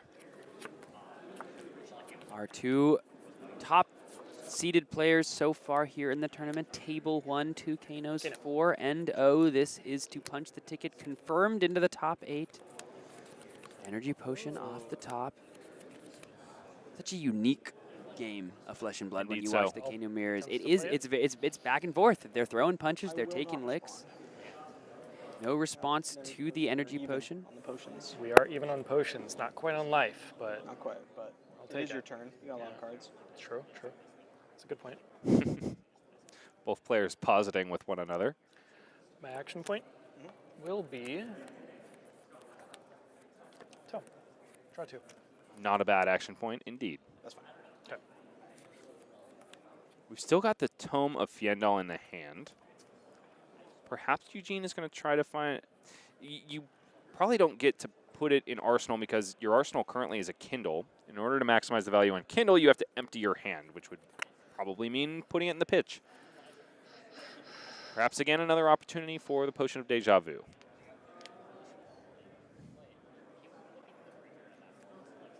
Let's see how Eugene wants to continue this turn here. I do not envy either of these players at this moment. I'm going to overpitch to Kano.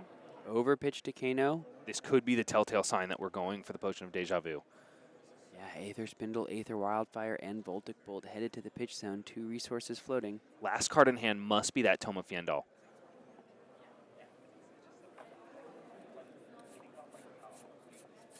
Off the top to the Kano. What's the answer, Eugene? What have you got for us? We've got to be able to see it. Oh, the sneaky Pete. tension continues. The mystery maintains ever longer. It's an Aether Dart. It's a blue Aether Dart. Blue Aether Dart. Oh, well. The Aether Dart comes across from the top of the deck, coming in for 1 damage. 1. For 1 Alluvian Constellus counter on Majin-based chess piece. See, Are they energy counters, Sam? Yeah. Do you remember? they are energy counters. Yeah, so all the cards that can remove an energy counter, they do affect Alluvian Constellus. Yeah. It's always made me wonder if the Kano mirror is the time to bring that in. Of course, I guess it's difficult because all of those cards require you to push the arcane damage. Maybe that's something we're going to see more in Rosetta because we've seen so many amped spoilers, as it were. Very well may be. Eugene here having that thing. 40 minutes elapsed so far in the round. 19 minutes remaining. That is a live timer. The players can see that as well at their table. They know they have about 20 minutes remaining. Eugene taking a moment, looking up to the sky for aid.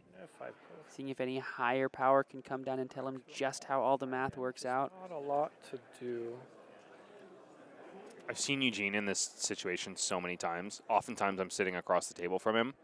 I've seen him completely fizzle in this moment and continue to banish blue Aether Darts off the top of the deck. I've also seen him just happen to find an Aether Wildfire and clench out the most ridiculous victory I've ever seen.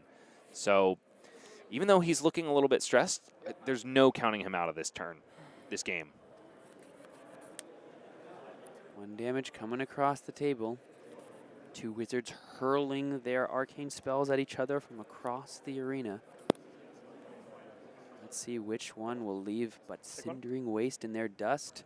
1 damage on to Majin Bay's life total. He's down to 15, 10 life up on Eugene, who's on 5 here. But both players are 4-0.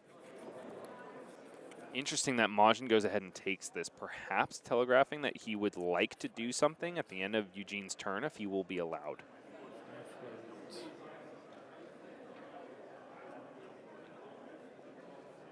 Alluvian?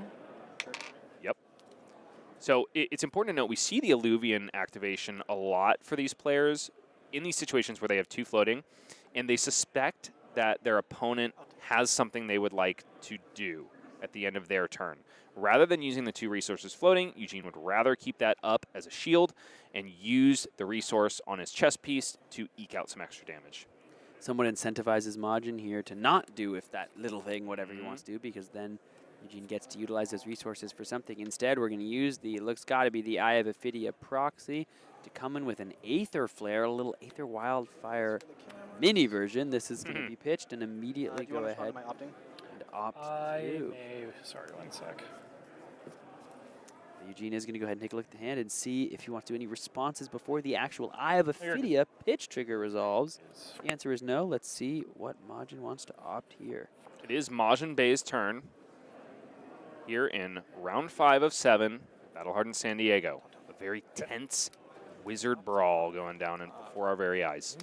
That's talent. Yeah. I believe top was the call, and that's why Majin's saying that's talent. Yeah. Never feels Believe it good. or not, I don't, I can't really afford taking too much damage here. So. Player's pretty good. Yeah. Okay, Flare does not connect because Eugene says block 3. AB3 on the flare. Majin doesn't get any buff on the next thing he plays. He's going to go ahead and activate Kenny here. Let's see what was on the top. It's a nice little lesson in lava. That's coming in for 3 arcane damage as well and threatens that surge. Both players here just casually chatting about how good all their cards are. Kano players are either like, dude, why do you think, how do I win? My cards all suck. They're all underrate? Like, how do I do this? Or they're like, oh, this card's so good. They're also so humble, aren't they? They're just like, yeah, I play Kano. Yeah, I banished an Aether Wildfire off the top. Yeah, this class takes no talent. Meanwhile, we're all sitting here like, I could never. How do you, how do you Kano? Another Kano player in Peter Budensic hanging out, watching this mirror match. Ryan Brown has since gone and gotten lunch. Figures he'll save some energy before the next round. However, P2 Budensic is holding strong. Watching on his teammate Majin Bay. I hope for his sake that does not catch on. I apologize, Peter. Hey, yo, what's up, P2? It's just my my tired tongue. Both players here. You can see Eugene giving a little shake of the head because even though no player has done a huge turn here, Eugene has now fallen to such a life total that he is just unable to, take the damage. And it's unfortunate, too, because he can't block out the lesson in lava without telegraphing to Majin that he's got reds in hand. So he had to show him 2 reds. Just for the camera. Got it. So it's just these. I also love that Majin's got his deck pimped out to the 9s, except for that proxy Eye of Ophidia. Yeah, doesn't want to be shuffling that bad boy. Looks like we're going to have a Potion of Deja Vu activation here for Majin, so we're going to put those 3 cards pitched back on top. And the Tome of Aetherwind was the second card that was topped to the pitch from the Eye of Ophidia. And you got to get this right, because if Eye of Ophidia is going back to the top of your deck and you accidentally banish it to Kano, Right him up the top? Pass. Surely he put the eye on top. Oh, for the potion. Hadn't played the potion here, so that's going to get...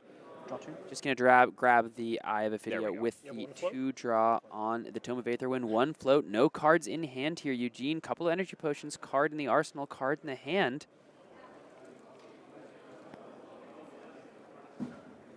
Yeah, of course he's not going to put the eye on top because he knows he's going to draw 2 off of the Tome. And then get actual information when he pitches the Eye of Ophidia. Eugene here, you can see not counting his deck because he's worried about how many cards are left. This is him figuring out exactly what cards are coming up in his pitch stack. No, Sam, I think Eugene is concerned about this going to fatigue. You think so? Then I take that back. Then that's on me, I'm always just striving to be a better and better broadcaster. And I appreciate the insight, my dog. No, right you are, Sam. Eugene is making sure that he has reached his pitch stack. We're seeing if he has, I suppose. Majin here going to go ahead. Draw those 2 cards here. Only 13 minutes remaining in the round timer. This has been a back and forth, honestly, nail-biter of a Kano mirror. Going to pitch in. This is just 2 more from the Waning Moon, but now all of a sudden that's half of Eugene's life total. It's not as simple as earlier in the game when these players are able to just take a couple licks, throw a bit of damage, because Majin has been able to navigate himself off the backs of 2 Tome of Findals and 2 Wounded Bulls. That's been the real difference in this game between these 2 Kano players. And the more cards he strips out of Eugene's hand, the less Eugene has for the clawback on his turn. And of course, you take all the cards out of Eugene's hand.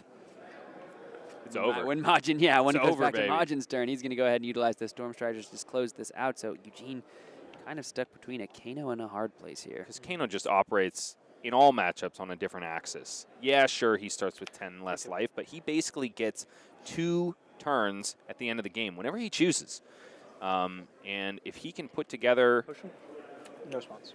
the amazing turn that we know he can, then, well, who cares about having 10 less life when you're doing thousands of damage? Aether Quickening here, going to go ahead and get it A-beat as much as possible. Eye of Ophidia off the top to, Eye of Ophidia in the pitch zone, card off the top to the Kano, and that is most likely going to potentially close out this game unless Eugene is able to shore it up with the energy potion. Even so, I'm not sure that'll be enough. No, indeed. Aether Quickening gonna connect for 2 if it's blocked for 2.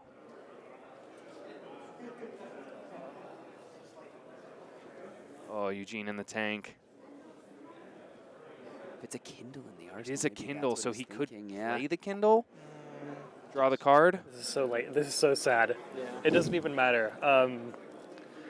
Deja vu potion. Is it Kindle? Hold on, let me think. Sure. Kindle, Majin would like to think about this. What does Majin have? He has no resource. Oh, he's got the energy potion, potions, so yeah, he you could. can off the top. Yeah, He choked me out. he did. He did. I have a Phidia. I can't remember if he put the second card back on Should be able top. to do 2 damage off the top. I'm guessing. I can do 2 damage off the top. I but then think- you I bet block you it with can. your E-pot, Quickening's going to come in after. which you have a blue for. So you go to 1. I love it because you can tune into the mics. Basically, both of these players are playing each other's side of the board the entire game, and now they're just putting words to it. What's been going on in their head this whole time? That gets blocked. Go ahead and off your Kindle. 2 E-Pots going to go ahead and be cashed in. Scalding Rain off the top is going to be blocked with the energy potion, and then the blue from the Kindle is going to go ahead and probably AB find something. Aether Quickening. Eugene Galipchak is going to go down to 1 because he can only AB 3 of the 4, and then Whose now turn was it? That was. this Mike. was That Yes, was your correct, turn. Majin. This was That is your turn. So I'm gonna go ahead and draw. literally even the Kano players not knowing exactly whose turn it was as Eugene says, oh my god, that was your turn. Yeah. And then now Stormstriders here, the Aether Spindle, that'll close out the game. Majin Bay still remaining on top of Wizard Mountain. The Wizard Council's leader is remaining undefeated here in this tournament, 5-0, and definitely locked for the top 8 of the San Diego Battle Hardened. Kudos to Majin Bay for getting through that slog of a game. That is I know there's like a pretty just so intense to watch, Sam. Yeah, back and forth. I think the Wounded Bulls and the Tome of Finals were the difference, and maybe even just the Bulls in general, right? You send 2 cards for 8. That's just something that's not as easy for the Kano to do in other ways. We'll watch your stuff. Well, congratulations to Majin Bay, and of course Eugene's still going to be fighting it out in the top tables for quite some time. We got a lot of Kanos out there, folks, but we do have the Riptides, we do have the Prisms that are also making waves over there, trying to get into the top 8, and of course the news, the Zens, all the classic mainstays. One thing we haven't seen on stream yet, and honestly I haven't even seen very many at the tables, tied with Kano for the 3rd most represented deck, Levia. That's Where are true. the Levias? That's true, and they were around. I think a lot of them have sunk to to- the depths, unfortunately, and been the catapult that has shot Yeah. Riptide back up to the top I tables. don't know if you're feeling this. It's getting hot from over here. It definitely I'm is. feeling heat. I'm feeling a little bit of heat. Yeah, Some, let like, me crackling wizard Let me get out of potential. here because I'm feeling someone. Are Just, you a little too hot? I'm a little too hot. Hold on. Okay. Just watch this. Kind of sweltering. I'm gonna do a here, magic actually. Okay. Well, Sam's gonna go do a magic trick. Oh my gosh, Sam has become Majin Bay. Welcome to the booth, Majin Bay. Thank you. Sam, whoever the heck are. Is it your turn or is it my turn? No one knows in Wizard Mirrors. Yeah, you guys were having a little bit of confusion towards the end of that match as well, huh? Yeah, sometimes we actually have to have a token to show, and we push it back and forth. Yeah. Yeah. You made that a lot easier on us. You Yeah. made us feel a little bit better here in the booth. So we had a bit of interesting tech in your deck that was very much absent from Eugene's, and we kind of think that it was the linchpin that helped you close out that game, and that was Wounded Bull. How did you I think feel would about? agree with you. Yeah. Okay. Cool. How did you feel about the performance of that card there? They're good. I mean, they do what they're supposed to do. It does what it says on the card. Yeah. And that's really good when you only have 30 life, you know? And I mean, when the most important thing about being a card game player is, being able to read. As you put in your player profile, that's a one really day I'll important get point. Well, you've certainly read Wounded Bull and understand what it does.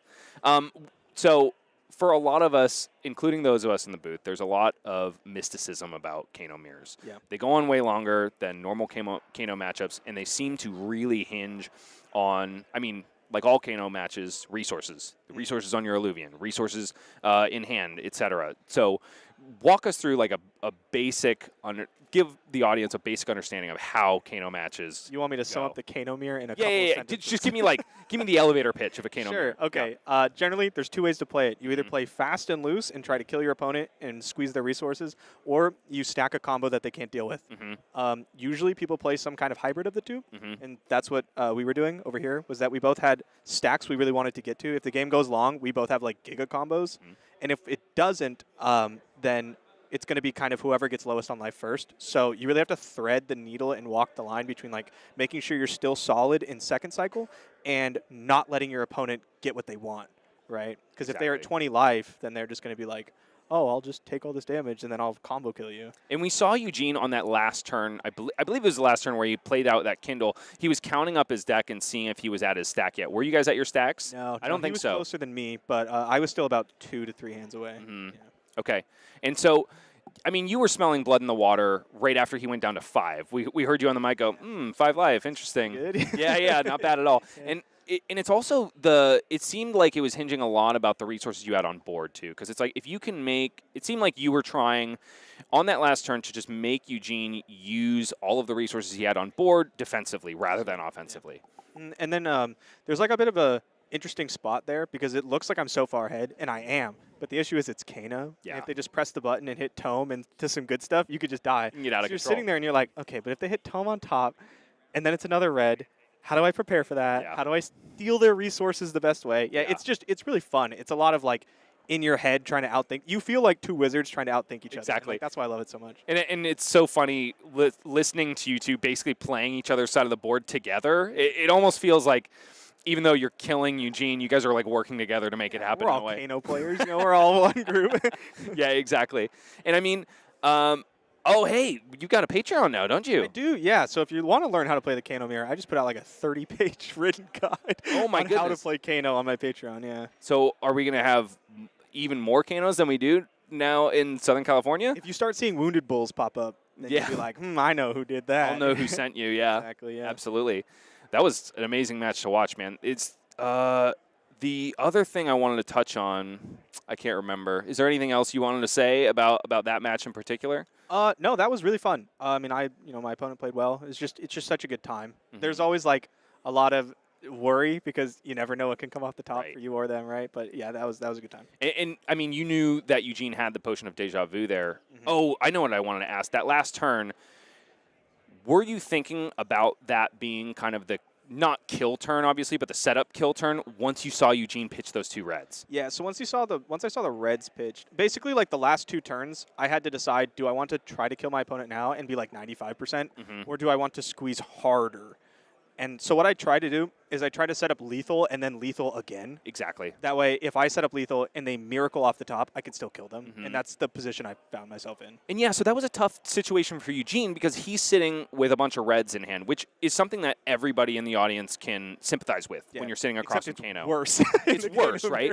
So if he had, say, popped his E-Pod instead, would that have given you a different signal, or is that a telltale sign as well? I mean, I think it's the same sign. The issue is like I'm not deciding to combo, right? Like I'm just I'm devoting very little resources to push my opponent a little bit more to slowly drain them of resources. Because like, oh, I can't go off, he still has 3 cards and 2 resources. Oh, I can't go off, he still has 2 full cards, even though they're like pitching slowly. Right. So that's what I'm trying to do. I'm trying to like steal a little bit of resources, and then you can push harder and harder as the turn goes on. Yeah. So crack E-Pod or no, it probably would have been the same Exactly. thing. Yeah, and you could see it on Eugene's face, the sweat on his brow, because it's like, I basically have to tell him he has the green light, right? Yeah. Which is something you never want to tell Kano.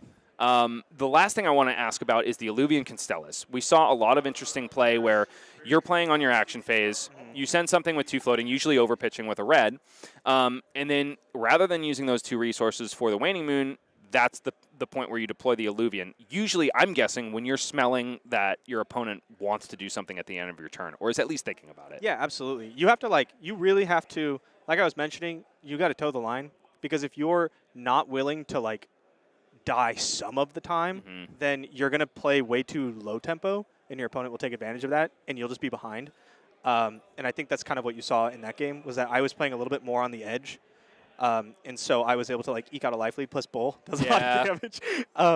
And so, yeah, it's really tough. You have to kind of know, and that's where a lot of the fun of the Kano mirror is like, everyone who plays Kano usually has a ton of Kano experience. So you're I would want a combo here. Exactly. So I can't tap out.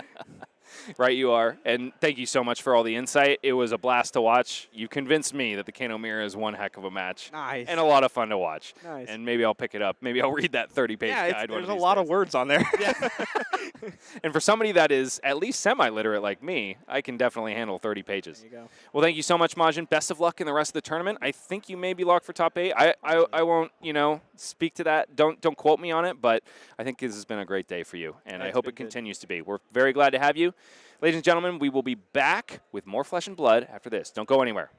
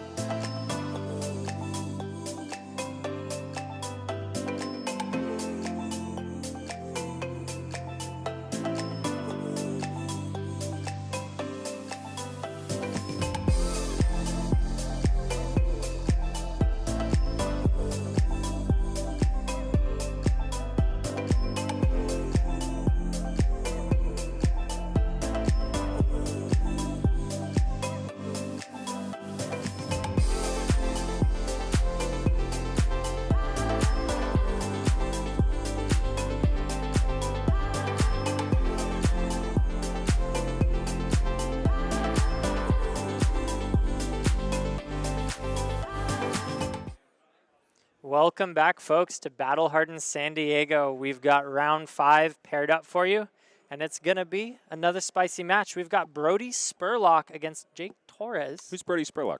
You haven't heard of him? Bit of a big name in Flesh and Blood. On the Zen, usually on Azalea, Brodie Spurlock, talk of the town, has the ability to teleport around the world to attend every single Flesh and Blood event in existence. Man, I wish I had that ability. Yeah, it would be nice, wouldn't it? That is overpowered. Yeah, you could go hang out with your son for a little bit and come right back. Hey, joke's on you. He's going to be here in a moment. Oh, really? Yeah, we're going to be hanging with who little needs Callum. teleportation when your kid's got it? He's got to get his on-stream cameo, you know? Oh, that's awesome. Mm-hmm. Well, looking forward to this matchup. We do have another Zen up against Uzuri, channeling his inner Shoma. And just kidding, I absolutely know who Brodie Spurlock is. I'm one of his top pupils, I guess I would say. Yeah, on the Azalea. Yeah, the other player, however, is another teammate of mine, Jake Torres, and he filled out our little questionnaire. He's not John Zapata. He's Jake Torres. He's wearing a NASA Kennedy Space Center shirt, and he looks cute to boot. His ultimate guilty pleasure is that he is secretly a yapper. Don't tell Yapper Senior or Junior. And in case you're wondering who those people are, on our team, it's Alex Vore and his brother Matthew Vore. I'm sorry, no, Yapper Junior is Jonah, I think, Jonah Overholt, who we saw in round 1. Anyway, everyone on Team AGE is a yapper to me. Yeah, well, myself included, I guess. Oh yeah, I can't get enough of yapping. And Jake secretly loves it too, and he's going to be our Uzuri player in just a moment, seeing if he can take down the mighty Brodie Spurlock, who has since doffed his bow into the closet and brought out his tiger taming Kakara to see if he can tame some tigers on. Yeah, making the decision that Azalea doesn't quite cut it in this meta and proving us right. Zen coming out 4-1. Yeah. Looking to make his way into top 8 if he can clinch the next couple games. Yeah, and he's had some really intense matches throughout this day. He was in a Zen mirror that almost went to time against Fuzzy Delp, who was our Fuzzy Delp was our round 2 on stream, I believe. Yeah. Another Zen player, and that is not a match you expect to go to time. No, but Brodie Spurlock is one of those players that really likes to take his time, think his way through every single play line, and sometimes that takes a while. Yeah. So both players are shuffling up here. Jake Torres is sporting the old team sleeves with Anthony Pham, Andrew Rudin, Zachary Wallach, and of course, team captain Chris those are great. Front center. I love that photo. Mm-hmm. And I think that might be Horspool in the foreground right there. It's half of his face, if I'm not mistaken. Oh yeah. I think that's him, right? Yeah, I think so. Yeah. How's Horspool been doing? Have you seen him lately? It looked like he wasn't doing so great last I saw. Closer to the bottom tables. Don't expect to see him in the top 8 today. Gotcha. Reality Refractor is not the truth today, unfortunately. We'll see what he brings tomorrow. Yeah? He's always got something up his sleeve, doesn't he? He might just be running it back. I know he really loves the deck. Yeah. Looks like we've gotten to our players a little bit early. They have gotten the go-ahead, but we caught them at the beginning of their shuffling process. So let's go ahead and take a second and talk about prizing, Michael. We've got a 2K prize pool for today. We've got a gold cold foil legendary, plus a PTI, not just for first, but also for second place. Yeah, getting up to that winner's bracket is very lucrative today. Mm-hmm.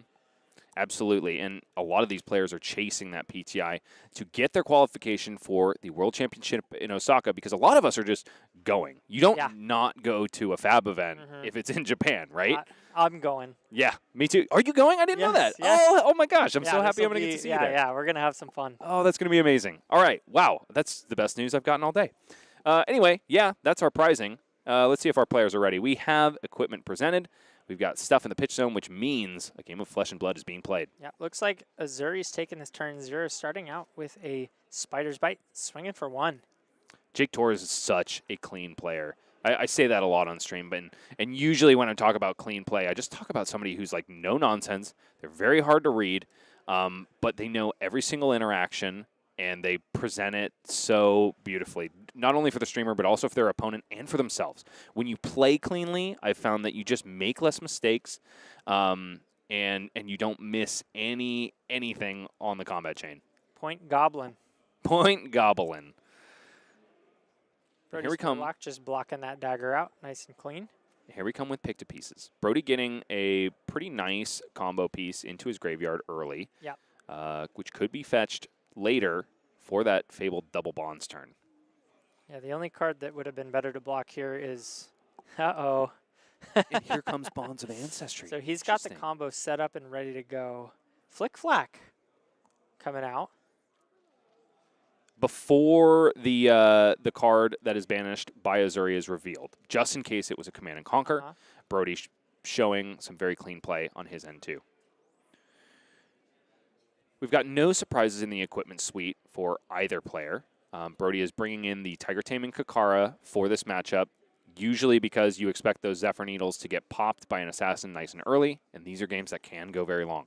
Yeah, valuing the persistence of the weapon here over the potential spiking power of the needles, and I do like that decision here from Brodie Spurlock. Starting off the chain with 100 wins. It's not 100 yet. This is just one. But it's One coming in for single 3. wind coming in for 3. One wind. We're blocking it with the sensor. That'll cover it up nicely. Jake is the first person I've kind of seen bring in Sensor, at least on stream against Zen today. Can be a very powerful card if you name something in the likes of Descendant Gustwave or Bonds of Ancestry or even Crouching Tiger. Yeah, even Crouching Tiger, it's a very valuable ability. Now, you'll need to know what the Zen is planning on doing in order to make a good call. Sometimes you can just feel it. Mm-hmm. And with one Descendant Gustwave and one Bonds of Ancestry already out of Brodie's deck, gives Jake a little bit more of an informed decision if he's going to deploy that sensor. Jake blocking with some really critical disruption pieces might telegraph the fact that he's got a stealth card in Arsenal and one other of those disruptive attacks in hand, or maybe the hand is just a bit of a clunker. Yeah, I think the assassin player just really likes to block when possible. The disruption does not need to come off the back of a 5-card hand. In fact, 2 is plenty. Yeah, Uzuri says 2 cards is all I want. Oftentimes, I want to be blocking with 2 extra cards. Brodie deploys the Art of War in response to combat trick Jake out of an arsenal. Kind of an interesting use of it here. Yeah. You know, it seems really good on the surface, but foregoing an arsenal to deal 1 damage and get rid of an Art of War from your deck? I'm not so sure.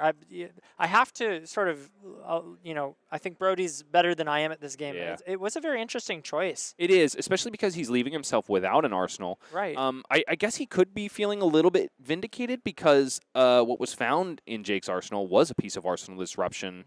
One that Brodie probably would have had to block awkwardly to protect, especially because he hasn't transcended yet. We see a red Descendant Gustwave deployed here. Oh my goodness, we found the natural Descendant Bonds line off of a 4 draw. That's 2 that he's drawn this game already. He would have really liked to have an Art of War here. Sure. Maybe he's okay with this. He couldn't have known he would have drawn it up, but Art of War is for these turns. If you can line those 3 cards up, it gets nasty. It's interesting, too, because if Brodie also drew an additional 3 block, then he could have blocked that Leave No Witnesses with a card plus Striders, and then had not only an Art of War, but an Art of War basically for free. Yeah. With an extra 2 cards.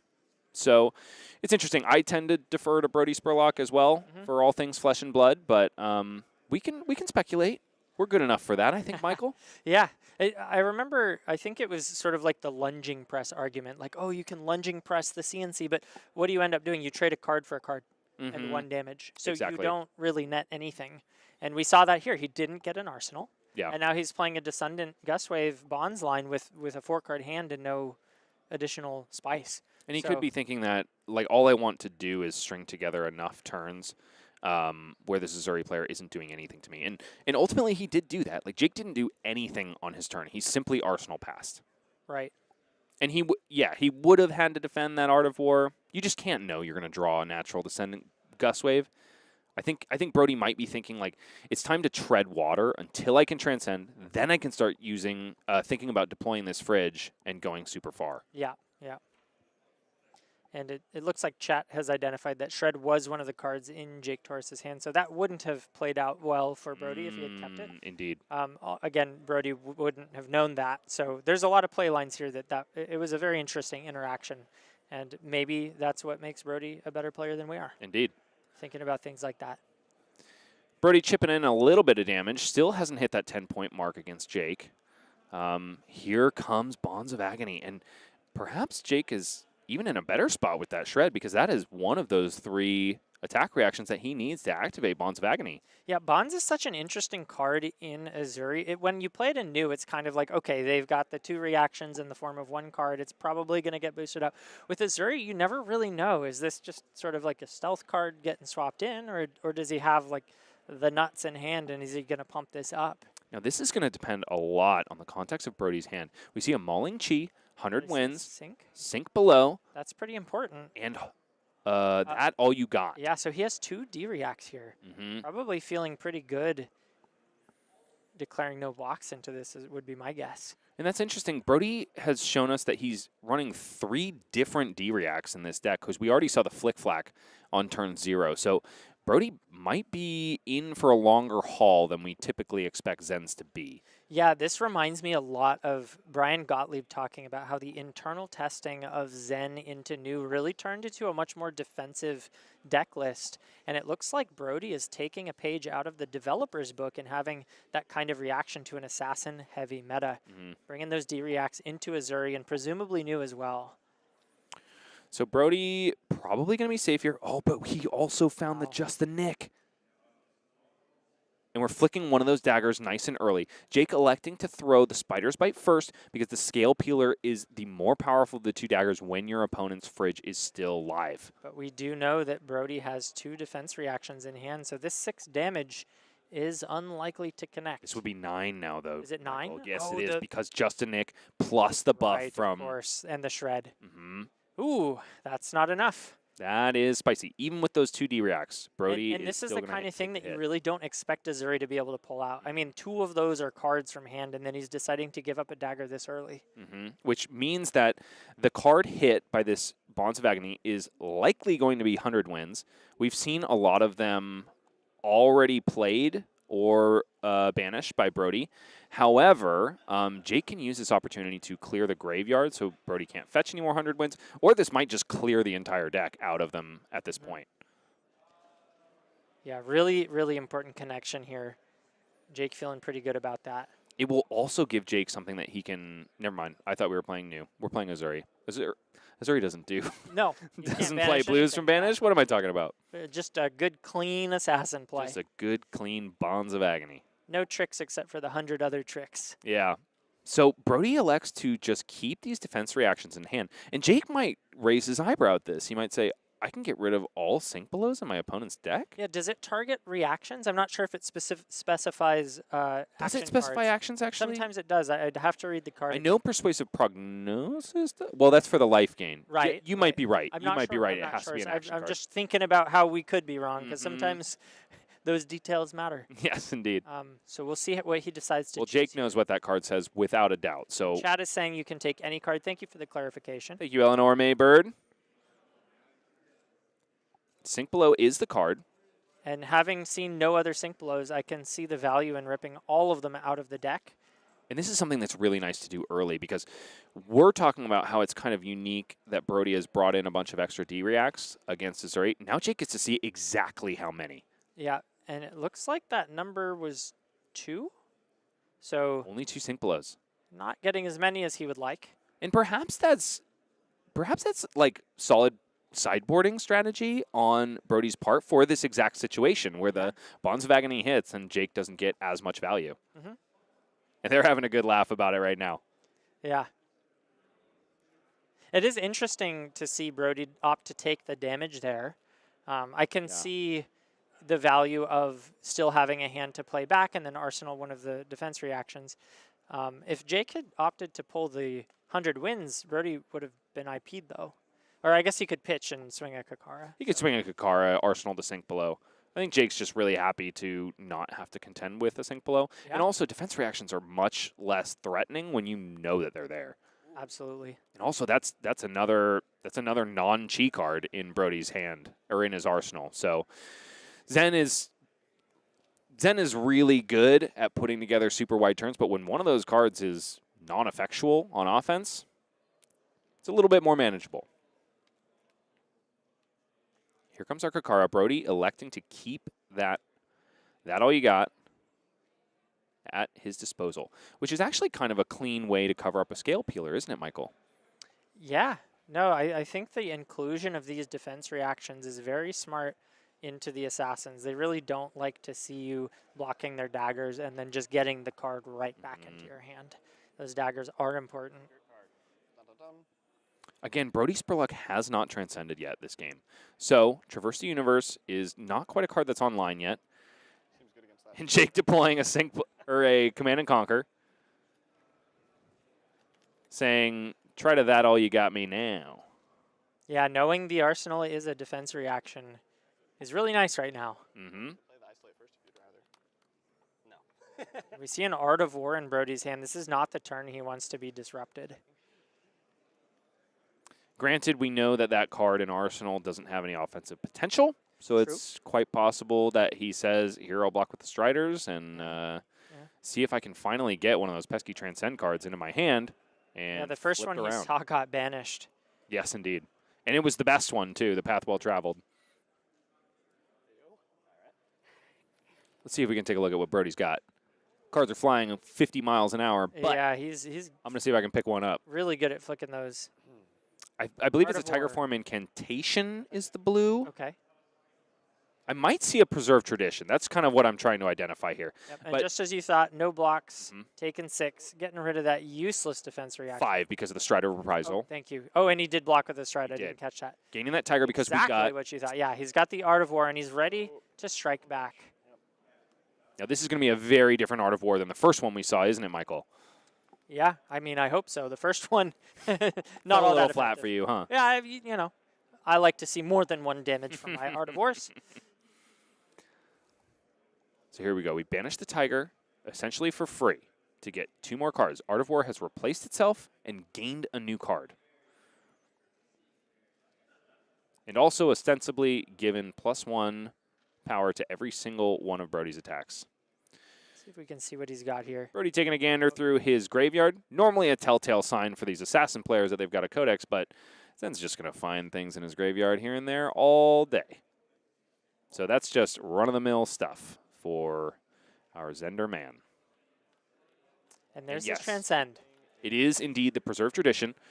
And Wind Chakra is going to see the fact that Brodie has played another blue card.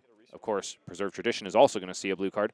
But in this case, Wind Chakra is going to give an additional buff to Brodie's next Crouching Tiger. The buff will be +3. And it looks like he might have a Descendant in his hand. I can't quite make it out. But he did just go grab a Bonds of Ancestry from his graveyard and put it right back into his deck.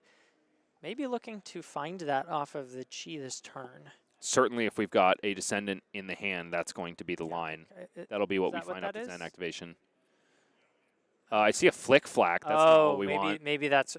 I see a Flick Flack and a Mauling Chi. Yeah. Yeah, that's less than stellar for this Art of War turn. So I guess it's hard to tell what our best combo card to find here is. Because we can't go for Chase the Tail. We don't have enough Tigers to make that useful. It's going to be a Tiger Swipe. Just get another, basically, 4-go again in the mix. Makes sense. It is a little bit risky, though, because if Jake decides to block out that Tiger Swipe, then Brodie won't get value off of playing that Mauling Chi, which is probably destined for that last resource floating. I can't imagine that Jake is going to see that Tiger Swipe and throw his blocking cards out willy-nilly before that is deployed. Yeah, that's a good point. And so we see this Tiger coming in for 5, 3+1/+1, thanks to the Chakra played at the beginning of the chain. And 6 damage on the Tiger Swipe. 1 from Art of War, 1 from the Shuko, and 4 from itself. 6 go again. Very threatening on hit here, getting another Tiger. And unbeknownst to Jake, that on hit would be not only an additional 1 from a Crouching Tiger, but also an additional 5+1 from Mauling Chi. It's still deployable by Brodie, just doesn't have the on hit. Flick Flack has got to be destined for this arsenal here. Otherwise, Brodie has IP'd himself. Yeah, and here we go. Mauling Chi, 4/6. No on hit here. 6 is what it would have done with the on-hit anyway. So nothing to scoff at. 25 to 25. This was a pretty good turn from Brodie. Yeah, and things out. Yeah, and Jake still has a pretty massive fridge to face down. And you're in kind of an odd situation here when Brodie passes over to you, because unless you have something that you can do that's really disruptive, it's oftentimes better to just do nothing and not give your opponent the opportunity to block with that traverse, get the chi back, and do this all over again. Yeah, that's a very good point. Saying pass is a really good way to make sure that Zen doesn't get to set up the 5-card, 6-card hand that he wants to. Jake says no, though. Here comes Death Touch. Death Touch is also a very good thing to do with a Tunic counter, though. So it's all going to depend on the context of Brodie's hand. We see a Transcend card. We see a Bonds of Ancestry. And also an Ancestral Harmony. Yeah, this could be a nasty turn, Michael. I think this has to be. Honestly, does he even need to block with Traverse here? Because we just go Ancestral, Transcend, and then we've still got the blue 100 wins to fuel the turn. I could see him holding back on that and just sort of taking the 8 here. I'm assuming 8 if he gets the Blood Rot Pox. There may be actually value in an inertia. Does Jake know that this is a defense react in Arsenal? He can't know. Yep, okay. I would imagine maybe Brodie deploys it here. Maybe he doesn't care. Right. Huh. Interesting. So he goes for the Blood Rot. And Blood Rot's always the safe choice, because if Jake were to gamble on the inertia token, and that card in Arsenal is not a defense reaction, then he's punished massively. I've been saying I'm due. Let's go. You're saying I'm doomed, says Jake, and he hits a huge attack off that Ancestral Harmony. Yes, thank you. I got you. We're all tired. So many today. Ancestors, so many Harmonies, so many. Yeah, there it is. I forgive myself. Ancestral Harmony, Tiger Swipe is the hit. Yeah, that's a huge hit coming off of this. And he gets to Transcend. Also filter the hand a bit. Rising Sun, Setting Moon, such a good card, even just for its effect.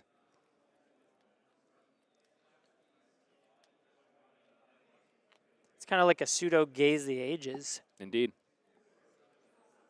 Goes right back to the hand, and in we this were actually case, it's an extra resource. Yeah, we were talking about that a lot during the last game. How Gaze the Ages is kind of the OG Transcend card, isn't it? Yeah, it is. The first one you play it, no, goes right back. Yep, exactly.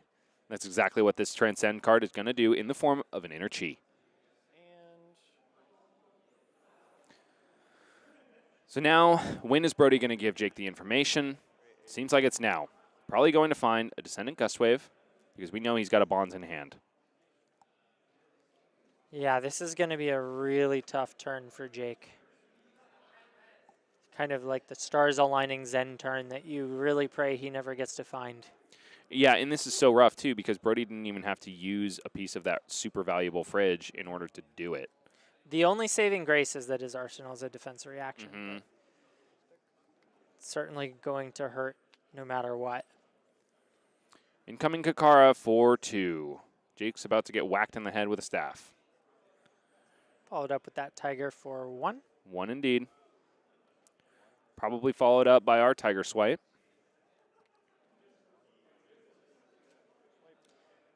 How'd you know? Eeny, meeny, miny combo. This Tiger Swipe is coming in for 5 because the Shuko is active. It would be 6 then for the Ancestral You're Harmony. so right, Michael. I was testing you. Ha! Thank you. We have a relevant on hit here. Yeah, relevant on hit into a boatload of damage afterwards. Jake Torres blocking with 2 cards, with 2 cards left to stop what's probably like 15 damage coming up. It's really interesting that Brodie elected to go show Jake the Descendant Gustwave early on in the turn. When he already had the Tiger Swipe showing, I wonder if there's a line where he sends the Tiger Swipe first just to keep the context of his hand away from Jake. Right. And make Jake question whether or not Tiger Swipe is the more relevant on hit. That being said, Zen doesn't have a whole lot. It's mostly just damage. Just curious. Yeah, that makes sense. And here it is, the dreaded Descendant coming in for 4. Surely there's no bonds on the back of this, right, Jake? Surely you're not dead here. Unlucky. Coming in for 5. Let's see what Brodie decides to find here. Probably going to be at least 8 damage leaking here. And he goes and grabs another Tiger Swipe. That's interesting. That's really interesting. I wonder if he had any mauling cheese left. I feel like with the 1 resource floating, that should be the target. Huh. It's possible he doesn't. He has, I believe, blocked with 1 and played with 1 that I have seen. That could be the answer to that question. Because that would just be an additional 6. Instead, Tiger Swipe is just going to be an additional 3 because it won't be followed up by a tiger, preceded by a tiger, I should say. Right. Checking the graveyards, dotting the T's, crossing the I's. Whose eyes are crossed? Exactly. Not mine, surely. I wasn't sure if you were going to catch that. Having a quick look at the graveyard is Brodie Spurlock, as Jake is in the think tank about how much damage to take on this Bonds of Ancestry. Seems like the answer is going to be 5. Oh, coming in for 3 because there's not a tiger. Yeah. Exactly. Oh, that is okay. That Big is difference now between the 6 that would have come from the Mauling Chi. Okay. Once again, it is possible that he's out of them. And maybe out of 100 wins as well. Yeah, I definitely think he's out of red ones. Okay. We have seen 1 banished to Bonds, and I know we've seen another one played. I think that adds up to 3 automatically. I mean, Bonds going and finding a 3-power attack off the back of an Ancestral Harmony, so it's really just a 2-power. That's the best he could do. I mean, it is a surprise because he. I don't believe he has any Chase the Tails in the graveyard because that would be a better option too, right? That would be 5. There's it's just kind of one of the flatter Bonds I've seen. Still a very powerful turn as we see Jake Torres taking an additional 3 down to 12. Jake, I'm sure, thanking his lucky stars that it isn't something like a Mauling Chi or a Chase the Tail. Yeah. But again, Brodie still has the opportunity to pop off just by blocking with Traverse. So it's like, it seems like this is a bit of a reprieve for Jake. That combo turn wasn't that bad. But Brodie didn't use any of his onboard resources for it. At this point in the game, Jake is really going to have to pray for a brick of a hand from Brodie, which could happen given the number of defense reactions he's playing. But he may have gone through enough of them at this point to not have to worry too much about it. And it is super painful on Jake's side of the board to take did all that damage. He just Arsenal passed. No. Did Brodie just bluff about to play his D-React in Arsenal, or has that come out since? I didn't. Well, no, it hasn't come out yet. So that's it's still that's the a flick D-React. flag. It is. Did you see him just? Did he bluff it? Oh yeah, he pulled it out. Looked like he was about. No, let me think about that. And he put it back. Really cool play. I love that. Maybe we're mistaken about what card that is, but I don't know. Then he just bluffed us too. If it is a D-React. Yeah, that was convincing. I'm pretty sure we had seen a flick flag. We both thought so, right? So He's looking at it again. We'll have to see. I mean, he didn't play it out during the last turn, right? So why would he suddenly play it? I don't know. I hope Jake lives long enough for us to see what that card is. Bluffing us a little bit. Very cool to see. Brodie Spurlock, really smart guy. That's what I would do if it was a D-React. Oh, I know. Michael loves to play poker in this game as much as he can. We're bluffing our way to victory as much as possible. I love those lines too, honestly. I mean, coming from Magic, it's like this instant speed thing was the last possible moment I could do it, right? Absolutely. Fab is no difference. Ooh, Brodie Spurlock tapping the nose, getting some inspiration from inside his noggin. Hit me with that stick.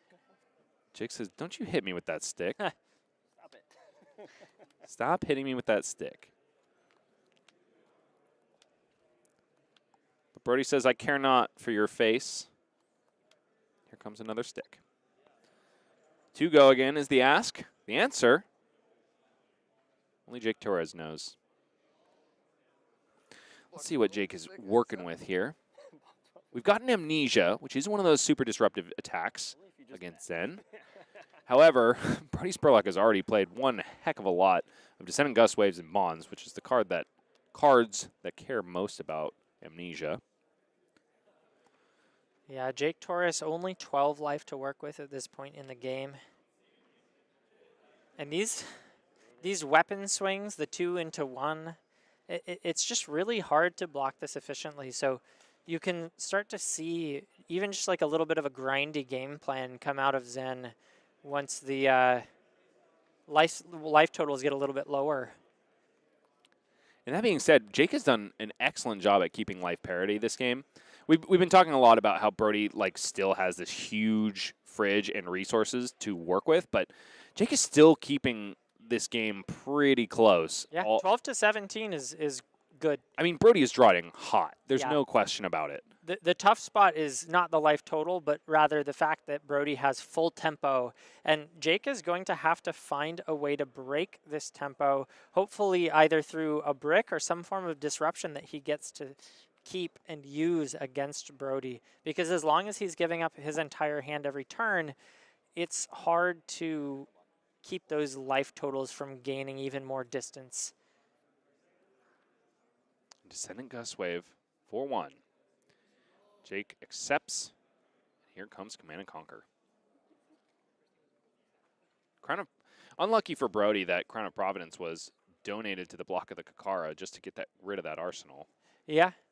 Now we've just got Vanilla 6 coming in. But hey, when you got CNC in hand, you don't not send CNC.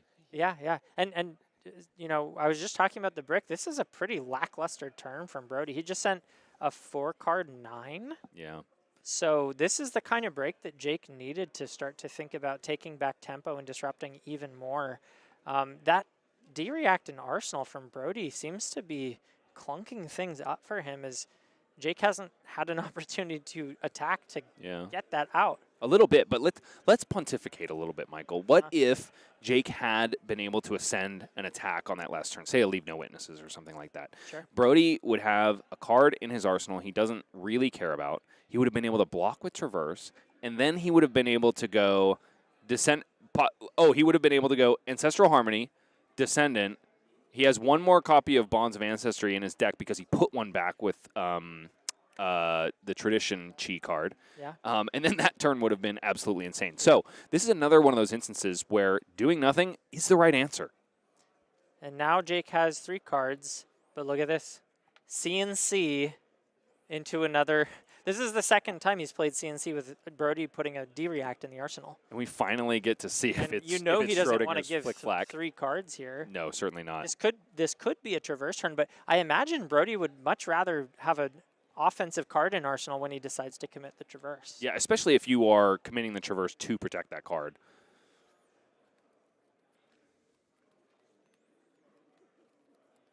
Jake Torres doing what assassins do. Blocking a lot, sending a little, but with a lot of disruption on the back end. Holding 1 card in arsenal here.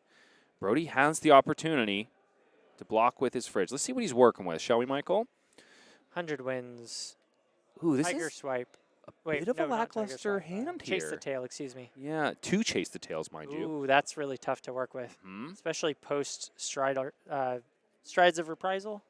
Boots. That would be the boots. Yes, yes. Yeah, you don't want to see these cards when you don't have any Tigers to work with. What we haven't seen yet, though, Michael, is any aspect of Tiger bodies. I assume they're in Brodie's deck, and he would be able to fetch them off the Zen ability. Granted, that's not like the greatest Traverse the Universe use. However, your opponent is sub 20 life. I mean, Traverse is a way to get at least 1 Tiger, and it looks like Brodie's taking the full hit here, going down to 11. We're now at life parity, and there's the flick-flack. We were right, Michael. We're not crazy. Yeah, he was doing some cool bluffs with that earlier. Starting with a blue 100 wins. Fear my wins. Fear my wins, says Brodie Spurlock. And this one will likely, in the link step, receive -1 from a drop in the ocean. Yeah. So Brodie retains all the damage. In case you folks at home didn't know you could do that, you absolutely can. Once damage resolves, there is one more step before the chain link resolves. At that point, you can play an instant speed thing that gives a debuff to your own attack and gain its value. Sorry, not lose any of the damage off of it. Is more what I'm thinking.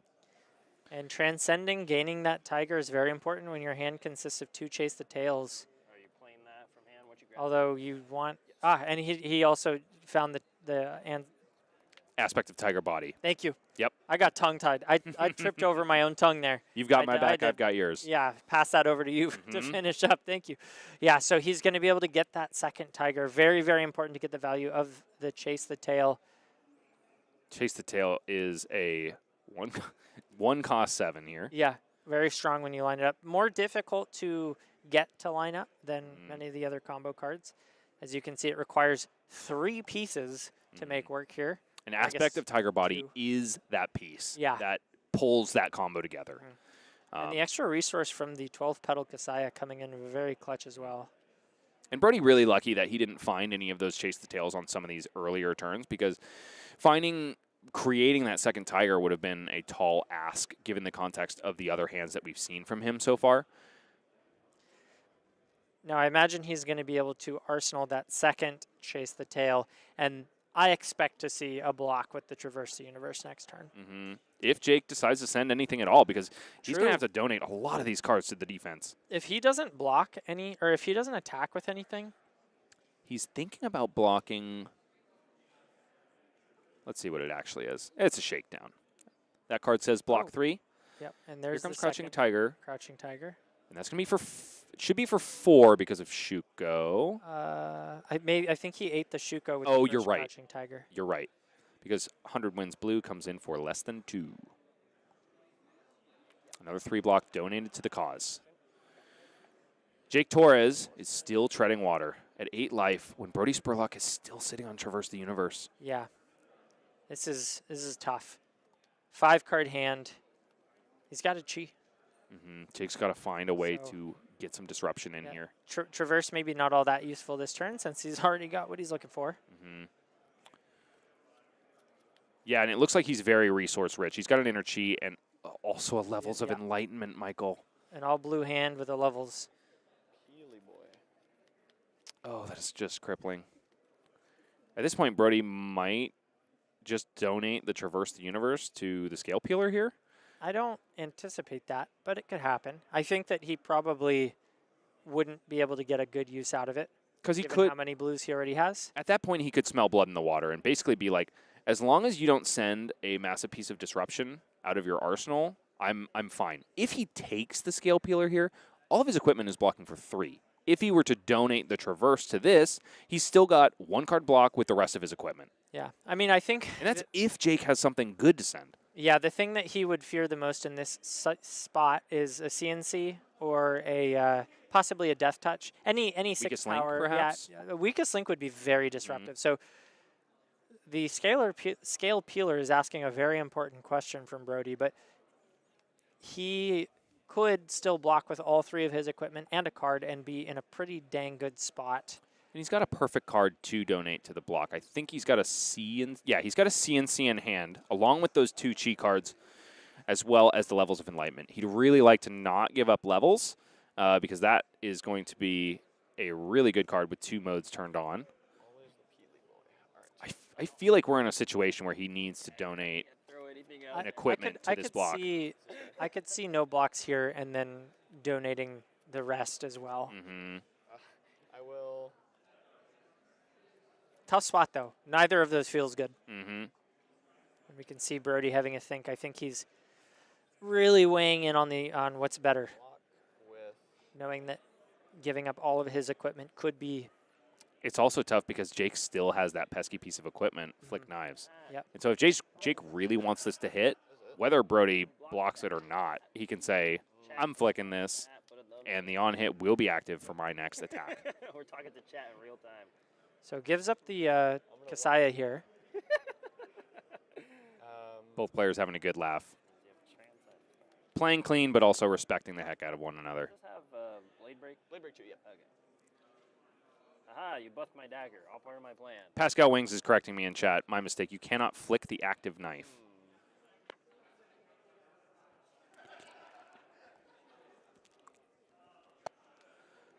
And it is just a death touch from Arsenal. Jake would love that to be something a little bit more disruptive.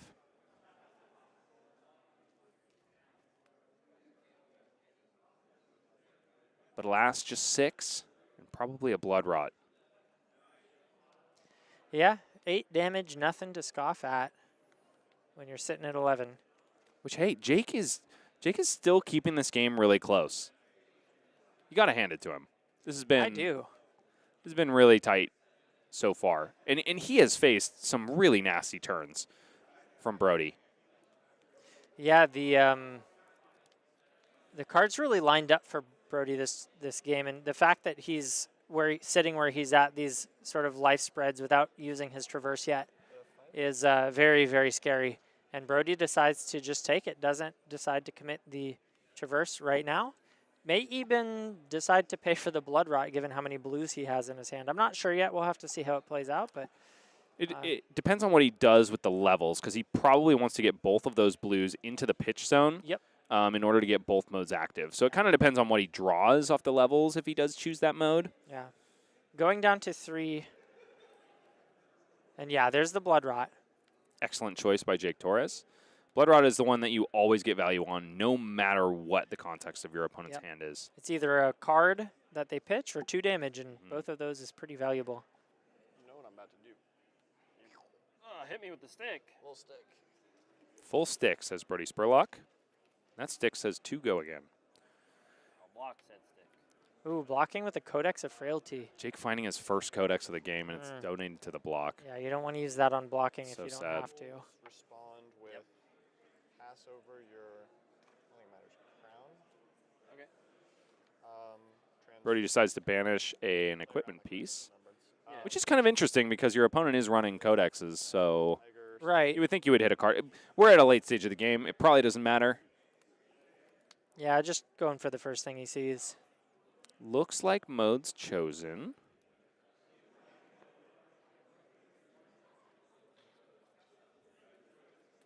Oh, first we're activating Zen. We find aspect of Tiger Body. Now we turn our gaze over to the levels of Enlightenment, where Brodie now has 2 blue cards in the pitch zone, and we'll be able to activate 2 of those 3 modes. +2, draw a card, and go again.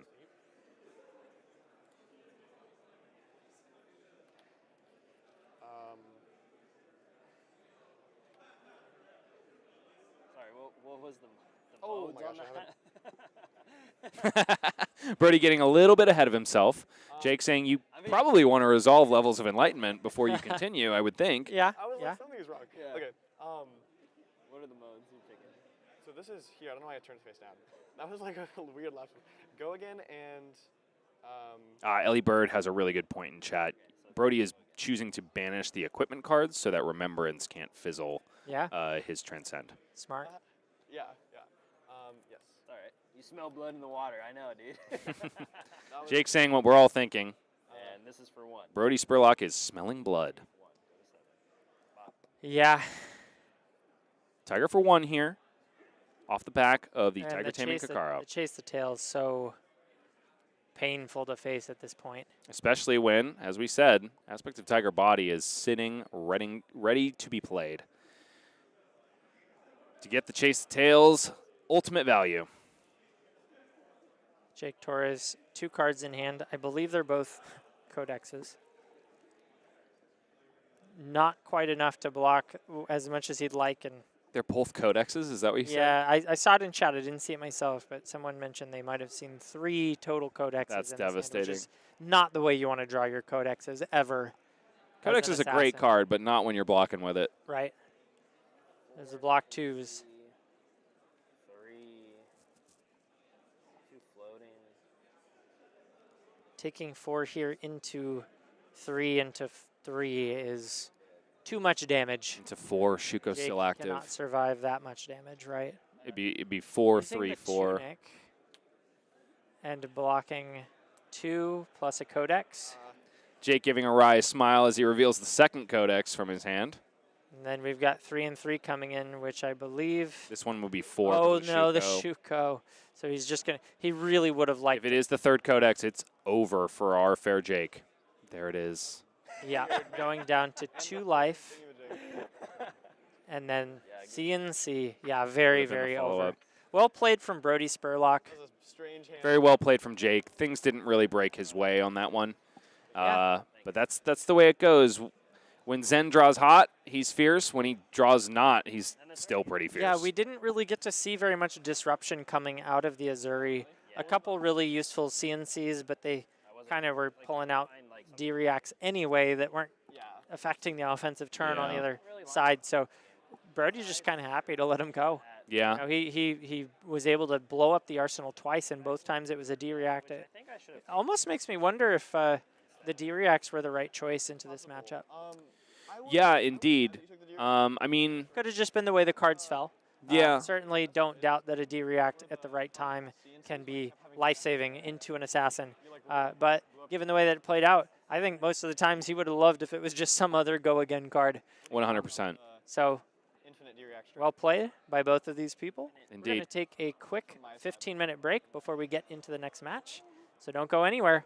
See you all shortly for round 6. Oh, okay.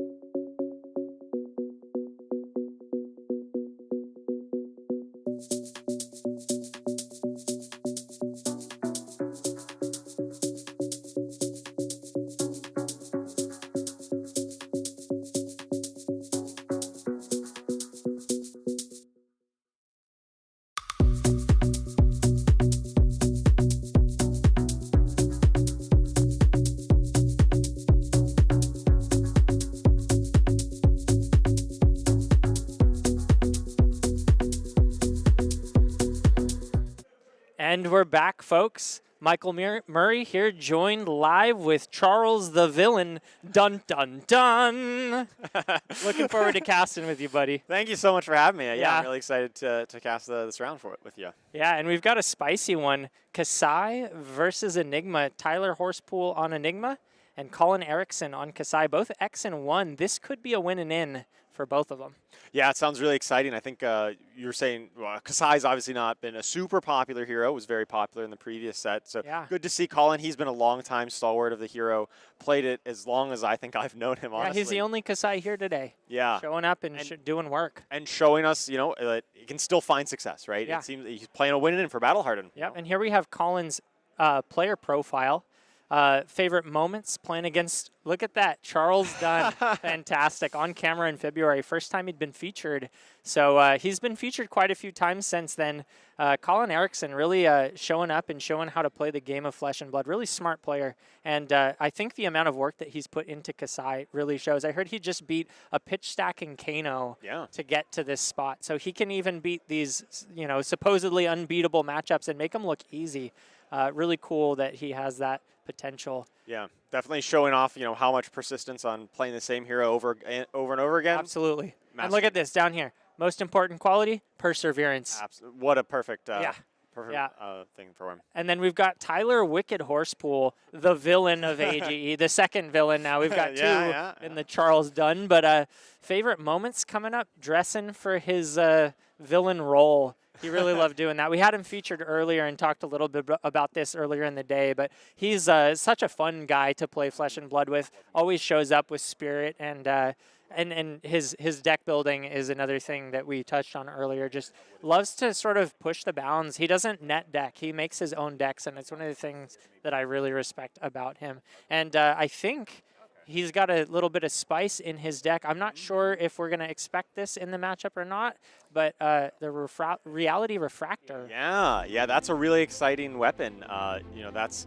something that you don't see very many Enigmas playing. That every Enigma is almost always on Cosmo, right? Her kind of signature weapon. But Reality Refractor, an older weapon, has a lot of potential. It only costs 2 resources. You get to swing with an aura for 5 damage. That's a really great rate, but it doesn't have Go Again. And so you really need to work around that limitation of really only having 1 action point on a lot of these turns with this style of deck. Yeah, so I imagine that Tyler is going to be playing very defensively if he does decide to bring the Reality Refractor into this matchup. We'll have to wait and see how he sets up his deck when they pull it out. But I do expect a little bit of that spice, the Tyler Horspool spice. We're all good. Yep. All right. Looks like our players are just finishing up shuffling here. High roll. Rolling. 7, that's a pretty high roll. I don't know if he's going to be able to do that. Average. You look at I say that. Oh, snake eyes. Fair enough.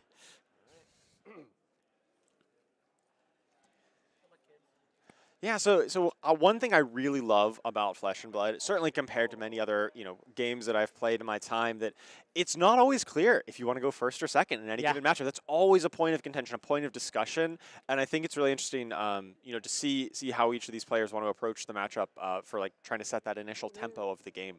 Yeah, did you hear what Tyler chose? I did not, but we're about to find out in just a moment. I imagine setting up some wards turn 0 would be pretty strong. And we see that he puts the counter on the Tunic. So it looks like he has opted to go first, yeah. It makes sense, right? One of the main advantages of going first is you get to set up your board a little bit if you have these persistent auras with ward that Enigma is so known for. But on the flip side, if you're going second, you kind of get to make the first attack that's a bit more meaningful, right? Because your opponent doesn't get to just block it for free, basically. Tyler jumping the gun just a little bit, waiting for Colin to drop his cards. Here we are. That's a yellow Spectral Manifestations, and so this is probably one of the signature cards for this style of deck with Reality Refractor. You occasionally see some Spectral Manifestations in other versions of Enigma, but it really shines here. Yeah, this is a 7 damage attack right here when it's 5+2. Yeah. I mean, it just looks like, 2-card attack for 7, but the fact that you just get to so efficiently, spend 2 on that, and then it only costs 1 to swing thanks to Enigma's hero power. And speaking of the power of those counters, the Miragai here. Even though it didn't come in with a chi, that's still a 7-power weapon. Yeah, it's a 7-power weapon, or it's at least a ward 2 to protect his other weapon. And so, this looks like a great start for Tyler, getting 2 wards on the board on the first turn. He did have to forego an arsenal. Doesn't have that arsenal that you typically expect for the person going first, but I think he still is pretty happy with how this situation lined up. Yeah, really good turn 0 for Tyler. Now Colin has to take back the tempo. Oh. Comes in with a nourishing emptiness, and so obviously right at the start of the game, this, I presume, would have dominate, right? Yeah, he does not have an attack. He didn't block with an attack last turn, so... one of the things that the Enigma deck tries to do is really protect these wards, because Enigma gets a lot of value when the wards stick around and you're not having to deploy a new one. So you really need to be aggressive to try to attack it, and dominate is a great way to get through. Yeah. Only 1 card from hand and no arsenal means that Tyler would have to either give up some equipment this early in the game or just go and sort of let his board die and try to build it up again. Looks like he is blocking with 1 card, and if there's no further blocks, he's going to lose both his wards. No, he's thinking about playing Moon Chakra, I believe. So that's a prevention effect, but I believe it just prevents 1 here, but that's all you need. 1 is enough, yeah. That's all you need to keep that Spectral Shield alive. And now Tyler gets to go back to his turn. He still has the shield. He can just pay to attack with it at a pretty good rate. He's basically spending 1 card to attack for 7 again. Geez, 1 card for 7. Yeah. What an efficient turn Tyler has on the back end. This is the power of Reality Refractor in this kind of matchup. It's so efficient to just get this 1 attack per turn. Colin sending his own efficiencies back. That sink below blocking 4 and then 3 from the Raisin Army. Oh, so Tyler uses his cloaked equipment, Uphold Tradition here, to add an extra counter. Now this is going to have Ward 1 on the back end and also pushes through 1 more point right on this turn. I really like the use of that. Continuing to protect the board with just even 1 additional ward could be the difference between keeping that Spectral Shield or not. Slice and dice. All right, coming in with a slice and dice. Colin's trying to go wide, trying to make multiple attacks to pressure these wards. It's a little bit easier to cover up 1 big attack because you know what's coming. It's all there. But when there's another attack coming behind with a slice and dice, it's a little bit harder to anticipate how much you need to block. Yep. And no reactions, or sorry, no blocks rather on the side of Tyler. So a little bit of a clunky hand, not sending enough block to cover this up entirely. It looks like he probably will lose that Spectral Shield on the back as he takes a little bit of a hit. But we'll see if he's got more coming on the back end here. Yeah, that's the thing about Enigma. There's so many kind of tricky lines of defense with the ward, with other prevention effects, not just defense reactions. You have plenty of ways to potentially cover this up. And it looks like he covered up the first swing here, but then, of course, the second weapon, that's the big one that comes in. That looks like a red Blade Runner and a red Slice and Dice. So this is coming in for 8? Yep, 8. Wow. And then All right. potentially 9 if Tyler blocks with an attack. The Centauri Saber text. You have to imagine Tyler doesn't have too many attacks in his deck. He might, but this style of deck doesn't care for that many attack actions because your wards are your attacking avenue. Looks like he's blocking for 7 here, and then the arms has ward 1, so that'll fully defend. And that Spectral Shield, which Tyler played on turn 0, the first turn of the game, is still sticking around, and you know what's going to happen. 8 damage for 1 card. You don't even need 1 card. It could just be the 1 Tunic counter. Oh my gosh. Tunic counter attack for 8. Because of Enigma's ability. This is oh man, Tyler is insane. Getting a ton of value off the Spectral Shield. And he's going to be able to use that chi in his hand to use the Enigma power and get another counter on this Spectral Shield. So it won't make another counter, make a separate shield. A separate shield with, oh, excuse me, I mixed it up with the Sacred Arc. Yeah, even so, this gives him, protection for next turn. Mm-hmm. And so I personally have messed around with Reality Refractor Enigma quite a bit. I can see the power of this. I love this style of deck. It was actually one of the first decks I personally built when the set came out. I was so excited for it because of exactly what you're seeing in here. I mean, this is like this puts Great Axe to shame. Yes. Oh, it sure does. I mean, hey, 1 Tunic counter attack for 8. I would take that in every deck every time. Oh, and that all you got. Free block. Yep. Colin still makes, a valiant attempt here, gets to make 2 attacks. This is coming in for 4 on the second Centauri Saber. So Tyler still needs to respect this a little bit. Yeah, that is a break point. Luckily, he has one Spectral Shield that he can give up. Not too worried about it. Looking at his hand, though, I think that's 2/2 blocks and an Enlightened Strike. And the Enlightened Strike would buff up the Centauri Saber. But if it buffs it up to 5, it still covers it with another card. And the beautiful part about this deck is once you have an aura on board, you can block with 3 of your cards. You don't care. You just need that one card to make that one attack. That's yeah, all you need. get to just spend all of your cards on defense. Really safe play. And then, hey, what do you think about 8 damage? Hey, what do you think about 9 damage? Yeah, so brutal. So it looks like Tyler is blocking for 5, which he needed to do because the Centauri Saber was being buffed up by its text. And when it closes, he should draw a card off the That All You Got. Did he? Oh, he did, yes, because he has 2 cards left in hand. Okay, yeah, he did. He didn't miss it. So we've got to start thinking, like, Colin, the life totals are about even right now, roughly, it's 38 to 40. But it seems like Tyler's in a really strong position. Just getting this pure efficiency out of the cards each and every turn. Oh, and he's going to push some more damage through with the Astral Etchings. That weapon needs to die soon. Soon. Is that an 11? Yeah. You don't see an Enigma attacking for 11 very often now, do you? Colin cannot afford to leave this alive for much longer. Oh, no. And the tough part about playing into this style of deck, or just Enigma in general, is that every card that you block with is a card that you can't attack them back with. So if you want to try to pressure these wards, you need to take that big hit because you can't afford to block with those cards. And it looks like Colin, when he drew that defense reaction, he only has 3 cards to attack with now. He's going to pop the gold. Yeah, he needs to find something, and he drew a defense reaction. It's not what you want to see. Oh, but this defense reaction, That's true. It actually can be huge if he can get rid of one of these wards, or 2 of them, rather. He's got 2 on the table. Right, it's Steel Blade Shunt. I know we can't see it. We just caught a glimpse of it. But the way Steel Blade Shunt works is if it's defending a weapon attack. Which these wards are weapon attacks. Wards are weapon. It deals 1 damage. And this isn't arcane damage. This isn't damage you can prevent. You can only prevent it by a ward. So it's going to destroy a ward. And if Tyler only has 1 ward, that's going to just destroy the whole attack. It's a very potent defense reaction in this type of matchup if it lines up. Yeah, and currently it does not. 3 wards is not 1 ward. That's what makes it so tough. Tyler is using the power play of the Traverse the Universe. I'm sure we've seen this a lot throughout the day. All the Mystic Heroes use this card so well. And this Enigma version is no exception. Yeah, getting another Soul Shield out feels backbreaking at this point in the game. It might be, because no matter what happens, we know Tyler will still have a weapon or an aura for next turn.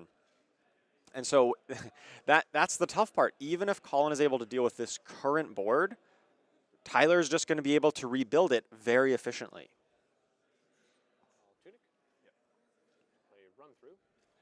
Looks like he's using the Meridian pathway, the legendary legs here, that if he's pitched a Chi, which he of course has, it gains ward 3, and that's going to help him cover this up without losing any of his wards on board. So really just kind of deciding to give 5 of his armor. 5 value, rather, of his armor.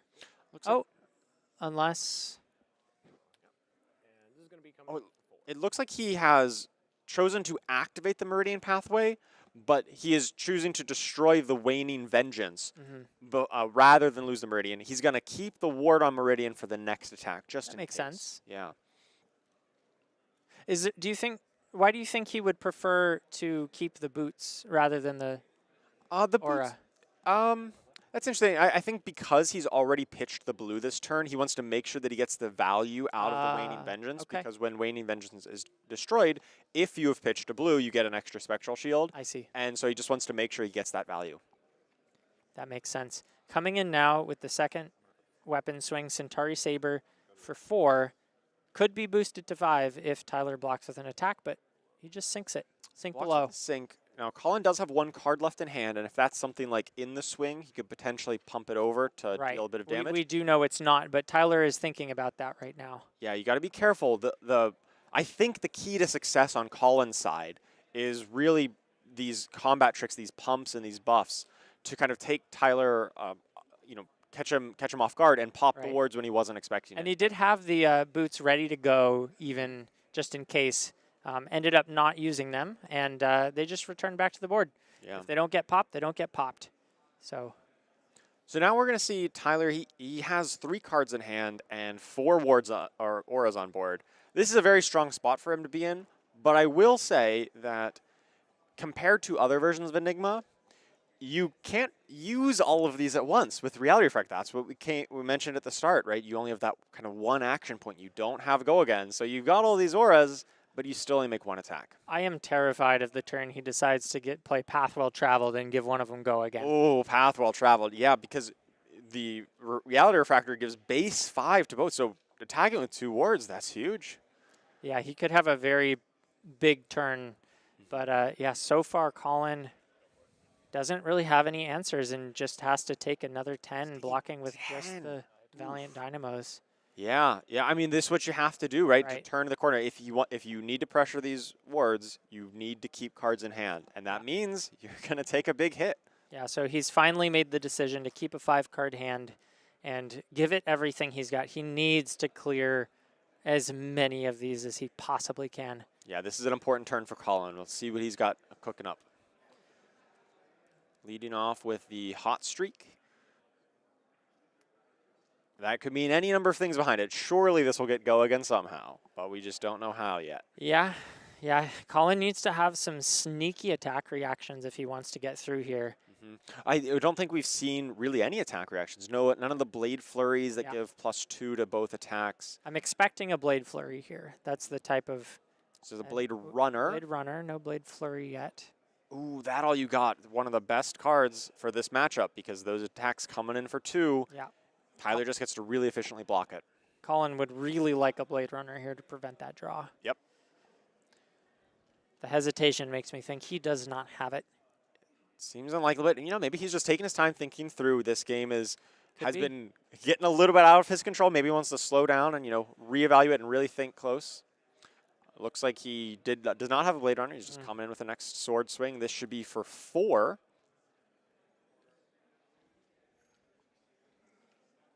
And you've got to think he's got 2 cards behind. There's got to be some kind of pump in his hand, some kind of trick. Yeah, the only thing I can think of that would be meaningful here is maybe 2-second swings. Yeah, the in the swing. In the swing. Yeah, that's the 0 cost. It only works on your second attack, which this would be. So, if you think that's maybe the worst case scenario for Tyler, so he's got to be thinking, well, it's currently 4. Maybe it gets +6. Right. So it's 10. I don't think you really want to block all 10 at once, but that's what you got to be thinking about. It may just be that you've got 3 cards. You could block up to 9 and keep 1, and maybe it gets a ward. You're fine with that. Interesting. It looks like based on the body language that Tyler just passed to go to reactions, no blocks. Whoa. He's losing all of his wards. Yeah, so this is an interesting play out of Tyler. He's just taking. Well, he didn't take any damage because there was no pumps, right? It just happened, and he lost his forwards. IPing himself 2. That's normally not a great. That's not a great idea. But hey, you cleared the board, right? That was the goal of this turn. Yeah, and he did it. Is it worthwhile? We'll see. Yeah, I don't. Tyler must have something cooking, and it's got to be big if he's willing to sacrifice that entire board to do it. Yeah, so that's one of the powers of this style of deck is that, as I was saying before, when you attack with the Reality Refractor, they need to take a bunch of damage to keep their hand to pressure it back. But then if you just have a hand that rebuilds very easily, creates a new aura and uses your hand efficiently, your opponent is naturally going to play inefficiently. They're going to IP themselves, or they're going to, maybe make an attack with a card that's not as efficient as it could be because they just need to attack with it. Looking here, it looks like he had at least 1 card that didn't block. I'm still so... Do you think that it could have been that Tyler passed expecting an attack reaction and then it didn't come? I think that's probably the most likely scenario. But the attacker has the first priority. So if that's what Colin was chose not to do an attack reaction, Tyler still could have played any defensive cards, but looking at his 5-card hand here, he didn't have anything. He just has no instants or defense reactions. He just has all kind of offensive-oriented cards here. I think he must have been expecting some sort of reaction.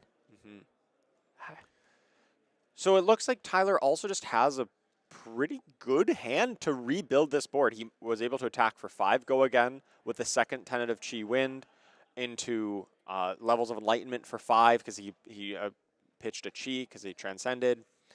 And then, hey, he's got 2 resources left. Yeah. He gets to follow up with He's another still attack putting the for beat 5. down on Colin. I mean, this is a 10 into 6, 16 damage turn. Tyler lost his whole board, but This he's is still good. attacking for 16. Wow, here's the Steel Blade Shunt, and it's with all the wards gone. Yeah. This is the exact moment that you draw it up for. Yeah, and we see Tyler's reaction just like, oh, well, I guess I wanted to keep a board. Yeah, well, he was going to get to attack for 16 and keep a weapon out. Yeah. But now, because of the Steel Blade Shunt, it's going to deal 1 to Tyler, which destroys the ward instead. Unless Tyler has another way of creating a ward or preventing this. And look at that. A pummel is pitched here. Colin Eriksen with the spice. Oh, that is a blue pummel. Ooh, that is a spicy card inside. Well, we did see the Nourishing Emptiness early on, so presumably that's one of his targets. You've got to imagine something like Command and Conquer or Weakest Link maybe is also in those his are deck. very important cards into the Zen matchup, which I'm sure Colin is teched for heavily. So the blue pummel is probably... There we can see some of the attacks. Very Activating interesting Kassai. spice. Yeah. All right, activating Kassai. So this will threaten some gold generation on hit. Now, Colin hasn't hit yet. Correct. Tyler is still at 40.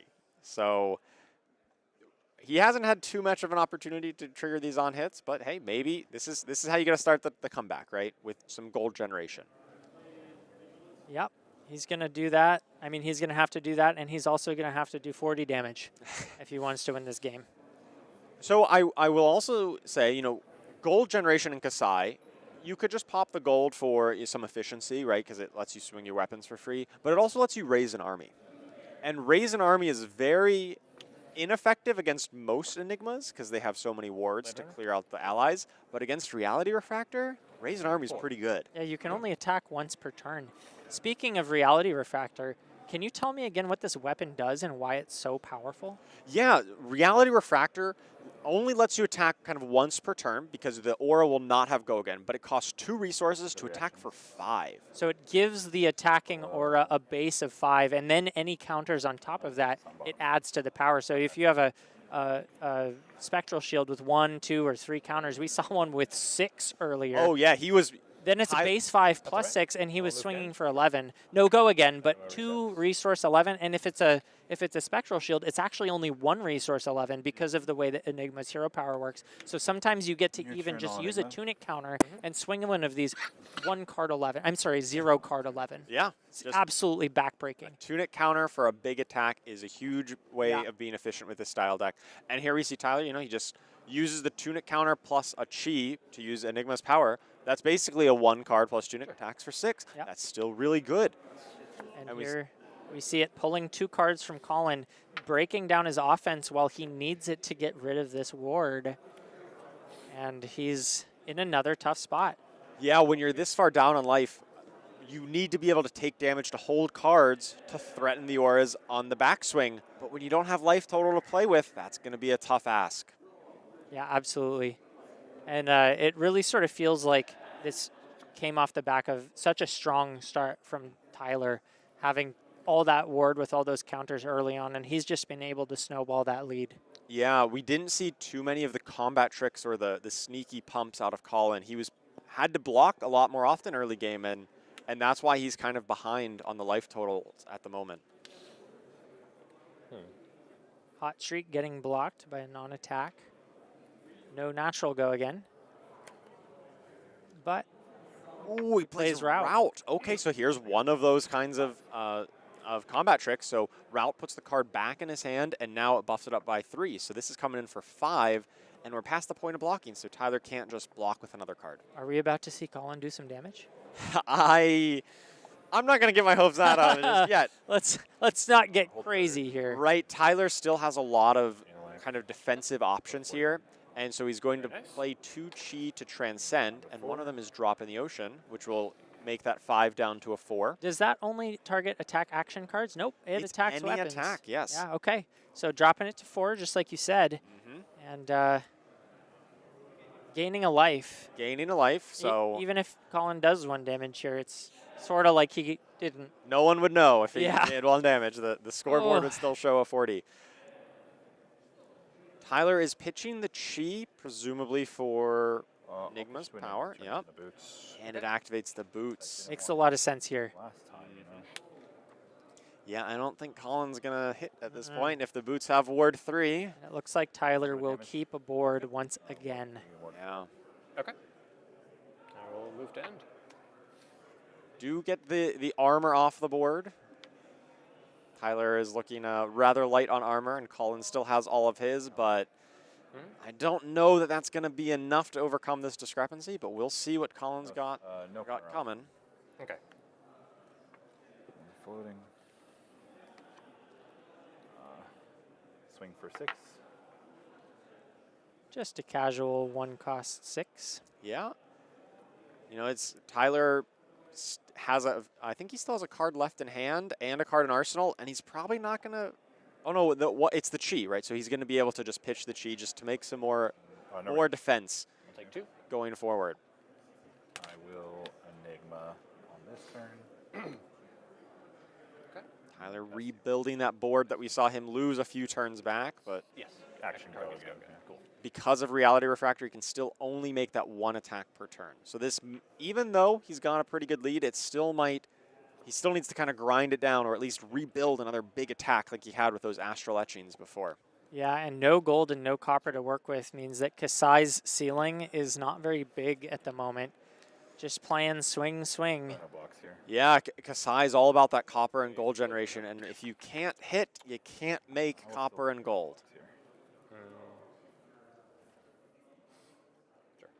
Blade Flurry. Hey, here's some of the combat tricks we were talking about. Yeah, Colin would have liked to see this turn 1. Yes, he definitely needed this before he dropped this low. But hey, you take it when you can get it, and it looks like it's going to clear out the wards and deals a point of damage. Tyler back down to 40. And then I will activate Tunic, and I will activate Kassai. Oh, okay. Coming with the Centauri Saber. This is going to be for 7, and on hit will create the gold. Coming in for 7. Tyler's still looking at a 4-card hand. Looks like an E-Strike, an Astral Etchings. Is that a blue Astral Etchings? No blocks here. And he goes and takes it. Okay, hey, this, you know, Tyler probably has a good reason for this, but if you're Colin, this is the route back into the game. You got to get that gold. You got to get something in when you can. Yeah, I think Tyler just really wants to use that life as a resource, keep the lead, and come back with a 5-card hand, build a really gross board, and throw some other attacks to strip cards from Colin. Colin only at 14 life, so no matter what Tyler does, as long as it's like a nice wide offensive turn, it's going to leave Colin with very little to work with on the back end. Go again.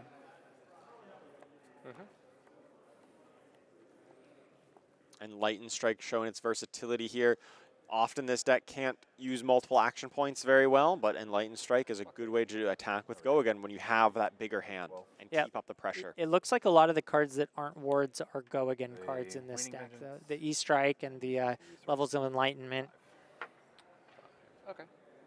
Yeah, I really like the way Tyler has built this deck. He's playing cards that are not necessarily standard in regular Enigma because he's really playing around this Reality Refractor and the different kind of cost requirements that it forces on you with the 2-cost swing or you know, playing a 1-cost aura like we see here with the Waning Vengeance, just being very efficient in this style of deck. Yeah, and we see Colin going for the 2-card block, staring down the face of a Ward 3 this time from Tyler. Yeah, but Tyler's about to hit Tunic. His Tunic coming out. Oh, this isn't a Spectral. You can attack with a Spectral Shield with a Tunic. You can't attack with the Waning Vengeance. Right.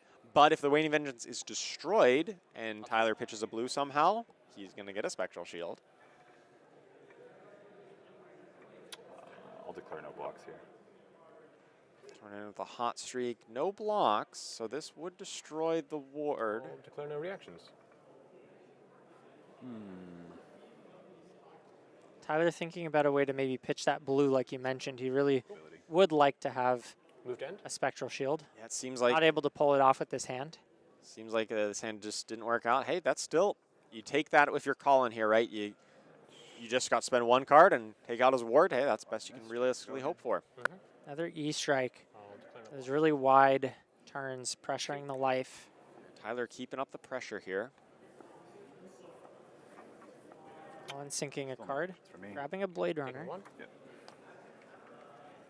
Close the chain. Ooh, Spectral Manifestations. Now this is really the card that, like, it's good in regular Cosmo Enigma, but it really shines here. It's just so efficient, pitching a blue, playing a Spectral Manifestations, and attacking for 8. And if they block it at all, it's going to be pretty hard for them to destroy it on the back end, and then you get to attack for 8 again. Yeah, Colin's already given up a card, probably looking at giving up at least 2 more. Yeah. And he can't really afford to not block this. He's already so low. It is in here. Let's switch these out. Very nice. 8. Looks like he's giving everything to block. Giving the hand. Yep. Pass turn. Which, you know, it doesn't progress his game plan, but maybe the best Tyler can do here is send 8. Pass. Yeah. So it's a play.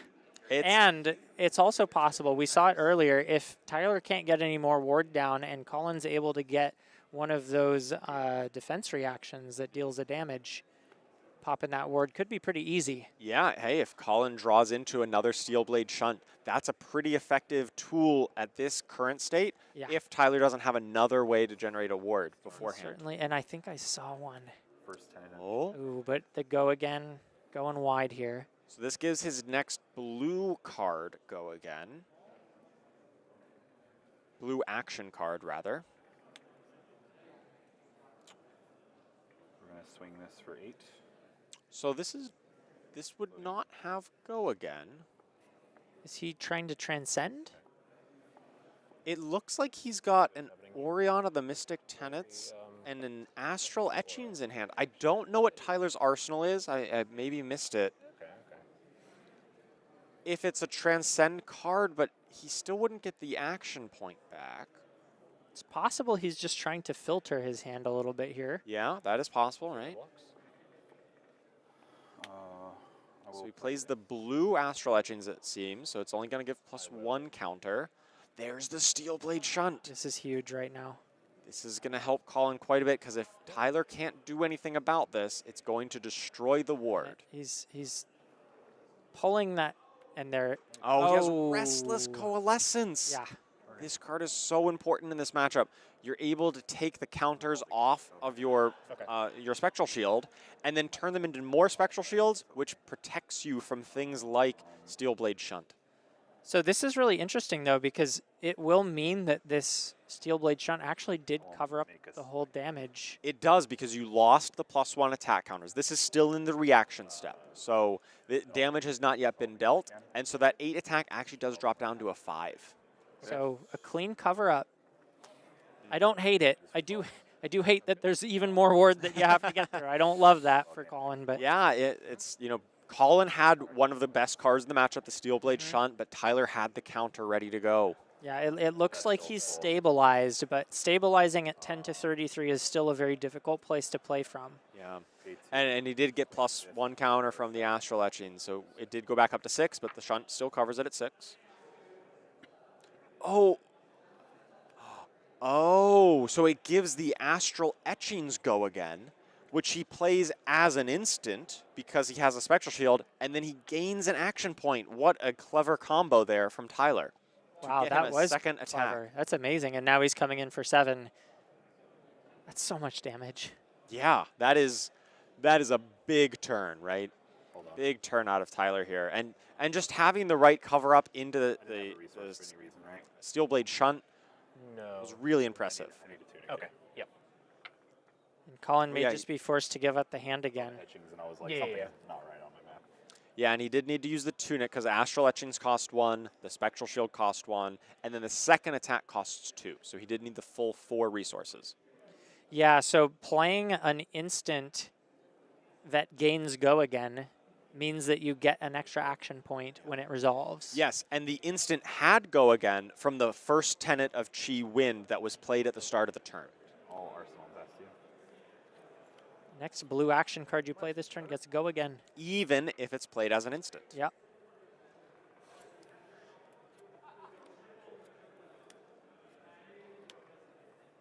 Tunic. So he thought of that line way early on in the turn. Oh, Very yeah. smart. It looks like Tyler was probably planning to play that Restless from the get-go, and it just so happened to line up right into the card it perfectly countered out of Colin. Yeah, that was tricky. So I'm not going to lie, Colin is in a rough spot here. Absolutely. What are we thinking of if we are in Colin's shoes? We got to try to attack and clear this board, but it is going to be tough. Coming with the hot streak. Yep, he needs Tyler to slip. Tyler does have a decent number of cards that have no block value in his deck. All of the instants don't inherently have block value, which might be helpful depending on how the draws line up, but it looks like Tyler's hand is pretty good at blocking right now. No way. Go to damage still, if that's okay. Sorry, I don't know if you have break. Yeah, yeah.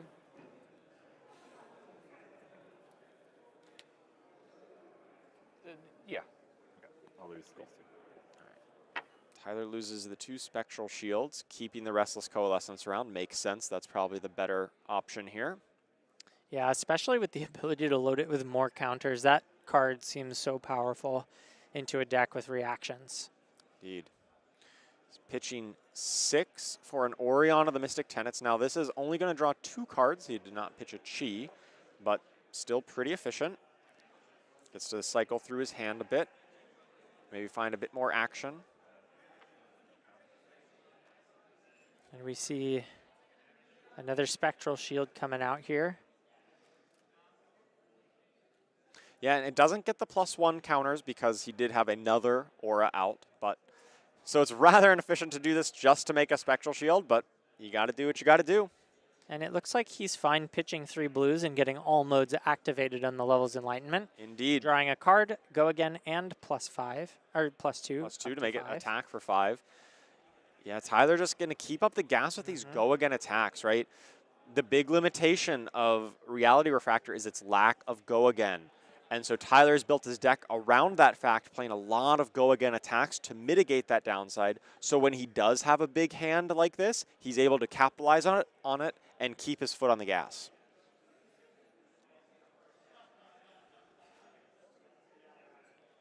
Colin deciding to give up his arm piece. We're getting to that point in the game, and he just needs to. This could be close to lethal here, right? This is going up to 9 with another red Astral Etchings, which is an instant because of the Spectral Shield. And so that takes Colin all the way down to 1. And he has just the Tunic left for armor. Yeah. Colin is... he's going to need a miracle. He's going to need something. Staring down a Restless Coalescence. That's going to make a bunch more Spectral Shields. And can tell from the body language, Tyler feels like he's doing pretty good right now. Look at that Heart of Findal value. Wow, Colin just doubled his life total. Yeah, really strong. I can see why that's going for 350 right now.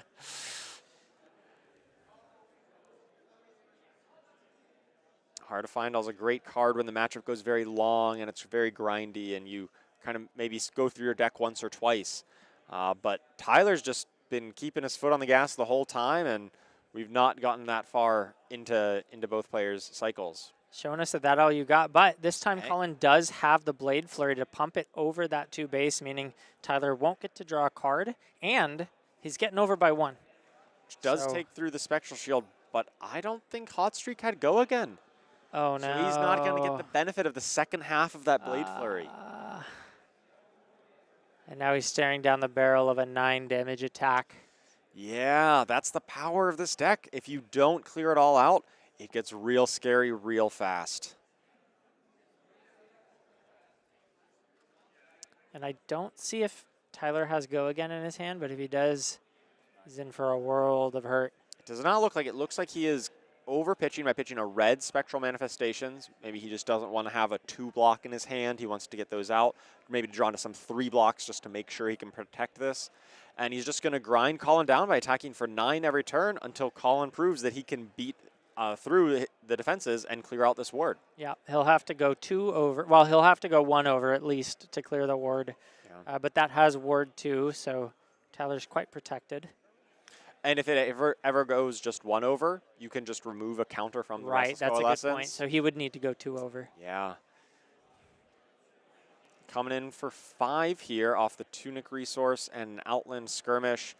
You got to think Tyler's able to cover this up pretty easily, right? Yeah, this is an easy 2-card block. He's thinking about how to do it exactly. Looks like is that a red Moon Chakra? So that looks like it's a functionally blocking 6. Mm-hmm. Colin has no reaction, so it's gonna block out, and Tyler's just gonna rinse and repeat. Swing for 9. I can do this all day. Just expending no cards from his deck to do this either. Yeah. So maybe Colin is able to block out this 9 every turn, but he's gonna run out of deck rather quick if you keep doing that. If you keep putting 3 cards in front of this, you're gonna run out of your deck pretty soon. We can see Colin's just over halfway through his deck, maybe about 2/3 of the way through, somewhere around there. 15 minutes on the clock means they will have to do this quite a few more times. So he's playing a blue Steel Blade Shunt, it looks like, which is going to cover it up and forces Tyler to make an extra ward. So it clears out a counter, but maybe not exactly what Colin is looking for out of that card in this matchup. Not that critical 2 damage that he needs to do to get through that play. Right. And Tyler had a Waning Vengeance anyway, just as backup. Yeah. Tyler definitely still in the driver's seat, as he kind of has been most of this match. Colin's just waiting for something to go his way, biding his time at 2 life, protecting as best he can.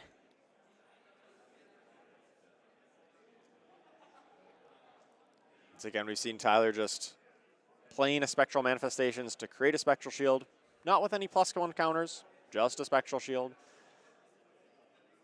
But last time he did this, it enabled his Astral Etchings to be an instance. Maybe he has another Astral Etchings here. Yep, coming in for 8, and now he's sitting on a ward 3, 4, 5, 6, 7 if he takes a counter off. Tyler Horspool effectively back up to 40. Yes, indeed. That is the great part of Enigma, is that you just get to keep stacking up your life total with all this ward, or your functional life total, as it were. He gets the second Restless Coalescence out. This one won't have any counters, it doesn't look like. I think maybe there's an argument for moving like 1 counter over just in case you want to keep it, but Tyler opting not to do that. Yeah, he's staring down an absolute brick wall now. And I don't think there's a combination of 5 cards, much less 2, that Colin could pull to get through this board. It would be tough. He is playing a Remembrance, which is typically very good in these long, grindy kind of matchups, but not when you are losing 3 cards out of your deck per turn to Tyler's 0. Yeah, just 3 cards every single turn, and Tyler's deck doesn't change at all. So is this the new Fatigue deck? Is this beating out the Guardians and the Warriors? It certainly feels like it plays a lot like a Guardian, right? You do the 1 big attack per turn, and if you can protect these wards, it is so strong. As a Fatigue player myself, I love this style of deck. I am here for it. We did see Tyler on camera earlier today face against a Zen, and it was not pretty for Tyler. Yeah. That was his 1 loss. This is the downside of this strategy, right? Yeah, but it sure makes the rest of the game feel, I don't know if easy is the right word, but when you're in the driver's seat as hard as Tyler is, it's just kind of nice to be able to feel so confident that you're going to be able to win the matchups and get the placements that you're here to get with the kind of prizing that we have, the PTIs, the gold foils. You know, these players are here to win, and they're doing a fantastic job. About to say, this is not quite it. This would have been a lethal attack if Colin did not have the defense reaction out of Arsenal. It only buys a turn, really. Yeah. This Astral Etchings pumping up the Restless Coalescence to 6 counters. That's going to once again be attacking for 11 every turn. He's just drawing the top of his deck and putting it straight into the graveyard every turn. Every turn, and that will very quickly bring about a conclusion to this game, I'm sure. I beat another Enigma in Swiss. That was fine. Colin just checking his graveyard just to make sure there's nothing here, but it's a pretty imposing board to be staring down a Restless Coalescence with 6 counters. Yeah, back up to that 11 damage a swing. First tenet of Chi. Oh, here's the first tenet. Is this going to be another one of those Astral Etchings combo plays? Could be. Oh, it looks like it. I see an Astral Etchings in hand. I assume it's a blue Etchings. Yeah, this is going to be it. Yep. Etchings puts it to 12, which is not lethal here. But when he pitches again to attack with the next attack. Oh, take one. Go again. Is there a 2-block in there? Very nice. It doesn't matter. All right, Tyler Horspool has taken down Colin Eriksen. Well played by Tyler. Well-constructed deck, seeing the genius that is the Reality Refractor. Now, I've heard that he's been working on this deck for at least 2 months now. Yeah. Really pouring his entire brain into this, trying to figure out how to not only beat the good matchups, but be ready to face the bad ones. And, you know. All right, so we will be back shortly. We're going to take a quick break and then have a quick interview with Tyler before we cut to our top 8 after this. Don't go anywhere. We'll see you all in just a minute.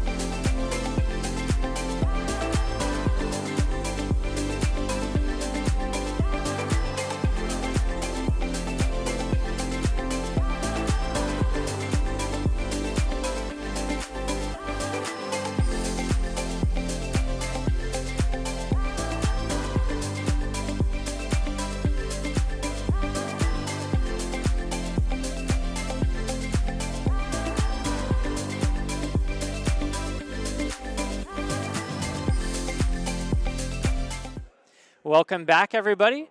We're joined here with Tyler Wicked Horspool, piloting that Enigma to a brutal finish. You cleaned that Kassai up like you didn't even care she was sitting on the other side of the table with you. Yeah.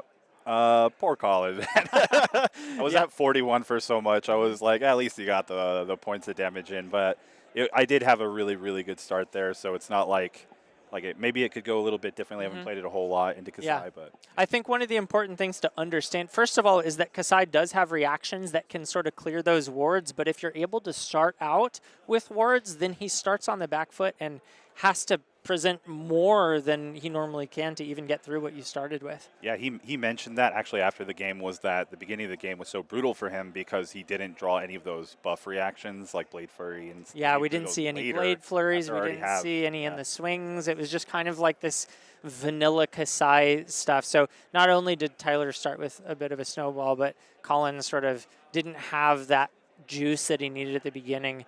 Have you played this matchup very often? How do you feel about it? Okay, you don't know? I haven't played it a whole lot. I do feel really good about my deck into anything where we're trying to trade, and Kassai is a trading deck, and I do feel like my deck just trades better. Yeah, I mean, when you're 0 cards for 11 damage, it's hard to lose any trades. Yeah, and even if you don't keep them out, you get to Spectral Manifestations red for, you're like, oh, 2-card 8 that blocks for 1, so technically 2-card 9 is still pretty brutal. So there's not a lot of winning. Unless you can clear me out pretty much every turn. And so we saw you submarine. We got you on camera early on, and unfortunately it was to a Zen, which it sounds to me is that your most difficult matchup? It is. I actually do feel like I had chances there still. After I looked at the match again and thought about it, maybe I should have kept it going. But he probably still had it. He had an Art of War left in his deck, and I saw the Chase the Tail at the end. So. Okay. But yeah, that is my most brutal matchup for. I mean, it's for any Enigma. I make it close sometimes. I might be able to steal a game here and there.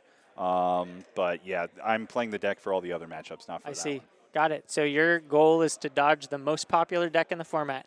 And you did it. I mean, how many Zens did you face today? Just the one. Just the one. Awesome. That's how you do it. So if you lose early, then all the Zens, they're off to the races, and you get to sneak up behind. No Zens on the way up from there. That is how it works. On the other hand, you can ask me if 33-0 was the most I beat by someone today. And it was not even close. Yeah, what was the most you beat someone by today? I stayed at full health. Full health? Yeah. Oh, I'm disappointed. I was expecting 41. Yeah, I got to get that homage off next time. Yeah, Not bad. Bit of a misplay. Yeah. That's all right. Well, that's really exciting. Congratulations on the top 8. And, speaking of top 8s and tournaments and prize winnings, we've got an Arcane Games and Events tournament tomorrow. And you're kind of famous for your villainous attire. You got anything planned for us? I do have a costume tomorrow. It's pretty wild.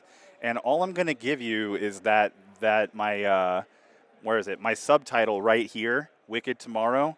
Huge hint. And let's give them a little more, yeah? Yeah, please, because I have no idea what you're talking about. We're gonna be putting on a lot of makeup tomorrow. Ooh, a lot of makeup. A significant amount of makeup. Tomorrow. Chat, what are your guesses? You got anything? Yeah. What era movies do you have to watch? Nope, that's it. That's it? That's okay, all you that's get. all we get. If you want to see what my costume is, you have to turn it. Yep. You have to If you guess it right in the next 10 seconds, Tyler will give you his PTI when he earns it. No, I'm just kidding. Thanks for everybody out there, We've got a though. Florian guess here. Thanks for everybody out there. I got a lot of support for the costume, so I'm going to continue to do it into the next season as well. Very good, yeah. I mean, we all love the costumes showing up and being the villain. We all need a villain. What's the fun in having a game where you fight against each other, if not being the villain? And in this match, I got to tell you, you were the villain. Chat was rooting for Kassai.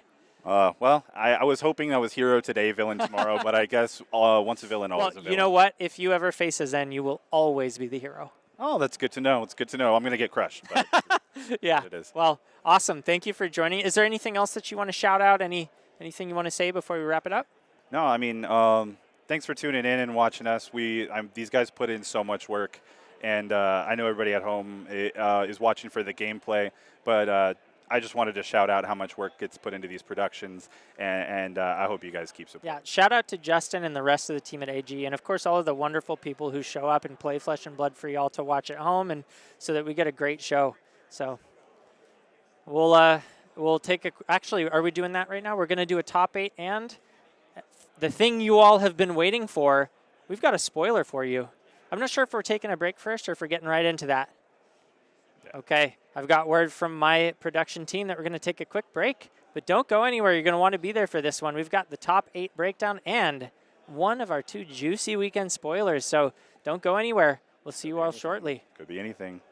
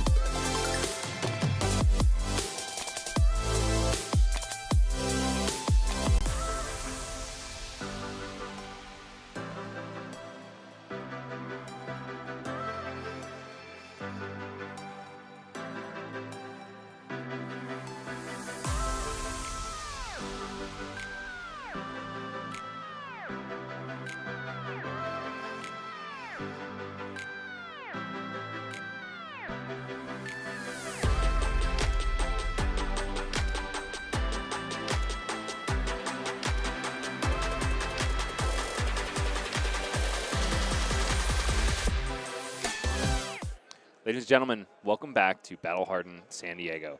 We have something very exciting for you because we have concluded the 7 Swiss rounds required to make a top 8 cut. And Sam, yep, we've got that top 8 cut. We got the top 8 cut. Break it down for me, Bryce. All right. Let's go 1 through 8. In first place, we have Nicholas Tag, who is on Prism Awakener of Soul. I believe our only Prism? Or no, you said you saw another one, right? Yeah, Dalen Mac 14. Ah, righto. Also are one of 2 Prisms. And he's going to be really happy because he is in the top 8 with 2 Kanos. But anyway, going down the line, rank 2, Anthony Pham, who we saw on stream on Riptide. Holding it down, stand strong. Third place is, of course, Majin Bay on Kano. Brodie Spurlock comes in 4th on Zen. Then we have Naib Mobasir also on Zen. Going to face Brodie in a mirror match in the first round of top 8. Then we've got Tyler Horspool, who we just saw on stream on Reality, Refractor, Enigma. Sick. And then Eugene Galipchak comes in at 7th place, also on Kano. And then Justin Irby, my man, holding it down with Azalea, ace in the hole. Let's go. Good amount of Azalea. We're sniffing around the top tables the whole tournament long. She's not dead yet, Sam. No, yeah, she's got a whole new deck. Armory deck Azalea. You have to imagine she's playing some of those cards. Some other little fun storylines, I think, to point out. Nicholas Tag 7-0, our only X&O player on the day on Prism, and took down, I think, a number of Zen on the way to the first seed to get there. That matchup is unfortunately for the Azalea, depending on how you look at it, that's the 1-8, right? Prism into Azalea. So that's not in any regard like an unwinnable matchup for the Azalea. You do have, but it is less than stellar. It's not awesome. I wouldn't say it's awesome, but that'll be an interesting one. Then our 2 and 7 matchup is going to be Anthony Pham on that Riptide list into the Kano. That's going to be a tough one. That's possibly worse. That's going to be a tough one for Riptide into Kano. You have to imagine. I think Anthony does have a fair amount of blues. He's trying to support that murky water package. However, it's just never the greatest matchup. I'm not sure he's running Stone Rain. That can be a way to get a little disruption across because you banish the card face down, almost like an Intimidate when that one hits. But you're gonna have to find some disruption there in that matchup. And then, of course, this might be the one. Let us know in chat if you're interested, if you're down with this one. But we're thinking we got a Kano and Enigma. We got Majin Bay versus that Reality Refractor Enigma, and that is a very back and forth, very kind of trippy and weird matchup. That's what we're initially targeting. We're like, I mean, come on, you got the Kano and Enigma. That is a pretty badass matchup. That's definitely what we're into. Yeah, to get to watch in our quarterfinal. And then also with Naive and Brodie, the World Travelers, those two are at most events all over the world. And that's also Wolfpack versus Runaways in the 4-5 matchup, both on the Zen Mirror. So that'll be just some degeneracy, and someone's going to walk away with the bragging. Quick note about Naib. Charles Dunn told me that he flew in from Tokyo this morning, and they came to the event together. My gosh. Yeah. Speaking of world traveling, quite literally. Yeah.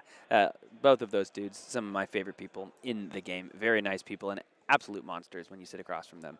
But that's going to be your top 8. We'll get a graphic made up shortly, and we'll also jump over to a new stream shortly to watch those games. But before we do that, people in the chat and all over the world have been asking and looking for the spoiler straight from Legend Story Studio. So I think do we have a spoiler? Yeah, we have a spoiler.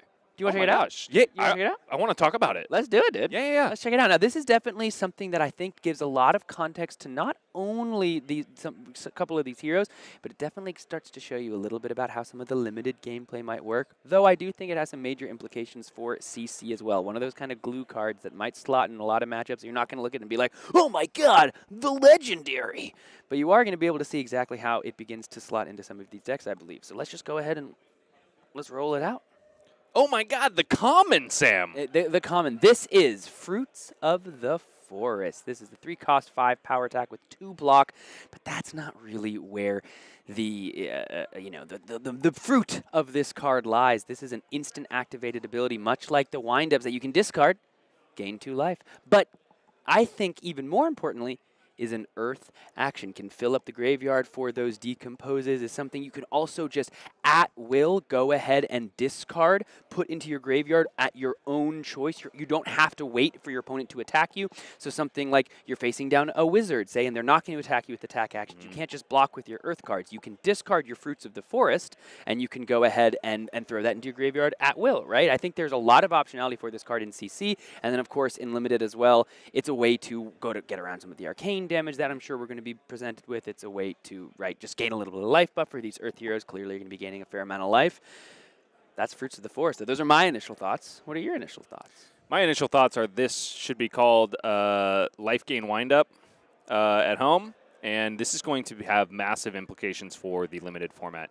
It's curious to see if it's going to make it into CC, though, Sam, I think you are incredibly right about filling up the graveyard super quick in order to kind of get those hero powers humming in Florian and Verdance. And I am definitely getting my eyes on Verdance. So this is a card that really interests me and gives me a hint into the play style that she's probably going to be, kind of exploiting. We also, in the art, have some familiar faces, Yes, Sam. dude, absolutely. Check those out in the background. I love that. Maybe we can bring it back up full screen? Yeah, let's bring it back up full screen real quick. Let's take a look at our fair friends from the old Aria set, Oldham, Briar, and, of course, My Fair Lexi, all of which who have attained Living Legend status at this point. I would like to give a quick shout-out as well to our little marmot friend in the front who is stealing those Fruits of the Forest. Little meat, perhaps? Is that Jacob, actually?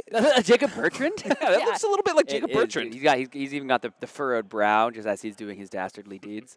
I like My Fair Lexi instead of My Fair Lady. That's nice. Yeah, that's her. That's My Fair Lexi. So Fruits of the Forest, y'all. Again, it's not the flashiest card you've ever seen, but I do think it actually has a lot of implications for a fair amount of the formats. You even see Pat Eschy. That is a world, renowned Starvo player. Going back to the PT1 meta, but talking about Starvo playing this over Blue Breakground in LL. We see you in the chat. Thanks for tuning in, Pat. But I think that's absolutely a fair to say, and also anything that is instant, an activated instant ability on an attack action card just does a lot for you, right? Anything you can do on turn 0 to get a little bit of extra value, that is also in your blue slot is pretty darn good, right? Yeah. And I think it won't be the thing people are all talking about right when the set releases, right when all these cards come out, but you're going to see that pop up into some decks, right? Even in Verdance, right? You discard it, you gain the 2 life, you immediately get the thing. And you don't have to jump through any hoops. You get to control. And I think for both of the Earth heroes, getting the Earth cards into the graveyard for the Decompose is going to be really important. Yeah. And the fact that Fruits of the Forest lets you do it at any time, your turn, your opponent's turn, who knows if there'll be any other discard synergies that are showing up, but I just think the Decompose is so important for all of these heroes. Fruits of the Forest is going to be a good way to do that.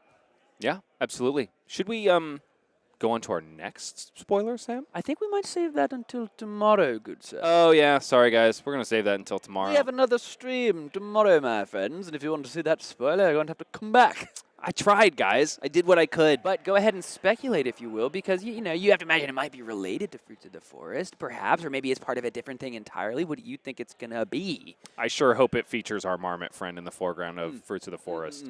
Anybody watching, you got any ideas on any other use cases of Fruits of the Forest? Go ahead and let us know in the chat. We are getting ready to move over to our top 8 stream to confer